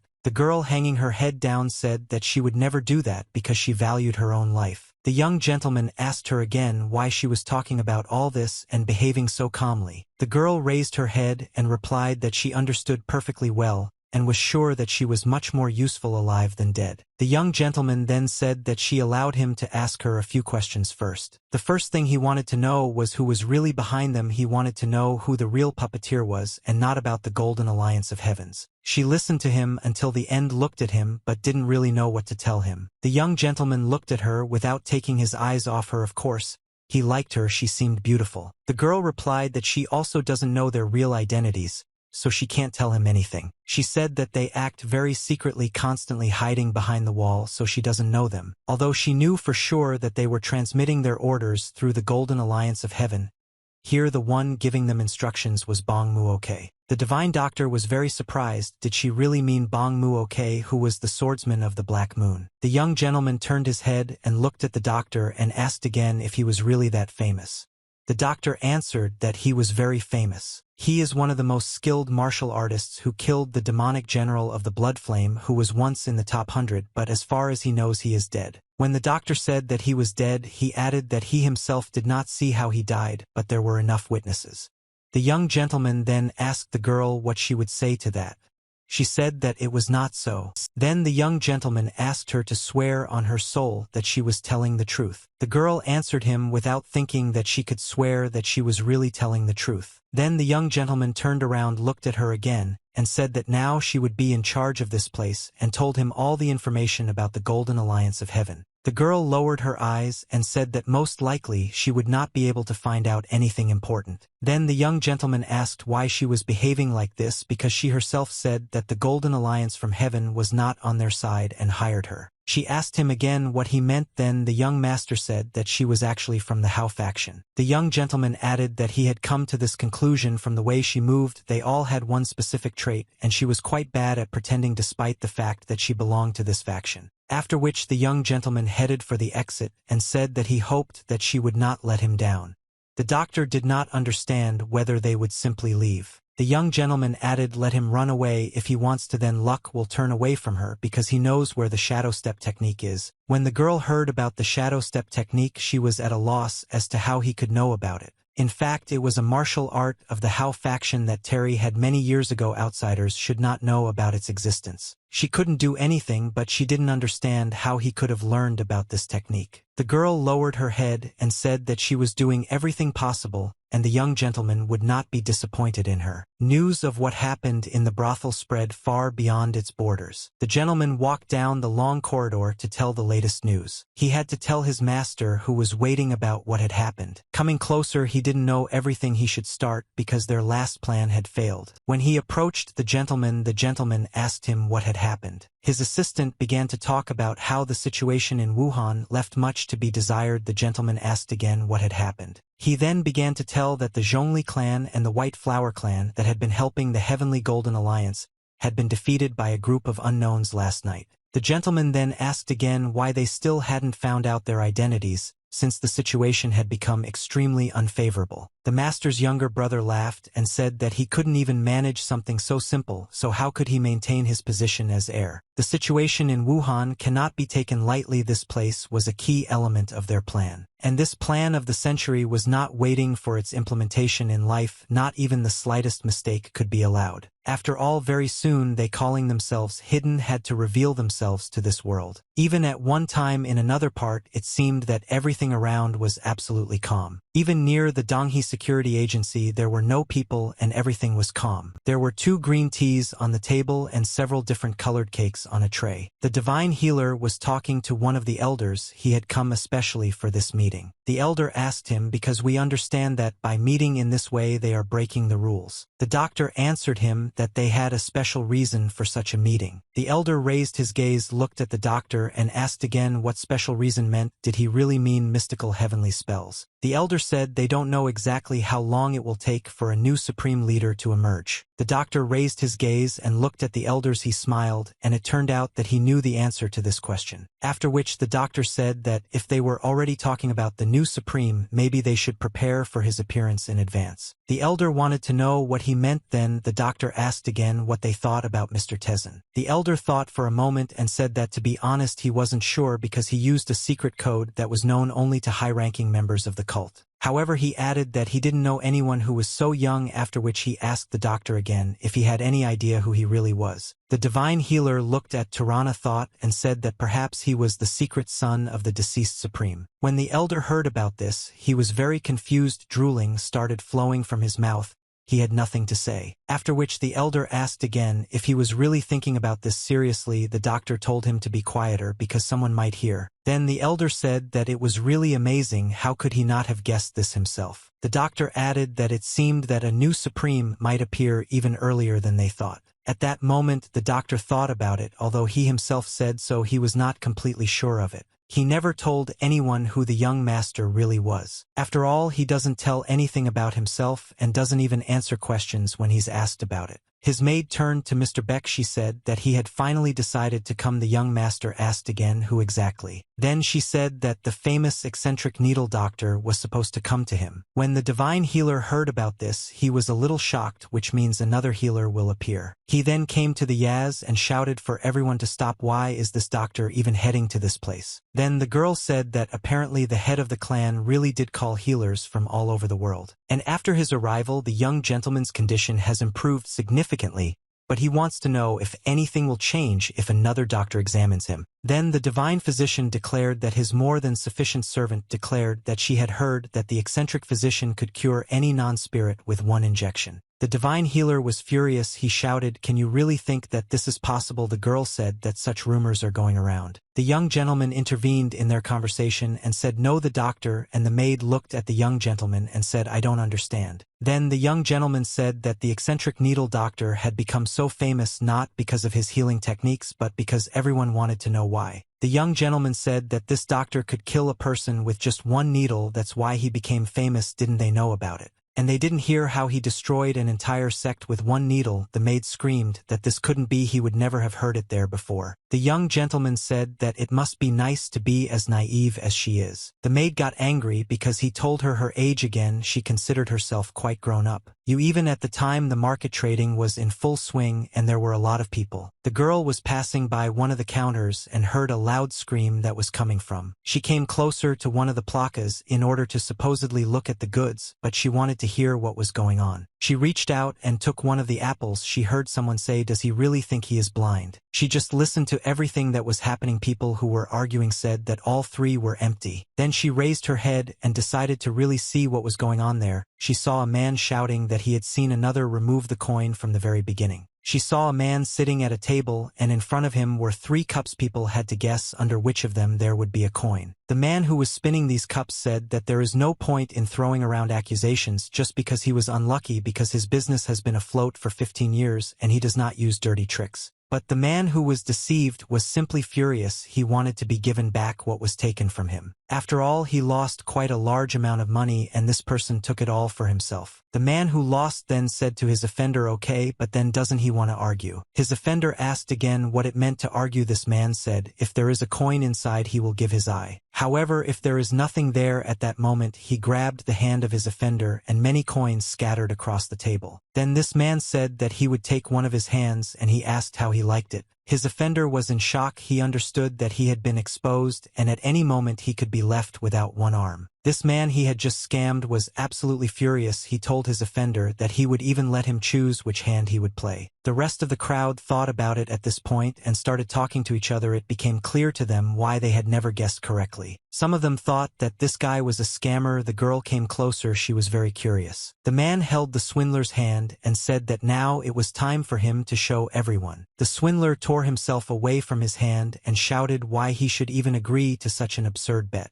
Then the man said if he wasn't a fat man then he had nothing to lose. The swindler asked again why he needed his eye at all. This man repeated once again if he really is honest then he has nothing to worry about. He saw out of the corner of his eye a girl watching what was happening. He couldn't help but notice her because she was simply beautiful. This man turned his head, looked at her, and realized that her physique was of physical purity. He was no longer going to argue with this swindler. He looked only at her and could not take his eyes off her. The girl, when she saw what was happening there, and it became uninteresting and she decided to leave, the man did not take his eyes off her. The gentleman suddenly threw a bag of money at the swindler and hit him right in the eye. At the same time, the gentleman told the swindler to take it and get lost, considering it his lucky day. The gentleman followed this girl. He caught himself thinking that he had not found anything interesting for a long time, and suddenly he saw her. Approaching the golden wall, he thought that she had definitely gone inside. Wasn't this where he should have stopped for a while? Opening the door, Mr. Cloud stuck it inside. He wanted to know where this girl was staying. The owner of this establishment met him and said that it was a great honor for him to meet such an important guest as Mr. The gentleman asked again, not long ago a girl entered this establishment. The owner of this establishment replied that it was a maid of one of the gentlemen. The gentleman was very surprised. Could she really be a servant? Then the owner said that he was not the first one who was interested in her, but most likely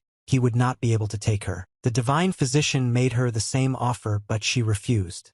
The master did not understand how he could be compared to a physician, and no one dares to refuse his offers. Then the owner smiled and invited him to go inside where the divine healer and the young gentleman were sitting at the table. The young gentleman doctor listened attentively to the new guest. They did not fully understand why he had come. The gentleman was surprised if this was the same Baektae-san, and opposite him apparently was the divine healer. These two look much younger than he thought. Could it be the elixir? The gentleman was the first to start the conversation. Why does everyone do the same thing? Because he was told that he was interested in his maid. Their guest replied that yes, her energy was quite impressive.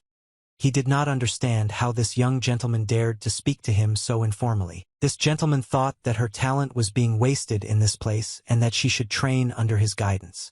The young gentleman had regained his strength because he didn't look so good. The guest did not understand how he could tell him such a thing because he was an ordinary impudent boy, but unexpectedly for the gentleman he received a very strong blow.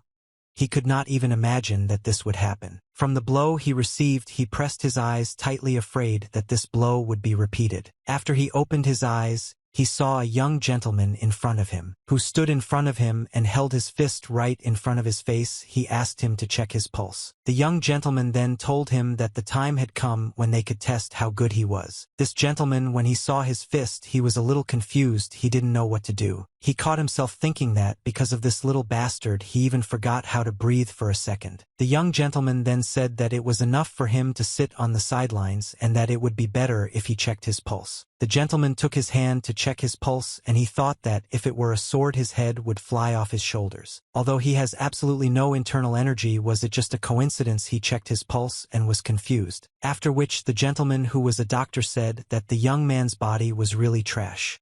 Peck asked how long it would take to fix everything. Then the new doctor said that he could restore several of his main meridians, but it would not be fast at all. He told the young man to just be content with what he had. After which the young master turned to the divine healer and said that apparently his skills were still better than the new healer. New doctors, what is all this nonsense? Then the young gentleman said again that he offered him a treatment that would take only a few years. The young gentleman wanted to clarify that he doesn't really understand martial arts and has a poor command of medical techniques, so what can he offer next? The new doctor was a little offended. He said that so be it. Then he was ready to make a bet. The young gentleman, when he heard about the couple, was a little surprised but wanted to listen to the end. His new doctor said that the young master could really see how badly he understood the art of fighting by letting him fight another man. After which the doctor smiled and said that if he wins then he will take all his maids. He was confident in himself. Then the young gentleman asked again what would happen if victory was his and looked at his guest. The doctor then said that he was ready to put himself forward. This is the best he can offer because even the Murim Alliance and the Black Alliance are thirsty to get him. The young gentleman said that all this was not enough. He wanted the doctor to put his body and soul on the line. The new doctor asked the soul again if he really meant something like absolute fidelity and said that then they would not waste time. He agreed. The young gentleman was prepared for such a turn of events, so he set such conditions. After some time they were already on the site where their fight was to take place. The new lecturer, the doctor, wanted to clarify who would fight against him.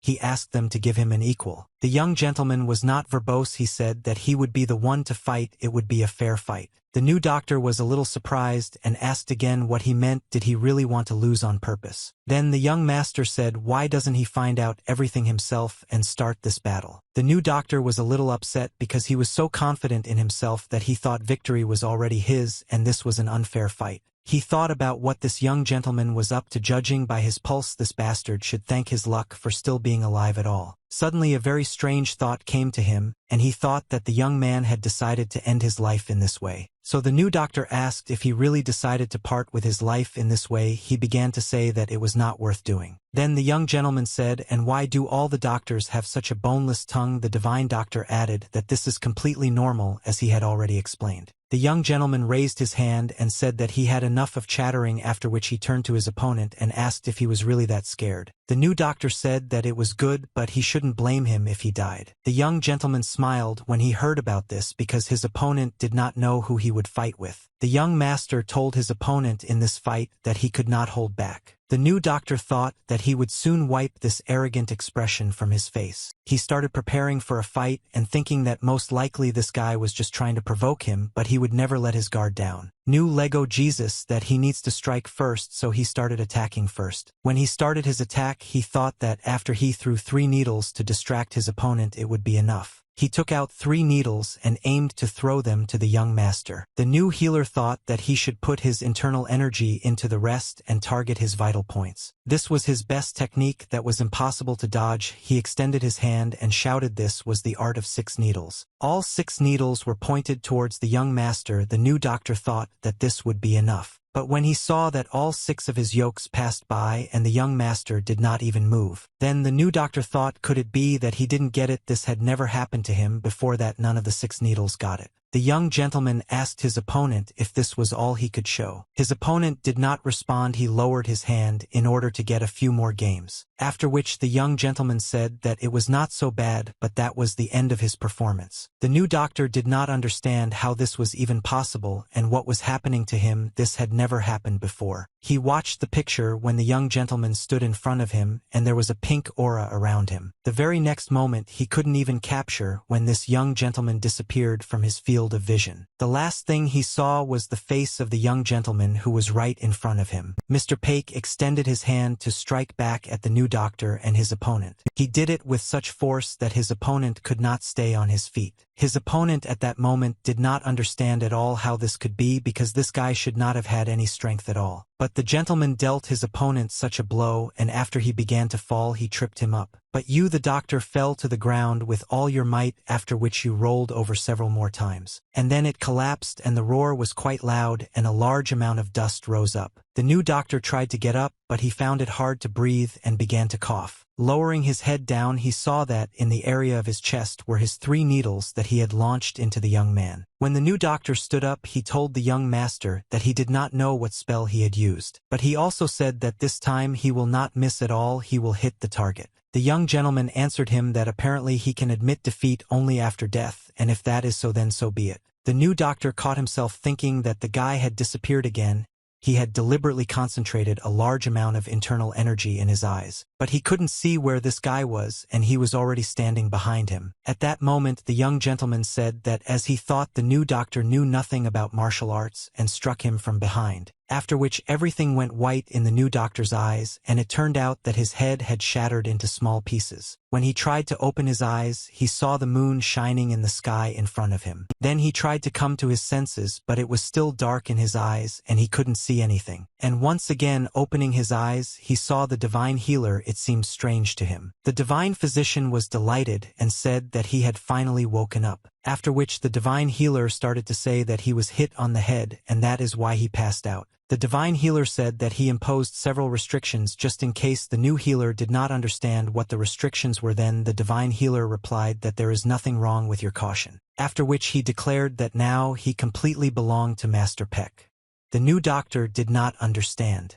He had a severe headache because he had never been so amazed. The divine healer then said that since everything had already worked out this way, he hoped that they would work together with the eccentric healer of needles. A beautiful morning came in the clan of the Golden Wall. The young master just woke up and decided to go to meet. He had a meeting with the head of the Golden Wall trading clan, Beck Tayson's older brother, who believed that judging by how he looks now, he is a divine healer and an eccentric healer, and Needle lives up to his reputation. He also said that he heard that the doctor and Galu also wanted to stay with him. The young gentleman did not answer him anything. The clan leader said that he actually called him because he wanted to ask for a favor. He said that they recently received news from the Yong clan, and they said that the River Martial Alliance from Hubei was gathering rising martial artists under their wing. He also added that Mrs. Yen had already received an invitation. The young gentleman was surprised. What does the River Fighting Alliance mean? It was explained to him that it would seem strange if a merchant clan joined the meeting, but the healer of the needles received a similar offer. The young gentleman was surprised that the eccentric doctor was then explained to him that in addition it seems he had agreed to participate even before he arrived at this place. Or what led them to one correct decision was that they could also participate in this for the new doctor. The young gentleman asked if he wanted him to go with the eccentric needle doctor too. Mr. Peck said he agreed, why not, but he still needed to train him a little. After all, the River Fighting Alliance is the strongest such organization in Hubei, and since they are also located in this place, they cannot miss such an opportunity. The young master thought that the River Fighting Alliance really lacked opponents for training. He thought that maybe there would be someone worthy there. At the same time, in the House of the White Flowers, that is the very one that belonged to the Hao faction, the Wuhan branch, the lady turned to her subordinates and said that the Golden Heavenly Alliance had still not responded. She was told that it was true. Apparently they were so shocked by the abilities of the Golden Wall clan that they exceeded their expectations. The lady thought that even they didn't suspect how strong they were, and she couldn't imagine that such a monster would be among them. Every time she caught herself wondering who he was and why he even knew about him, she stated that from now on everyone should pay special attention to the Golden Wall trading clan. first they had to find out what kind of martial arts or elixir tavern they had recently acquired, and her subordinates had to be extremely careful about this. She also gave them orders not to approach the second young master Baektae-san. She stated that she had a feeling that this would determine the fate of the Hao faction to which they belong. The next morning came, and the Golden Wall trading clan also woke up. The girl, after she woke up, she stretched. At that moment she mentally greeted her mother and asked if she was okay. She wanted to tell her that she was okay, but she suddenly had to leave Wuhan and go on a journey towards the River Combat Alliance. She also informed her that she might not be able to write to them for some time. At that moment she was applying to her young master tomorrow. The girl wrote that the River Battle Alliance is amazing, isn't it? Even a child like her knows how amazing this place is. She talked about her master Peck, how incredible he really was, and it was also written that 2 famous doctors joined them. She also said that it seems that they are completely lost when Mr. Peck is next to them, and it is very exciting to watch all this from the outside. After all these events, evening came on this day, and it was time to sleep. She hurried to her room as quickly as she could because she was tired and wanted her own bed. When she ran to her room, she lay down on the bed and quickly closed her eyes. She had no strength. She had been watching the 3 of them meet every evening for the last few days. At that moment, some very loud noise woke her up. It seems they were doing some kind of strange training. The girl couldn't resist opening the window and looking out onto the street. She wanted to see what was happening, but she only saw that in the neighboring house the light was still on and loud sounds were coming from there. The sounds were so loud that not only she could hear them, she found it a little suspicious. She also noticed that her young master looked much healthier than before. Oddly enough, it also seemed to her that the doctors accompanying him had also become prettier. Even the young gentleman noticed this. He said that Leary is much better than the courtesans. When he said this, at the table where 2 doctors were sitting, each of them had an incomprehensible reaction. Sometimes the young gentleman would mumble something to himself, something very strange and incomprehensible to the others. The girl believed that in any case she thought that she lived with very good people. Before, of course, she was a little lonely, but now she feels like she has new family members. She sat at the table for a while, trying to tell her parents in a letter what was happening to her. She also wrote that she would write to them as soon as she returned to Wuhan and asked them not to worry about her too much. After which she put out the candle. At the end of the letter she wrote that she hoped everything would be fine with them too. As soon as she finished writing this letter, she lay down on her bed. At the end of this letter she wrote, "Yours so-so." When she fell asleep, she thought only about how much she missed her family and her loved ones. After some time, the young gentleman headed to the White Flowers house. He had a conversation with the lady who was the owner of this house of White Flowers. When he started this conversation, he asked how her investigation was going. The lady apologized to him. She had already sent him a report with all the details. Then the young gentleman said that he was not talking about that, how things were going with the investigation into his past. The lady was very surprised because how could he know that she was really trying to investigate his past? The young gentleman asked again why she looked so surprised. Did she really think he wouldn't recognize her? The lady lowered her head and said that she had committed a terrible sin and begged him to spare her this time. The young gentleman told her to forget and get up. He just wanted to know if she had finished this investigation or not. The lady replied that her agents were extremely careful, so the investigation is still not complete, and it is not about him, but about the Golden Wall clan. Then the young gentleman asked her what exactly she had managed to find out about him. The lady raised her head and said that she didn't know anything, she just knew that he knew some secret about which even she didn't have the slightest idea. The young gentleman answered her that it even disappointed him a little. She has something about the River Fighting Alliance. He reminded that in collecting information about famous Murim organizations, no one can compare with the Hao faction, and they were ready to prepare data for him to review. He asked her to select competent people for him. He just had one business in the River Fighting Alliance. The lady agreed. He also demanded that she bring him paper and ink, which she did immediately, after which the young gentleman took this paper and began to write on it very quickly. Then he threw the copied piece of paper in her direction and told her to take it. The lady continued to sit in front of him, not understanding what he wanted from her and what he wrote to her. She couldn't lift her head. She wanted to read everything that was written as quickly as possible. When she started reading, just one glance was enough to understand that this was exactly what was bothering her the most. After all, before her was really the technique of shadow step, which no one knew about. The young gentleman looked at her and said she must understand that this is not all. The lady thanked him. Then the young man said if she was truly grateful, she should try even harder and show him how useful she could be. after which the young master remarked that with this she could become the head of the Hao faction. She really looked at this sheet that lay before her eyes and thought, could she really become the head of the faction? Time passed very quickly and evening was approaching. Outside, the young gentleman needed to go on a journey. His carriage and another one for his escorts drove up to the entrance to the main gate of the clan. The crew was ready to accompany the young master to the River Battle Alliance. The young gentleman was ready, so he walked towards the exit with his assistants. He was escorted by the head of the clan and his managers, and the entire retinue went to the crew. The clan head looked at the young master and thought how he had grown and matured in recent times. The first to board the carriage was the young gentleman. His new doctor was dissatisfied. The head of the clan said that this day has already come. He thought that he was still just a child, but everything is not so at all. At this moment, the young gentleman raised his leg in order to get into the carriage and set off on a journey. The head of the clan noticed that it seemed like only yesterday that young Mr. Poole was under his table,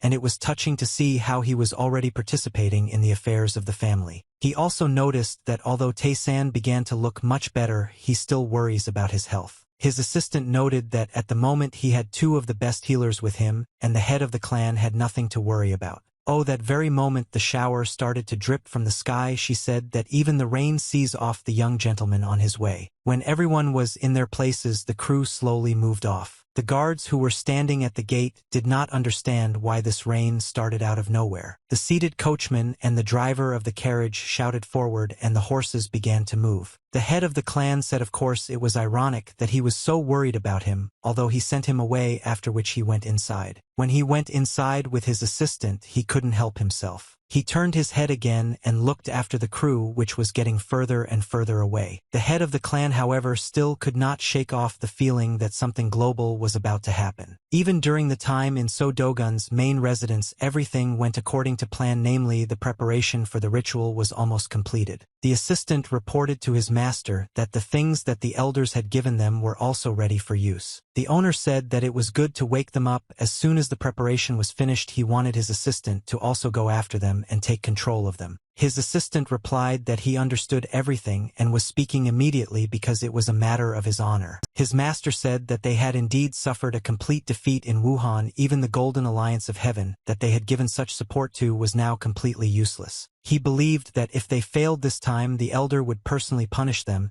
and they would most likely end up as souls that would wander forever in search of peace. And when this happens, after which he became silent for a while, he understood that everything is in his hands, after which he raised his head and looked to the side at what was in that place. He thought that he needed to wait a little longer, and soon he would release them into the wild. The whole way the young gentleman sat with his eyes closed. It seemed that he had no strength left. He was resting. On either side of him sat two doctors, one divine and the other a new doctor. Opposite him sat Silso, and on either side of her sat two bodyguards, Chan and Yu. The new doctor said that it was a rather comfortable carriage in the form of Mr. Peck, who paid a lot for it. The divine physician answered him that of course for him it was a mere trifle. The young gentleman did not interfere in their conversation. The new doctor answered the divine doctor that he could only suck up to them, and they did not stop arguing with each other. At what point did you think that something terrible would happen between these two doctors in the end? The new healer said that it would be easier to go to Inchag, where the River Fighting Alliance is located by water.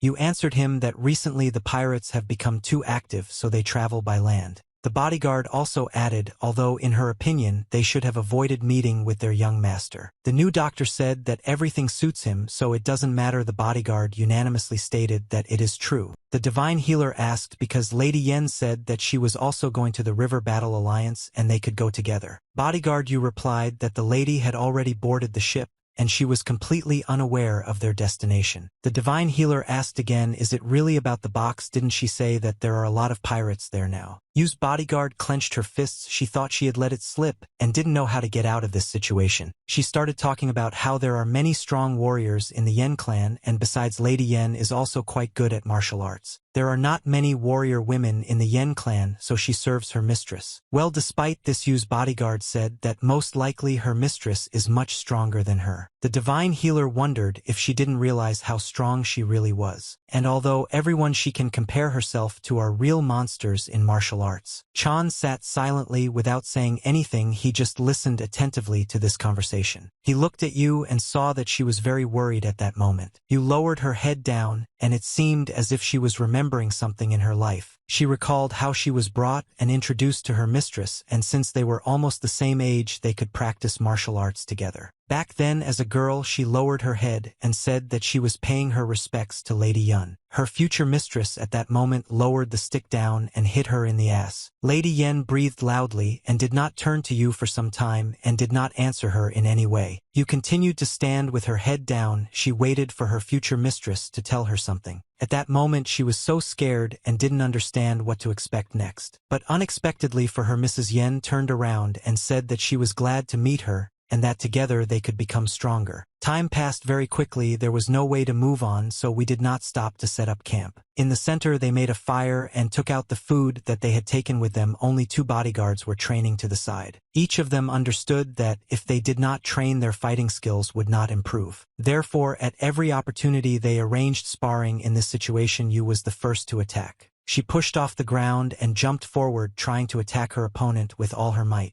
Very quickly she approached the so-called enemy and was ready to strike him. Chan video with what force she approaches him, and he understood that their sparring is real. Yu, when she was very close, swung and delivered her blow. Chan managed to avoid this blow at the last moment and jumped back. Yu, after she delivered the first blow, she swung again and tried to deliver another blow from above. Chan put up a defense. Chan didn't understand what had happened to her today and why she was so aggressive towards him. The girl couldn't calm down. After one attack, she started the next attack and tried to deliver at least one more blow. She ran purposefully straight at him, trying to inflict what seemed to him at that moment damage. Her hand and sword were ready, and it seemed that if a little more and he didn't make it in time, then she would definitely cause him damage. Chan managed to put up a defense and dodge her blow, but he didn't understand where such aggression came from. So the next moment he threw her sword aside and thus threw her away. It was his attack that was damaging her, and her hand was wounded and blood was flowing from it. When Chan saw this, the first thing he did was run up to her and ask if she was okay. The girl, without raising her eyes, answered him that she was fine, and she was ready to continue. Then he said that she had a rather deep wound and needed to call the divine healer to examine her. Alas, at that moment they started shouting loudly that dinner was ready and it was time for everyone to eat. Chan turned his head, looked at, and told her that it would turn out the food is ready, let's go. Then turned his head, and he saw that she was not there. He was very surprised, but she disappeared. You stood very close to him. She stood and looked into the distance. He did not understand what was happening to her. After some time, all those present were sitting near the fire with food in front of each of them. The divine healer was as cheerful as always. He tried to tell only good or something funny. The 2 maids who were among them laughed. It seemed to them that he was amusing them first and foremost. Chan sat silently with his head down. He couldn't think of anything except how you had behaved at the last moment. The divine healer turned his head and looked at Chong. He noticed that he was in a depressed state. The first thing the divine healer asked the bodyguard was whether he was worried. Chan seemed not to hear him. He woke up and asked again what he was asked or told. Then the divine healer said if he was so worried, then why didn't he go and check on her? Otherwise he might later regret his inaction. The fire burned for some time. Chan then said that he didn't know what to do or what had happened between them or even what to tell her. The divine healer looked at him and told him not to get hung up on it. He just needed to show that he cared. An ordinary person like him can only ruin everything if he tries to be cool. And the divine healer also said that he took with him 3 balls of rice along with vegetables. Chan thought that he had nothing to lose, and if he really brought her food, then nothing would happen. When he came closer, he saw that you had not stopped her training. It seemed that rage had overcome her. Chan tried to approach the place where she was as quietly as possible and in no way scare her. He stood near the tree watching what was happening to her, not knowing how to help her in this situation. The girl continued her training, trying to practice every punch she had already mastered. It seemed like she was training like it was her last time, putting all her efforts into becoming even stronger and better. The only thing she didn't have was a real opponent, and she didn't know who to take her anger out on. At one point she even bit her lower lip out of anger. She wanted to throw it all out. So she saw Manila for herself, the enemy. It was a huge block that stood right in front of her. Chan was watching everything that was happening from the side.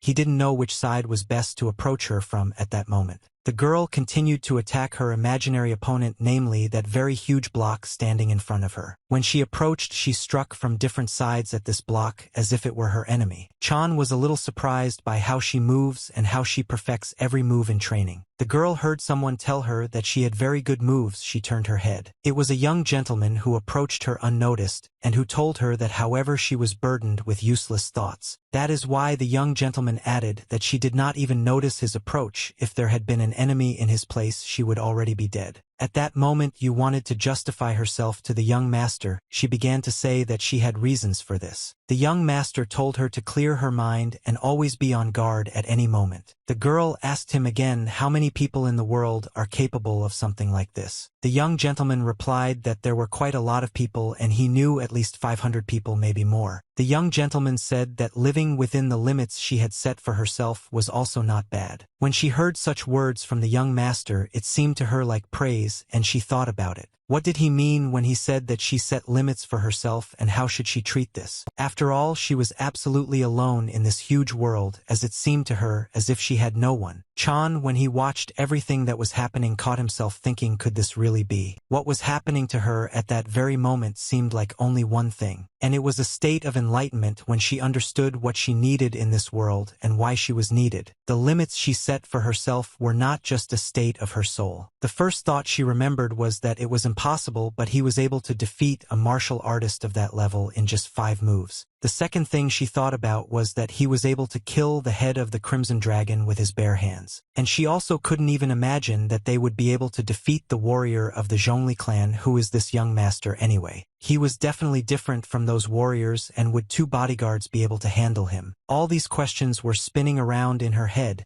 She had to give herself the right answer. Chan, watching all this, wondered if this was really a state of enlightenment.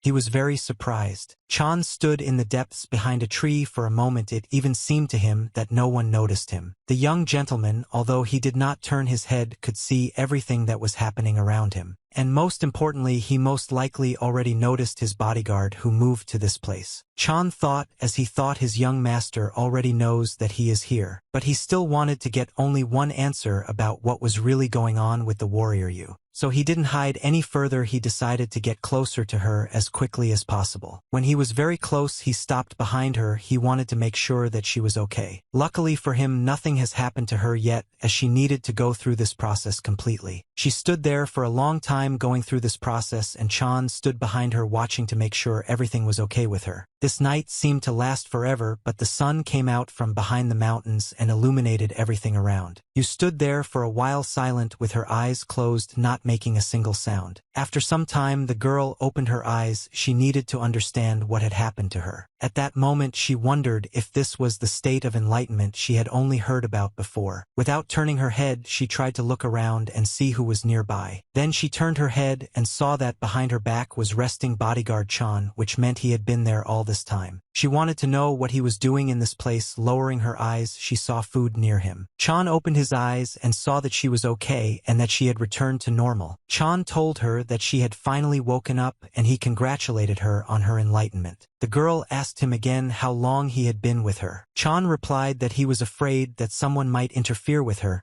so he decided to stay with her. She lowered her eyes and blushed. She was very pleased that someone cared about them. He handed her the food. She opened it and looked at what he had brought her. He brought it in case she got hungry, but everything was already cold. He laughed. She took the ball in her hands, after which she brought this rice ball and bit into it. She thought it was incredibly tasty. She bit that rice ball a few more times because she was so hungry. The girl did not stop being embarrassed. She thanked him for the very tasty food that he brought her. At that moment, Chan thought that everything was really as the divine healer said. After all, there was no need to show his strength, but he needed to show his concern for her.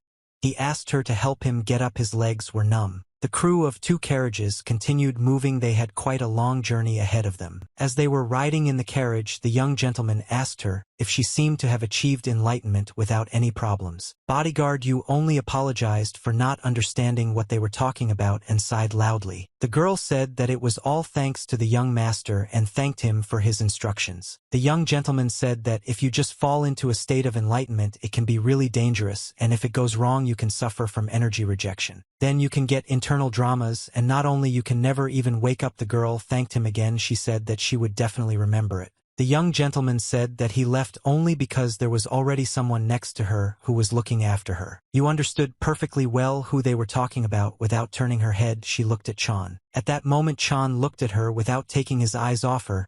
he was ready to take care of her always. So, who was sitting between them, didn't know where to go because she really was the odd one out in this situation. The young gentleman thought that finally this coward had made a really big step forward. They continued moving for a long time when a city began to appear in the distance in front of them, the one they were heading to. It was Hubei province, Ichang, the very place they were heading to. After some time they arrived at the designated place and their two crews stopped. The first to get out of the carriage was the heavenly doctor. He was very happy that they were in place. He clicked they arrived in Icon. He wanted to clarify where this river fighting alliance was. The divine healer was glad that he would finally be able to sleep where at least there was a roof, and the new healer replied that from the outside it didn't look like he had problems with sleep. The young gentleman saw someone approaching them and decided to see what would happen next. A man approached them and greeted them very politely.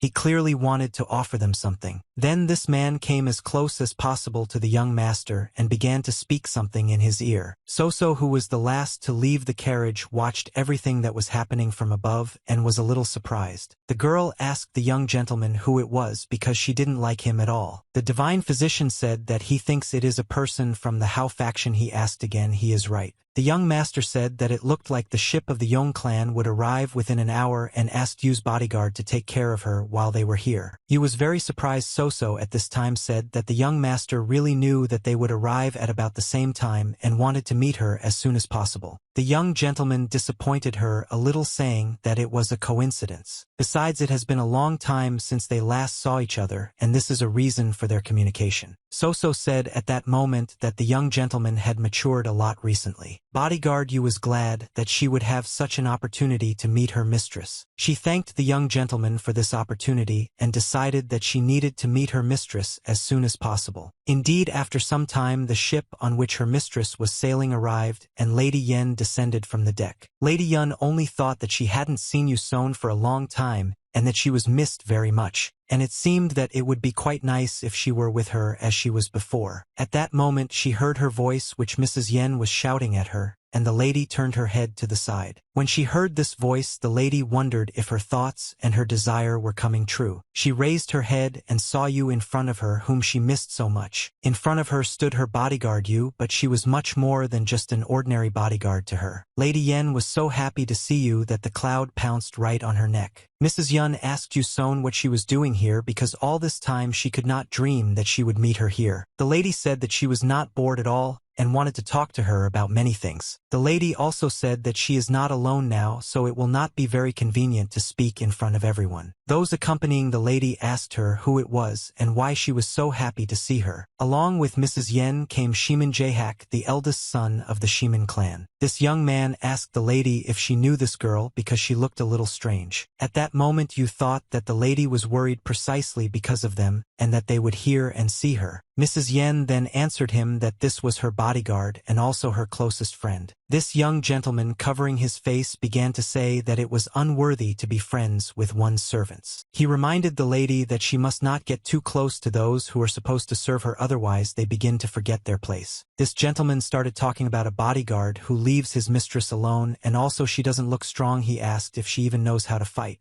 Mrs. Yen answered him that everything was absolutely not, so it was she who asked her, after which she fell silent. Bodyguard Yu at this moment, his fist, she could not allow these people to insult her and her mistress so easily. She remembered how earlier she swung and hit one of the guys. The lady asked why she did it at all. Then the girl replied because he said that girls shouldn't do martial arts. At that moment the girls heard someone's voice looking for the gentleman they had hit.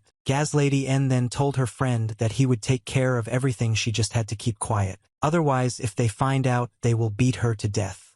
She tried to object, but it was all useless. When evening came, they went to their home, but Lady Yun was punished for this. Yu then asked Mrs. Yen how she was, and she replied that she was fine and it wasn't as painful as it looked. Her legs were covered in bruises. It looked really terrible. Yu then asked her why go so far to help her and get punished herself. Mrs. Yen didn't look at her. At that moment tears started flowing from her eyes. After thinking for a bit, she answered, smiling as always, that she wanted them to become friends. Bodyguard Yu couldn't allow her mistress Yun to be harmed in any way, even verbally. At that moment, unexpectedly for everyone, they heard someone's voice shouting, "Hey, are you on board?" The divine physician said that they had business nearby, so they decided to drop in with the young master and his retinue. The young master stood looking at Mrs. Yen and who she had arrived at this place with. Mrs. Yen was very surprised when she saw the young master. She even blushed. But what interested him most was not even Anna but the gentleman who accompanied her. This escort said, "Is this really Lady Yun's ex-fiancé, that same Baektae-san?" The young gentleman was very offended and asked again what the former meant.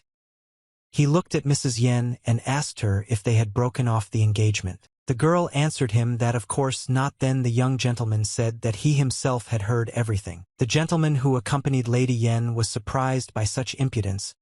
He could not even imagine that they would talk to him like that. The young gentleman said he doesn't understand who he is and why he's hanging around his fiancée. Ms. Yen tried to justify herself. She said that they were respected clans and they were heading to a meeting where all the rising stars of this generation would be. Her father ordered that they travel together. There is nothing between them. The young gentleman told her that in any case she should stay with him because they are not strangers. She replied that of course she agreed. The young gentleman told her that there was no need to delay and they went to him. The gentleman who accompanied Lady Yun said that her fiancé was an arrogant asshole. The others asked him what he was going to do. They needed to find a place where they wouldn't stop. At that moment he thought that during the entire journey it had never smiled at him. She always had the same expression on her face. She seemed preoccupied with something. He set himself up only for the fact that no matter what they did she would still marry him, and not that worthless person like her fiancé. The young gentleman and his bride walked side by side, each of them not saying a word to the other. Lady Yen tried to look at him at least one more time without saying anything. The young gentleman turned around and looked at her. She became very embarrassed and lowered her eyes. He looked at her for a while, not understanding what was really going on and why she was so embarrassed. He was thinking about only one thing: why was she so obsessed with him? Did something happen between them when they were children? The young master stopped and continued to look at Madame Yen. Every movement seemed familiar to him. He found himself thinking that the longer he looked at her, the more similarities he saw. He tried to remember what happened in his childhood and what he was told that he had to do this. And then she seemed like a deity to him and said that he would definitely succeed in becoming the Supreme One. And when she was dying she still said that he would be the Supreme One whom she loved. He watched the lady and it seemed that she reminded him more and more of her, who loved him and who believed in him. They continued walking along the long pier with the sea surrounding them on both sides. It was romantic. After some time the young master and Madame Yen along with their escorts were near the River Battle Alliance. Mr. Peck looked around the area and said that it was much more spacious than he thought and that this place was about half the size of the Murim Alliance. The divine physician replied that in the end it was just a river fighting alliance, and although they called themselves the Hubei Alliance, considering their scope and not more like a mini version of the Murim Alliance, the young gentleman thought that it was not bad at all. They were met by a gentleman who was supposed to take them to the place where they were supposed to live. So when she saw this place she was simply delighted and shouted that this place was very huge. The man who met them was surprised. He was told that special guests had arrived and he had to give them a special welcome. Divinely the healer laughed and answered him that it seemed his words had reached even the River Battle Alliance. It was difficult for him to be so famous. The new doctor thought differently, that it was all thanks to his fame, and the divine doctor had nothing to do with it. A dispute arose between them about which of them was much more popular than the other. The new healer answered him that the divine healer probably forgot that only he had an invitation a little more, and they would have started fighting among themselves. At this moment the young master told the two to stop. The two doctors, when they heard his words, seemed to freeze and looked at the young master. The young gentleman told them that if they behaved like that he would look for worthy ones from Korea, since it was quite a big city, and there should be many of them here. The divine physician replied that he already had two of the most famous physicians. Why did he need more? The young gentleman replied that he had sucked too much out of them. The efficiency was starting to fall. The two doctors were in shock. The divine healer noticed that after each time his body seemed to become healthier, although it was very painful, but the healer did not understand where they needed to look for other healers. Then the divine healer said that he had an idea. They needed to go around the area and hire a Korean. Then they would visit all the hospitals in the area. Only then would they find a worthy one. The new doctor, when he heard the idea of the divine doctor, was surprised and said that he was much smarter than he seemed at first glance. The divine healer said that they need to start right now. The main thing is to hire only those who are worthy. The new healer said that he understands this better and that he can only stand nearby. These words greatly upset the divine physician, but he said that he did not want to make any bet. The new doctor was surprised. He really wanted to make a bet. He asked what would happen on the eve. Then the divine doctor answered that he wanted. The two doctors stood in silence for a while. They needed to determine what would happen the day before if they were to make this bet. The new physician extended his hand and pointed his index finger at the divine physician. At the same time, he said that he wants to know his real identity if he loses. The divine physician, when he heard what he would have to tell, silently looked at the new physician. But the new doctor was so serious that he really wanted to know the truth if he won. Then the divine physician answered him, does he really think that he can bear the truth that he will tell him? Then the new doctor answered him that it was up to him to decide and he could not change the conditions. The divine healer said that he agreed, but then if he wins, his opponent must teach him one of his yoke techniques. The new doctor got very angry and almost attacked his opponent. He started screaming because that's all he has. The divine healer said that he was not interested in the combat component.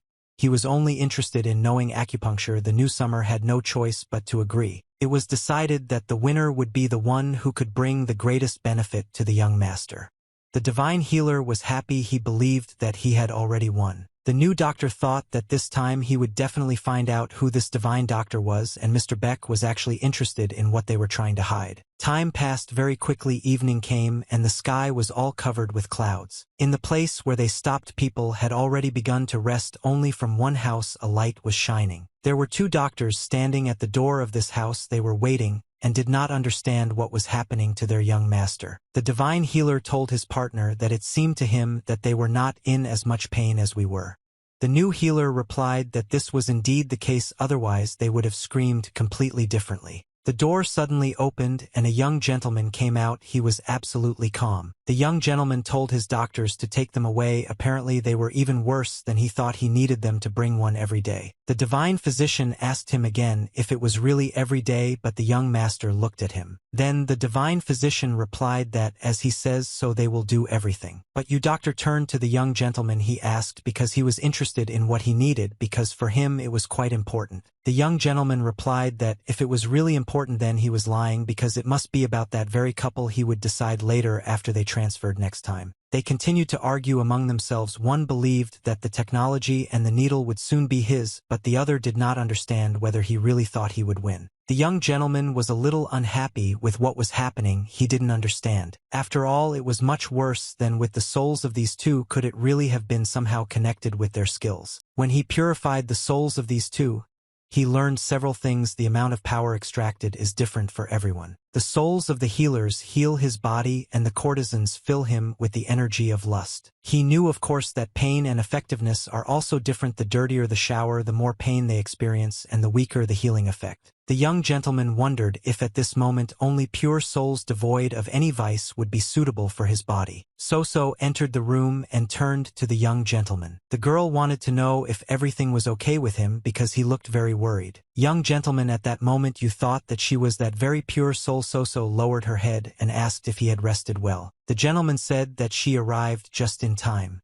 So didn't understand what he meant. He extended his hand to place it on her head. He said that she would not feel pain and that she had nothing to worry about. His hand was on her head. She looked at him with her huge eyes. She really didn't feel any pain. Just in another part of the dense forest, one of the gentlemen of the show behind the old man. The gentleman obediently followed the old man, who led him deeper and deeper into the forest. The gentleman asked the old man again how much longer they had to go. The old man replied that if they had walked for about 2 hours they were almost there. The old man said that they mature in less than 10 years, so there is very little time left, and he laughed. They really were near the entrance. When they didn't go inside, he said that he was talking about those that last about 70 years and only great elders can use them. Also, this old man said that this is his best work. They can even fight on par with elders. Then he added that even those they were going to would be very useful. Most warriors would not be able to cope with them. The gentleman who followed this old man listened attentively to his every word. Suddenly the old man raised his head and shouted in his nasty voice that here they are. Then he added that it had been several years since he had come to this place, so he no longer remembered the exact place. He was too old. Then the old man dedicated his lamp to him and asked the gentleman what he would say about this. The gentleman stood silently. He didn't even know how to react and didn't know what to answer him. The old man sold the story that he told him that they would be quite useful for them. They stood in a huge room where on stone tables lay those who resembled people they were dead. There was no emotion on their faces. It seemed like they had died a long time ago but were still kept in this place. After some time something began to happen in So-Dugun's secret residence that was supposed to change at least the events. Several dead bodies were brought from that very cave to the secret residence for the ritual. The owner of this secret residence began to perform the ritual. Two drummers stood and beat the drums. They beat the drums every time he said his spell. The owner of the secret residence lowered his head and began to chant a secret spell. He also wrote in blood on the deeds of these dead bodies so that they would return. Each of these dead bodies was found to have a sealed flask inserted into it that held the soul. The ritual of returning these souls began, and the main one who had to conduct this ritual was the owner of the secret residence. Those who observed this detachment said that judging by everything, the souls that were sealed in these containers almost completely returned to their bodies. It was clear that they had become half Jiangshi and they were different. Half Jiangshi living people who were brought to this state by poison, and those who were in this place were created by pouring death energy into them. And this meant that their original soul was still alive, which is why they cannot be called Jiangshi in general. They are able to move and even use martial arts. Although considering their condition, it is better to be dead than alive because they inhabited these bodies with the souls of other people. One could say that they were brought back to life. One of the gentlemen said that he did not understand how they were supposed to control the people who came back to life. He doubted that it would be easy to fix them. The second one answered him that this is a secret technique that is known only to the elders of the clans of the bloody cycle. He thought that he would impose restrictions on them, witchcraft, and those who would be resurrected. They know about it best of all, he thought, after all, and their loyalty to the head of the bloody cycle was questionable. Watching the ritual, they realized that the final part of this ritual had begun. The head of the secret residence continued to cast the spell without stopping, and the drums beat louder and faster than they had beaten before. They watched the bodies that lay on the tables, and it seemed as if life was entering them. The head of the secret residence closed his eyes and began to pronounce the last words of this spell. The two gentlemen who were watching this wanted to see what would happen at the very end and whether they would really succeed. The head of the secret residence raised his two fingers up, which meant that everything was ready, and this was the end of the spell. At that moment they felt some wind, and the fire on the candles suddenly blew air. For some time we continued to observe everything that was happening, but it was already dark. The cases lying in the magic circle showed no signs of life, but everyone waited. Unexpectedly for everyone, one of the four stood up first, followed by another one. The spell worked. Morning came for those who were in the Eternal Alliance. It was a beautiful day. Two doctors were sitting at the same table. They were silent. They didn't quarrel. They thought about how they could best win the bet.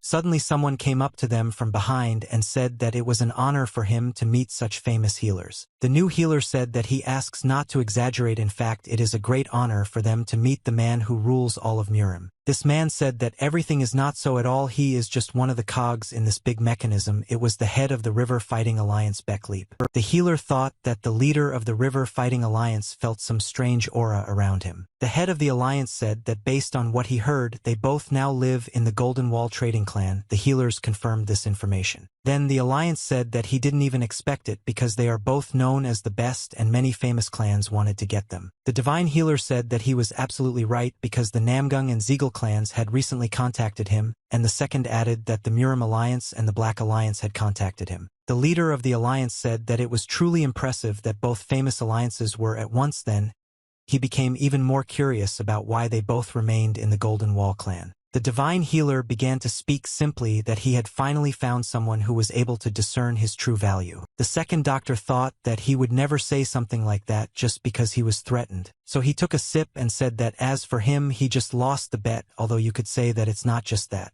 The head of the alliance asked again, so they serve not the trading clan as a whole, but the second master of the Golden Wall. The doctor replied that he really didn't care what happened to the rest of the clan. The head of the alliance thought that these two Leks were truly incredibly talented. That is why he decided to lure them by any means necessary so that they would be on his side. Then the River Fighting Alliance could rule the whole world. The head of the alliance asked again because the second son's name was Baektae-san, and he had to meet him at any cost. When morning came, Soso opened her eyes and yawned very hard again. Opening her eyes completely, she realized that she was in her room. The last thing she remembered was being with the gentleman. She thought maybe she had dreamed it. She seemed to see how he extended his hand to her and how warmth emanated from it. The girl thought that it was a really pleasant dream because it was a very warm touch of the master. Suddenly she jumped up and thought that she had no time to lie in bed. She caught herself thinking that she had definitely overslept, but that had never happened to her. She quickly got out of bed, put on her clothes, and hurried to the young master. Coming out into the corridor, she noticed that light was coming from the room where the young gentleman was. She understood that this color was coming from the master's room, but she did not understand what was happening there. The young gentleman sat in his room and concentrated all the energy he had. He thought that this spiritual energy was really very pure and powerful. When he touched Soso's soul, it was completely different from anything he had felt before. It seemed to him that the body and soul were gradually coming into a state of harmony. If earlier he frantically tried to connect his meridians just to survive, now it seemed as if they were strengthening and hardening from within. He thought that the demonic art of strengthening from the heart never ceases to amaze him. The last treatment session was really a turning point. Now that his body is almost recovered, he has started to feel at peace. The River Fighting Alliance gathered all the rising stars of this generation in one place. When Mrs. Yen appeared among these stars, they began to whisper that the rumor that she had come to Ichang was true,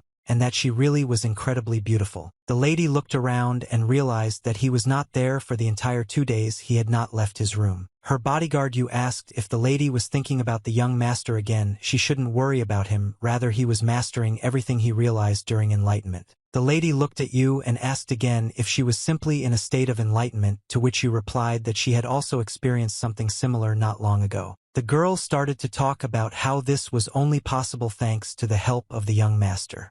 Lady Yen said that it was cool. It was no wonder that you looked stronger than before. Someone from behind said, "Is it really Lady Yen herself?" The girl turned her head to see who it was. It was her escort, and this gentleman asked why she was without her dear fiancé. Mrs. Yen turned and greeted him. She didn't want to get into a disagreement with him. The guy thought that everything was going just great because this time she was on her own. So he looked at the lady and said would she like to have a drink with him. He just knew a quiet place. Lady Yen did not raise her eyes and did not answer him. It seemed that she had refused him. Then the young man said, "Is she really doubting because of her fiancé? Traitors like him are not worthy of her anyway." The girl said that she just couldn't say hello. Then the guy grabbed her by the hand and tried to drag her after her. This young man was telling the lady, didn't she know that alcohol can cure any disease, and she shouldn't upset him by having a glass with him. The girl tried to resist with all her might. She didn't answer him, but she didn't want to go with him. The guy continued to pull her along, telling her to go. At that moment, Yu's bodyguard loudly told him to stop right now and grabbed his hand. Yu added that he has no right to treat someone who already has a fiancé like that. He is putting himself in a bad light. The guy got angry and told her that she was just a bodyguard, and she didn't understand what clan he was from. Yu answered him that judging by his behavior, she doubts that he is from a worthy clan. The young man kept shouting that he was the heir of the Shiman clan and his name was Shiman Jahak, and did she really think that someone like her could handle him? Bodyguard Yu, when she heard which clan he belonged to, asked him again. The young man loudly addressed her and asked because he had asked her a question before. Yu raised her head and looked at him. At that moment, the young master said, "How about him? He can handle him." Everyone was interested in who he was. Someone started saying that he was the same young gentleman from the Golden Wall trading post that everyone was talking about. Lady Yen was very surprised when she heard the young master's voice. She turned her head, because she did not believe it was him. The young gentleman came closer and said, "Is he really the one who caused all this commotion?" And this man was the one who shouted the loudest, "Which clan is he from?" At the same time, in another part, the conspiracy continued to operate, and the seal of which the souls were sealed was burning. At first it only seemed like part of the soul, but then it became more and more visible. And after some time, thanks to this conspiracy, the soul came out, because the seal with which it was sealed could no longer hold it in this flask. The body that was inhabited by this soul began to move. His hands began to move first. Then his body became as if alive, but his gaze was like that of a monster. First one seal burned, then the second, and so in turn all 4 bodies that participated in this conspiracy came to life. One of them looked at his hand and didn't understand where it was because he was definitely already dead. His body felt different somehow and it had changed. One of those present approached them and asked the demon from Guangdong he touched. At that moment the hand that already belonged to the demon fell on the shoulder of this man. The demon awakened in a new body asked this man who he was. He answered him So Dugun and explained that his elder was Hikran Bigwan and now he must serve him. All 4 souls who received their new deeds looked at this man and now they served Hikran Bigwan. At this very time in another part, the conversation between the young master and Shiman Jahan, who insulted his bride, continued. Shiman asked the young master how long he planned to exchange Lady Yen with his presence. The young gentleman was surprised that he used the word burden and asked him again what he meant. Then this guy started shouting that this is exactly how even in the Golden Wall clan, he is essentially nothing. How did he even have the audacity to lay claim to her? The young master was even more surprised and asked again if he was really laying claim to Yong Heron. Shiman shouted that if this is not so, then why hasn't he broken off the engagement yet, and he should quickly back off so that she can find herself a worthy husband. The young gentleman asked again if he was hinting at himself, I mean a worthy husband. Then the guy said that apparently he didn't understand the word because the pathetic merchants from the Golden Wall had no right to mock the great Shiman clan. The young gentleman asked again why he remembered his clan.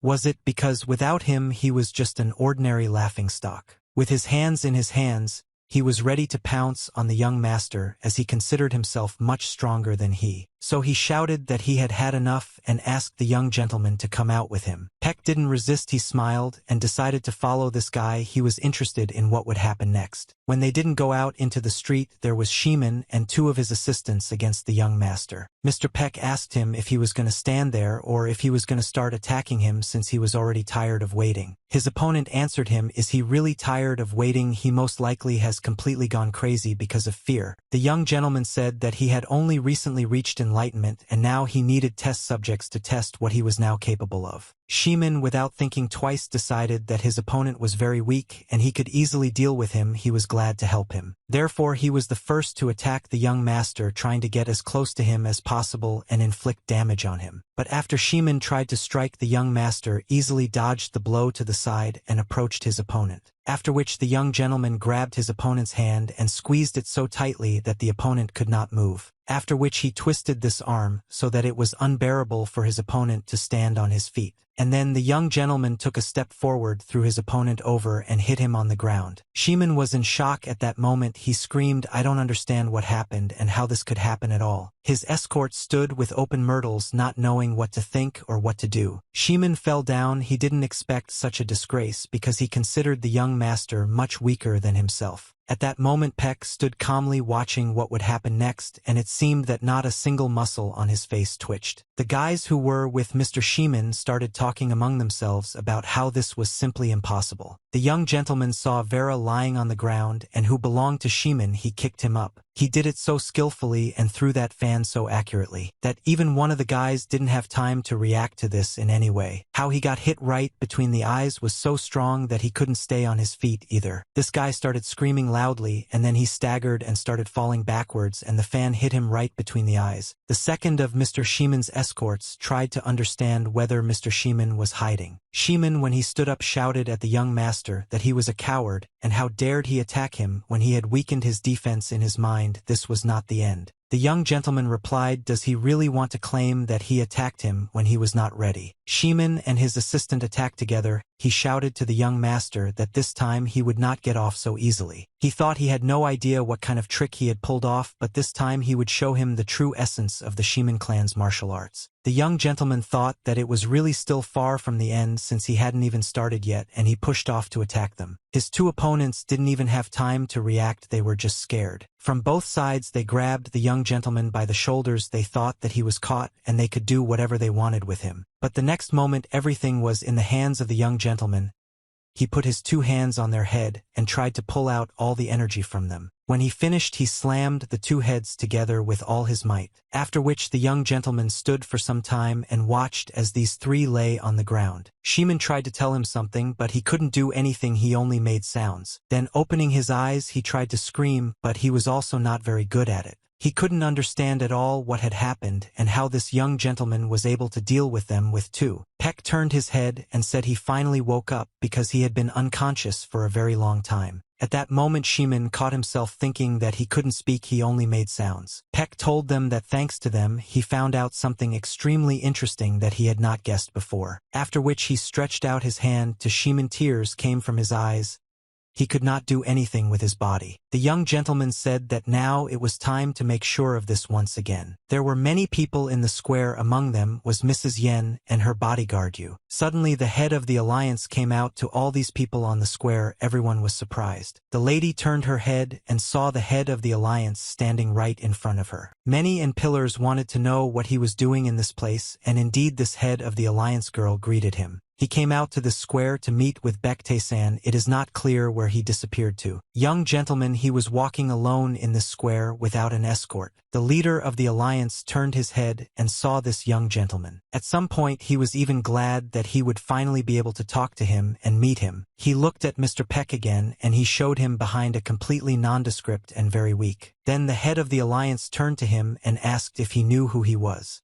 The young gentleman stood opposite and was silent. The head of the alliance also looked at him with an appraising glance. He demanded respect. Then the young gentleman answered him he's seen him somewhere before, and the others began to talk. Did he really mean it right in front of the head of the alliance? The head of the alliance was delighted and asked again if he had really seen him before this moment. The young gentleman caught himself thinking that he had actually seen him before, and when he looked closer he remembered when he could see it, but it was a long time ago. This was during the negotiations with the Murim alliance several decades ago. Back then he was just a boy who could barely withstand the pressure of his aura. But despite this he had quite a strong will despite the fact that he lacked skill. The young master thought that the leader of the River Battle Alliance had climbed quite high over the years. The young gentleman thought that something was telling him what he would get from the boss, but the head of the alliance replied that he needed to talk to him. The young gentleman asked again whether it was really better to conduct such negotiations with those who themselves wanted it. The head of the alliance answered him that he came to this place to talk to everyone. He is simply the first on this list. Then the young gentleman turned his head and pointed at the guy standing next to him.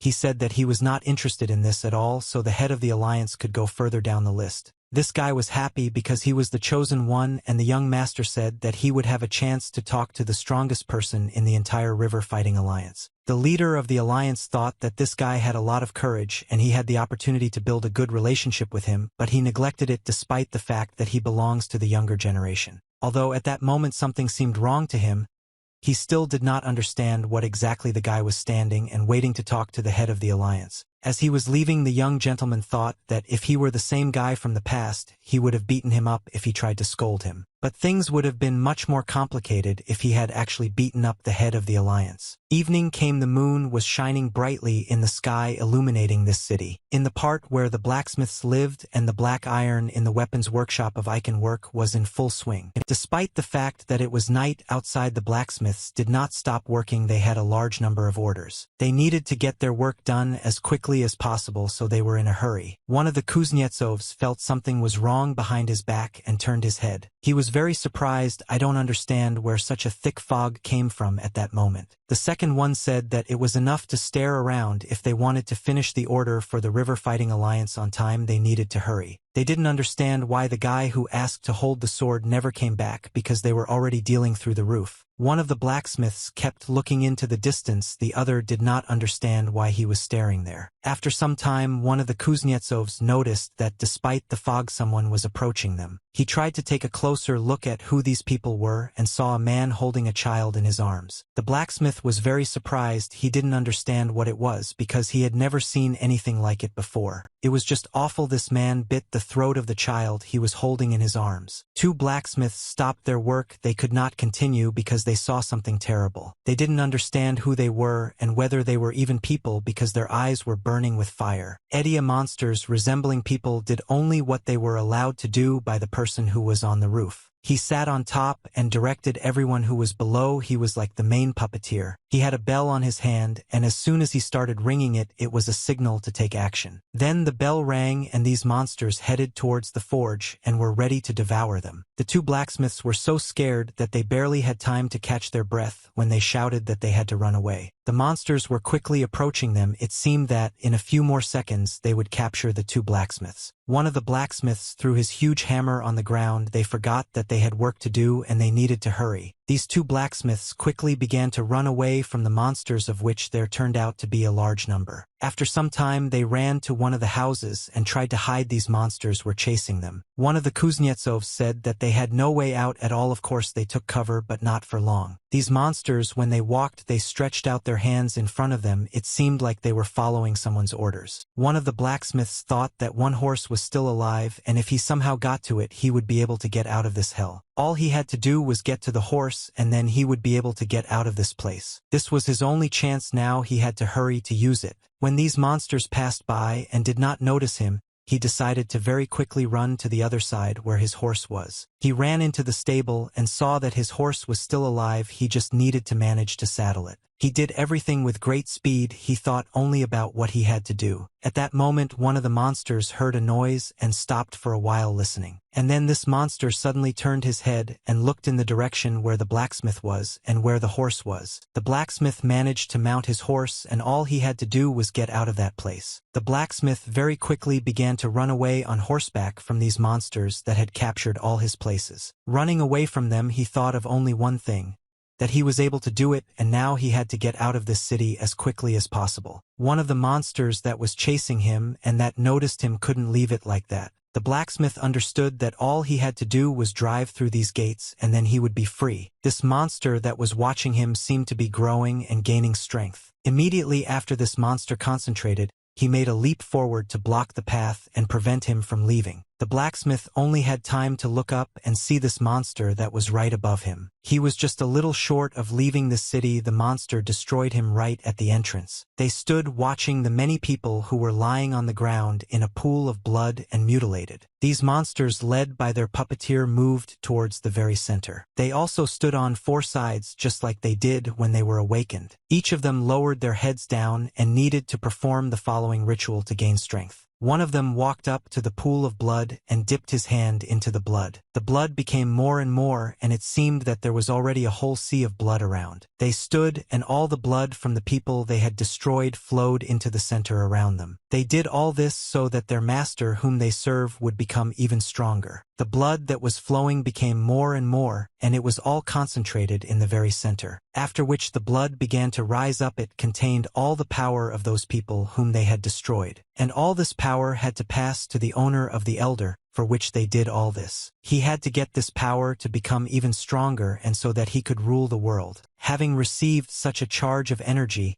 he was simply invincible. It seemed that there was no equal for him. At that moment, in another part where the river fighting alliance was located, the young gentleman sat and thought that now he understood a little more, that, after extracting those three souls, he discovered a completely new property of the demonic art of strengthening the soul. After extracting them and slowly cleaning them to the best of his ability, many thoughts flashed through his mind. Their energy was not nearly as good as that of the healers, but apparently this was the key that allowed him to extract the information hidden in them. Demonic art of strengthening the soul. The more they learn about it, the more they understand how incredible it is. At that moment, someone called him. They told him that the doctors had arrived. He was distracted from his thoughts. The young gentleman decided to get up and go out to see who they had brought to him. When he went outside, he saw two people kneeling in front of him. They were most likely doctors. The divine physician asked what the master would say, because the one I carry is much better. Then the young gentleman answered them that these two were almost no different and that they would have a draw. If they want to know what he really thinks, then their standard has dropped significantly, and they both failed. The doctors were surprised. After which the young gentleman declared that this was precisely why they would both have to fulfill their promise in case of loss. Two doctors shouted in one voice that this was absurd, and none of them was ready to admit that he had lost the bet. Then the young gentleman stopped and said, "Is that really so?" He was planning something at that moment. The two doctors stood silently. They had nothing to say to their young master in response. And he in turn said that he would keep an eye on them. They better prepare for what will happen if they dare to make a deal again without his knowledge. At that moment, the two doctors not only turned red, they turned blue and their faces went. The head of the alliance was informed that the head of the Black Iron Marten had disappeared. He didn't understand how he could disappear because they were some kind of things, and how it was possible to disappear he wanted them to explain to him. Then his assistant explained that they sent people to them because there had been no news for quite a long time, although they should have paid them for their work long ago. But all that was left was the estate and the pavilion, not a single living soul or any object. The head of the alliance did not understand whether they had really left. Why do this? Because they had to get money. His assistant suggested that it looked like someone had attacked them, and coincidentally a plague was spreading nearby, and the head of the alliance gave orders for an investigation to be carried out. He wanted them to seek help from the eccentric needle doctor and the divine doctor at once. They need to take this chance and establish relations with them. He also wanted to invite Baektae-san, the second lord of the Golden Wall trading clan, and reward them generously. I say in the alliance, I told my assistant, if they ask for something in return, then you need to fulfill any of their requests. The assistant declined. He said that he would fulfill all his wishes and all his requests. The leader of the alliance thought that this young gentleman had the aura of a martial artist coming from him. It was interesting to see how he would handle it this time. The young master and his two doctors agreed to help the leader of the alliance and take part in this investigation. They went to the place where the blacksmiths lived. They needed to understand what happened there. When they arrived, the young gentleman first smelled blood. He tried to somehow concentrate and understand what really happened in this place. But he didn't feel anything else. It wasn't something that could be sensed by smell. The young gentleman immediately said that everyone who lived in this place was dead, although he didn't know the exact number, but he was sure that there were more than 100 of them. After which he turned and asked one of the doctors if he knew anything about berries. The divine physician said that he knew quite a lot about them. Then the young man and the master replied that it could be compared to a poisonous demon. His new doctor replied that no one could compare to the poisonous demon in the matter of poisons. He wondered why he even asked about it. The young master then answered him, because this place smells of the same poison that the poisonous demon uses. The divine physician asked again if the young master really wanted to say that they were all killed by a poisonous demon. The young gentleman replied that he had no idea about this and they had to figure it out, but with the smells of blood and poison mixed together, something was very alarming.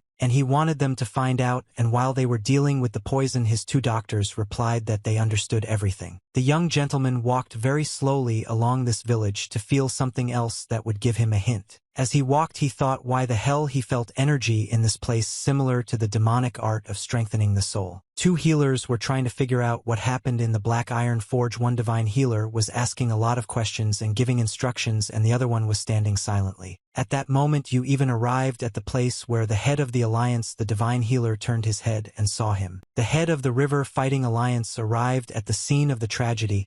He wanted to see for himself how they would cope with the task. Moreover, he wanted to talk once again with the two most famous doctors. The divine healer spoke first. He asked what brought the head of the alliance to this place. Wasn't he busy? The head of the alliance replied that no matter how much work he had, he simply could not leave this incident unattended, and besides he wanted to ask for one more favor. The doctors were a little surprised. Would he really ask them for a favor? One of the doctors asked if he really wanted them to cure the victims. The head of the alliance answered them that they guessed correctly. He came here for exactly this. They tried to tell him that during the investigation by order of the master, no traces of the poison were found. Apparently, it had spread to the surrounding lands. When the head of the alliance heard about this, he immediately realized that this was not a plague but a stage of ordinary poison. The young gentleman returned from the scene of the investigation and decided that he needed to take up his practice. It had been quite a while since he had last practiced the heavenly step. After he concentrated, he decided that he should try practicing the heavenly step. After he took his first step, he began to make one movement after another. This time his movements were much clearer and much more confident than before. It seemed that his body remembered every movement and he did it almost automatically. When he made his last move, he had to push off to know he had done it right. When he jumped up, he realized that now he was absolutely sure that it was me who once used the poisonous demon in his head. Everything came together. It was about 3 years before he died as a heavenly demon. It was then that this arrogant idiot considered himself untouchable and he accidentally crossed paths with him. If he had met the head of the Murinsky Alliance instead, everything could have ended differently. However, everything was not so at all, and the poisons have no power over the heavenly demons. Even 11 strong poisons could not resist the demonic art of strengthening the soul. At that very moment, the poisonous demon was completely suppressed and the punishment was forced to follow him everywhere. And every day reveal one poison recipe just to stay alive. The young gentleman continued his training at that moment and remembered everything as it was in that life. And his training was over. He needed to concentrate his strength after it.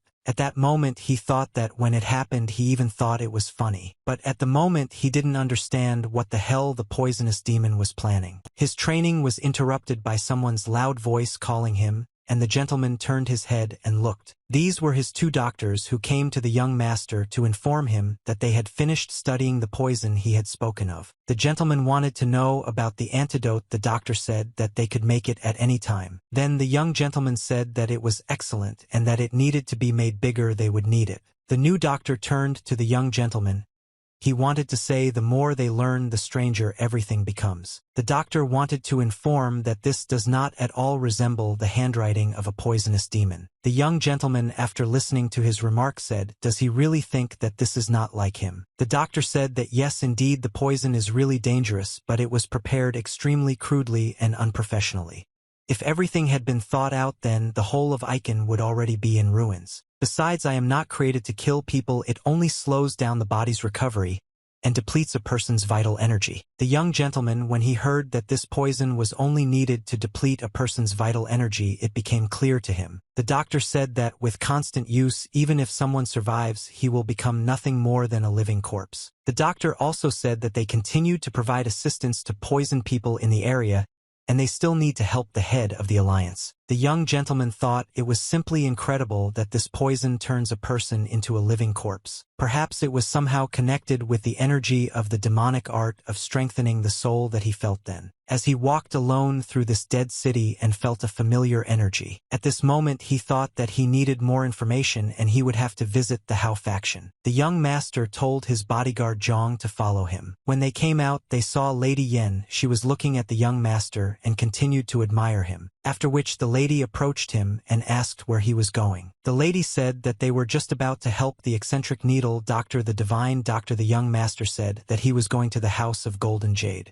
You and the lady, when they heard about this, they were very indignant because the House of Golden Jade was an ordinary brothel. The young gentleman added that this is the most popular brothel in Ichang. You couldn't help but say to the young master, since Mrs. NN is in this place, how can he behave like this? The young gentleman then replied that if they got bored they could join him, although he doubted they would like it there. Mrs. Yen and her bodyguard were upset by the young master's behavior. The lady was just furious, but she couldn't show it, so she just shook her fists. The lady said that she had already asked about this many times. Tears appeared in her eyes. Then she quickly turned around and tried to disappear from his sight, shouting at him to do as he knew. The lady said that she would rather go help the doctor than listen to the young gentleman's nonsense. The young master remained standing. Mrs. Yen and her bodyguard quickly ran away from that place. The young gentleman watched everything that was happening and did not know how to react correctly. He wondered what it was all about and why she was acting like that. He then told Chan that they must have had a lot to do, which is why she ran away so quickly. Not far from this place where the River Combat Alliance infirmary was located, there were a lot of victims. The lady and her bodyguard arrived at this place to help the divine and new healer. When they entered one of the rooms, they saw 2 doctors sitting there trying to get some rest. Well, the healer asked why he was doing what at all, since he hadn't seen more than one patient a day for many years.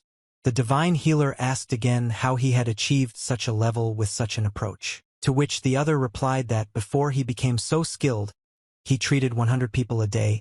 He really wanted to become a doctor. Divine said that he treated 200 people in one day. Then, well, you are a doctor, answered him that he is just making it up because there is no way to refute it. He also wanted to know if such a large number of patients doesn't affect the quality. The divine healer replied, does he really think that he himself does not know, as if he had a choice his master forced him to do this. Honestly said, the divine is the only person who scares him more is the young gentleman, and he exudes horror. The new doctor then asked him because he knows the real identity and master. The divine healer, despite his face, said that this was not quite so, although he had encountered something similar before. New Leko got angry and said that he couldn't really tell who Mr. Peck was. The divine healer sat with his head down, he didn't know what to answer him. Well, suddenly he raised his head, looked at the second healer, and said that he represented the sacred sect of the heavenly demon. When the new doctor heard about this, he said that he most likely asked in vain, but he still doesn't understand who the young master really is. The divine healer told his partner to stop, he wanted to know who these new ones were. The healer thought he was killing the answer. But the divine physician stood up and looked to the side, his face was tense. After which the divine healer stepped aside and looked up.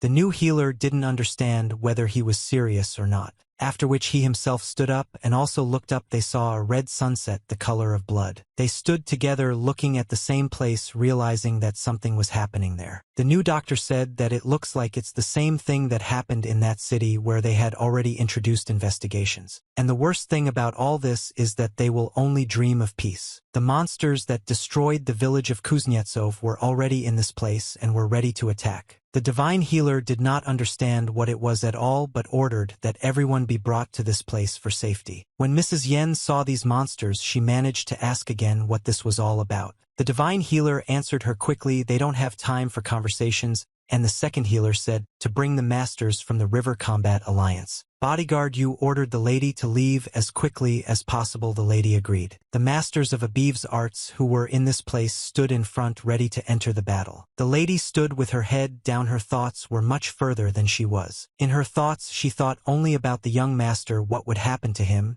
and would she really never see him again. At that moment the gentleman was in one of the brothels. He was sitting at the table, and the lady was pouring him tea. She did it very slowly so that he could watch the tea from the teapot fill his cup. The lady asked if he was really looking for her. She couldn't imagine that he would be able to come in person. She wanted to report that she planned to deal with the local thugs and report to him immediately. The young gentleman said that she should do her job properly and not disappoint him. He asked what brought everyone to this place. The lady of this establishment began to say that recently there have been various suspicious movements around the River Fighting Alliance, and she arrived to help him. Together with the Hao faction branch, the hidden subspecies of Golden Jade, and not also conduct an investigation related to the Black Iron clan. At that moment her assistant reported to the lady that an envoy from the River Fighting Alliance had arrived. She said that he should come in. The door to this room opened very quickly and the messenger entered. He greeted the young master and lady and said that the eccentric physician and the divine physician had asked them to come with him. When the young gentleman heard that he had been asked, he was a little confused about what they were talking about. Then the messenger said that these two wanted to tell him something very important.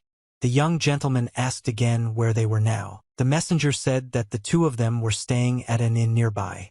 The young gentleman asked again if they weren't supposed to help the victims. The envoy said that everything was correct, but did not say that the current circumstances did not require delay. He was ready to immediately escort the young master. The young master did not believe him, but the messenger continued to insist that he should escort the young master. Then he ordered Yam to detain him. The bodyguard obeyed his young master and immediately detained the messenger. The messenger pretended that he didn't understand anything. He started shouting that they were allowing themselves to. The lady began to tell the young master that this was a person from the River Martial Alliance. Chan replied that there were enough suspicious moments, but what was most alarming was that two doctors sent him for the young master. The young master ordered to send someone to the River Fighting Alliance and said to check the nearest inn and also take this one, most likely he is a spy. The lady raised her head and said that it was a trap.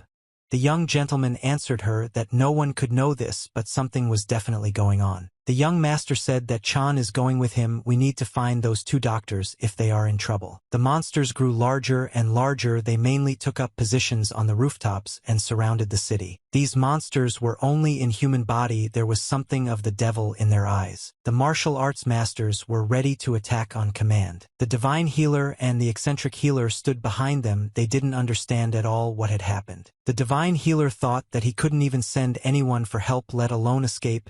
he didn't understand why they seemed so familiar to him. He raised his head up and saw a man approaching them, and he was not like everyone else. This was clearly the same person who was in charge of everyone else, and they were waiting for his order. The divine healer raised his head, and when he saw this man he did not understand at all what was happening. This man said that they should all lay down their swords because he only came to talk to these doctors. The divine healer was then completely at a loss. He shouted to him, can he first get rid of these terrifying people? The eccentric doctor said that there is definitely something unusual about them. They are most likely Jiangshi divine doctors. The doctor replied that he does not think so. They are half alive. He felt both the energy of life and the energy of death inside them. They were not quite alive. The divine healer then said that it seemed to him that they were all most likely from his sect.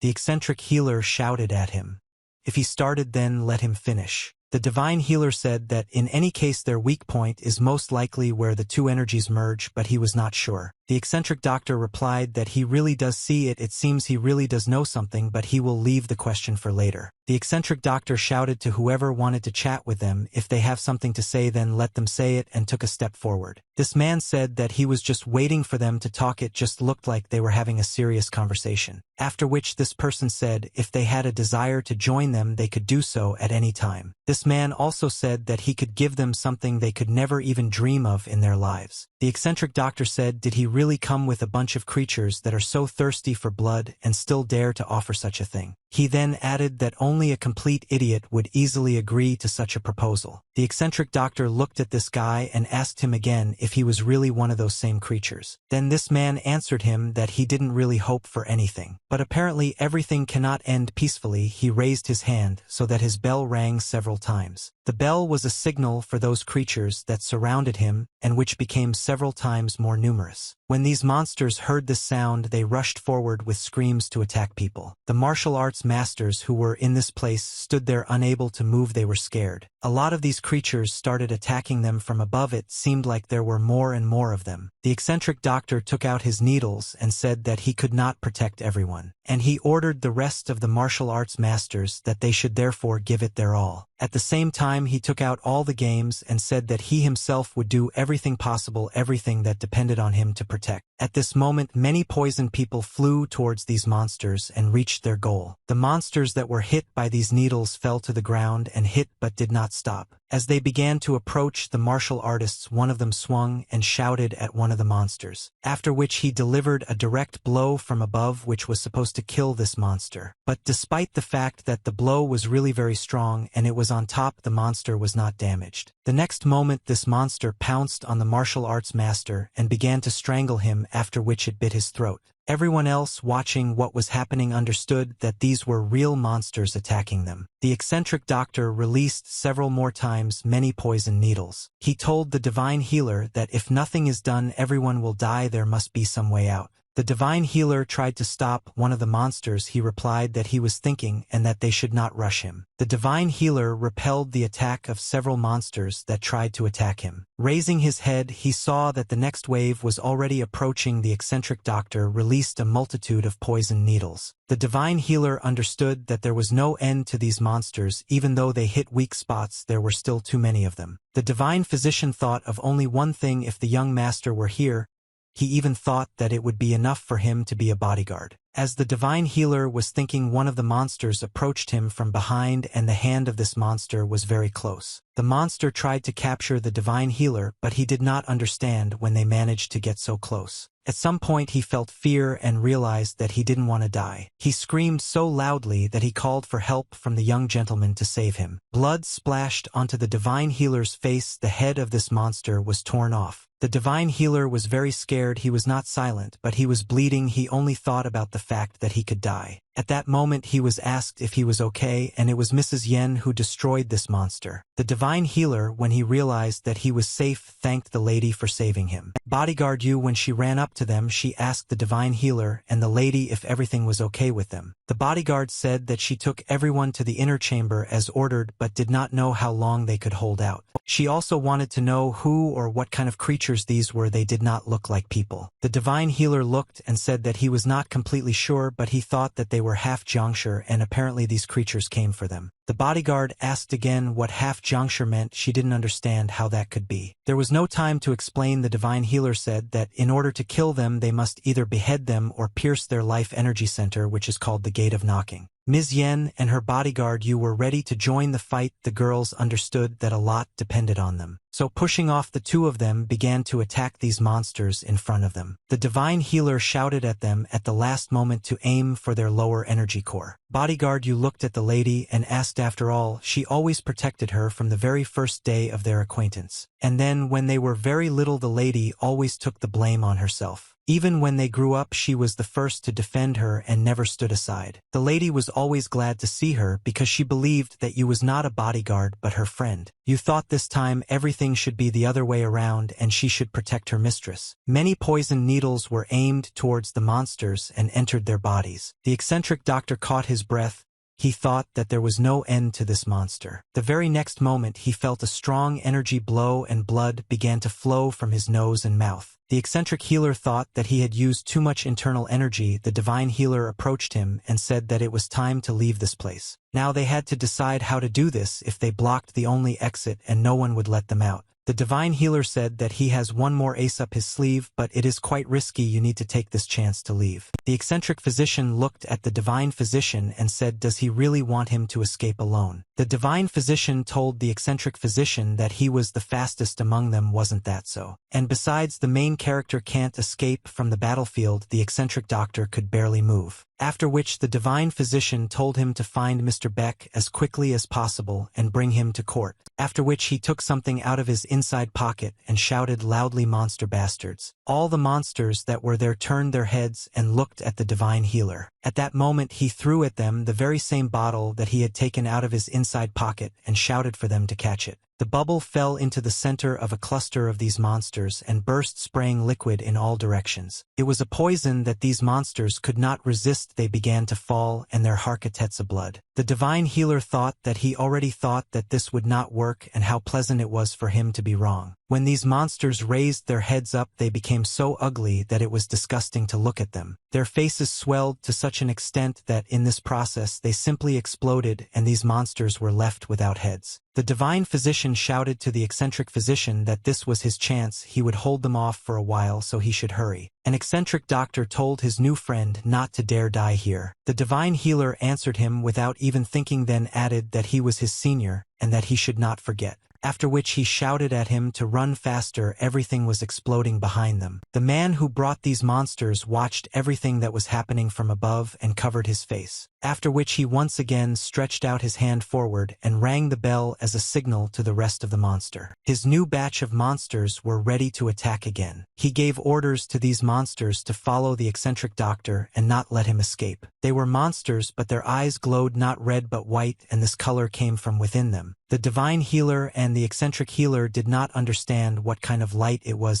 so bright. Then the eccentric doctor stopped, stretched out his two hands, concentrated his power, and said, yes, die seems someday rotten. Pointed in their direction. A multitude of poisoned ones which he owned, these needles hit the target. But stop when he looked and saw that there were so many of these monsters that he would not be able to destroy them all. These needles that hit this monster stopped him, but did not kill him. He continued to move. Having received the signal, the monsters also continued their pursuit and did not resemble wild dogs. Bodyguard, you carried out the attack without leaving any of these creatures near her. When she stopped, she called the lady. The lady was very close and she was wounded. You pressed and asked if everything was okay with her. The lady held the wound that was on her hand with her other hand. The lady tried to say that she was fine, but everything was wrong. The bodyguard said that the bleeding needed to be stopped. The girls turned their heads because they saw the noise and they became very scared. Each of them thought how many of these creatures were approaching this place where they were. There are quite a large number of them left, and the two of them cannot cope with them, especially since the lady is wounded. The girls looked at these monsters and did not understand what to do next because these monsters were still stronger than them. The lady said that although she had previously quarreled with the young gentleman, her bodyguard. You asked again what she meant. The lady then said that she wanted to see the young master one last time. Bodyguard, you told the lady. Put it in your 2 hands and on her hand that everything will be fine, and she should not think of this as the last time. The lady, as always, smiled, looked at her, and said that she was still very glad that she was now with her friend. When you saw her smile, she remembered that she had already seen the same smile in her life. There was the same smile on the lady's face, just like the first time she smiled at her. You held her mistress' hand. She didn't want to let her go. She believed that she had to protect her until the end. And if she was already next to her at that moment, then she was ready to end this life with her. Many monsters began to jump down from above to attack them at the sound of the bells. You decided for herself that she and her mistress would fight shoulder to shoulder until the very end. Many monsters were very close to them and were ready to attack them. The girls prepared for the attack. They both understood that this could be their last attack in this life and they would never see each other again. The lady also understood that she might never see the young master again, and this thought made her feel sick. But at some point everything went wrong. As they thought something started to happen, they still didn't understand what exactly. All these monsters that tried to attack them, flying a little closer to them, began to explode right before their eyes. They saw a glow in the distance that was very bright, and it was unbearable not to notice it.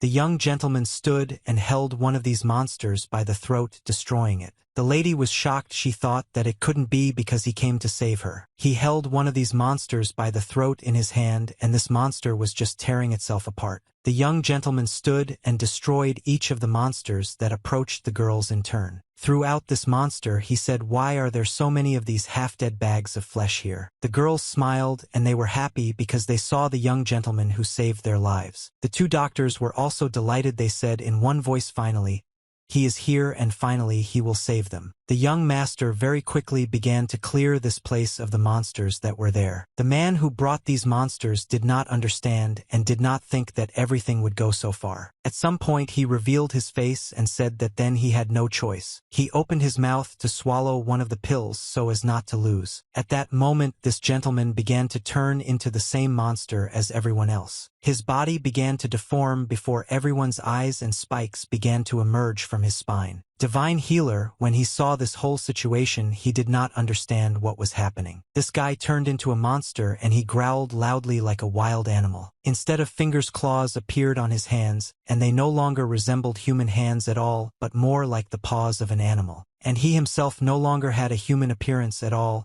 He looked more like one of the monsters he had brought with him. The eccentric healer, observing what was happening, asked what this time. The divine healer answered him that he had released his hidden power and ceased to be a man. But that's not all. The young gentleman understood that this guy came to this place specifically to fight him. He needed to understand what kind of crap was close to his soul and why it was burning with a red flame. The young gentleman watched as this man transformed into a monster and understood who he would be dealing with. This creature, which already resembled a monster, pushed off and jumped from the roof of the house, after which it made several more jumps forward, trying to get to the enemy as quickly as possible. This monster was clinging with its claws to everything it could grab onto on this roof where it was. Then he pushed off and did a somersault to land and attack the young master straight from above. The young gentleman seemed to sense him and his energy and the fact that he was approaching from behind. He put up a defense, and this monster couldn't get closer to him. He fell down. The girls sat next to each other. They were scared, and they didn't understand what would happen next. But despite the dust and fog that was around, 2 glowing eyes were clearly visible. It was the same monster that was approaching them and was ready to attack them. The young gentleman said that he was making a lot of noise. He was already standing behind this monster in the very place where the monster had just been. The monsters were very surprised because they couldn't even imagine that he was moving at such a speed. The monster turned and tried to attack him, pushing off and heading towards the young master. The young gentleman watched his movements and realized that something was wrong here, and it was making him very nervous. He looked at this monster and thought that this guy's body and soul were intertwined in some very strange way. The monsters tried to attack the young master first, and it turned out that he was about to be able to strike him. Well, the young gentleman was so fast that this monster couldn't even imagine that he would receive the blow. And this blow was so powerful that the monster could not resist this damage. When this monster, after falling, was able to get up and move aside, it seemed that everything was about to end. At that moment, the lady was only worried about the young gentleman. She completely forgot that she herself was wounded. She saw the eyes of this monster that devoured all living things around and understood that in his eyes a great power was concentrated. Just the sight of this monster made the girls feel sick and their faces turned blue with fear. You thought that things were bad and that the lady was injured and that she couldn't move normally. She held her sword tightly and thought about what to do because she herself could barely stand on her feet. The monster turned around and headed towards the girls. He was separated from the girls by a few steps. The girls thought that no, they should dodge this monster, but he was too fast and was already close. Everything that happened next, they didn't even have time to notice how Chan stood in front of them and struck this monster from top to bottom. Chan cut off his fingers on his hands, blood spurted in all directions, and this monster began to roar loudly. At that moment his eyes changed color, and now they were not blinding white but bloody. This monster began to scream like a wild animal and tried to attack again.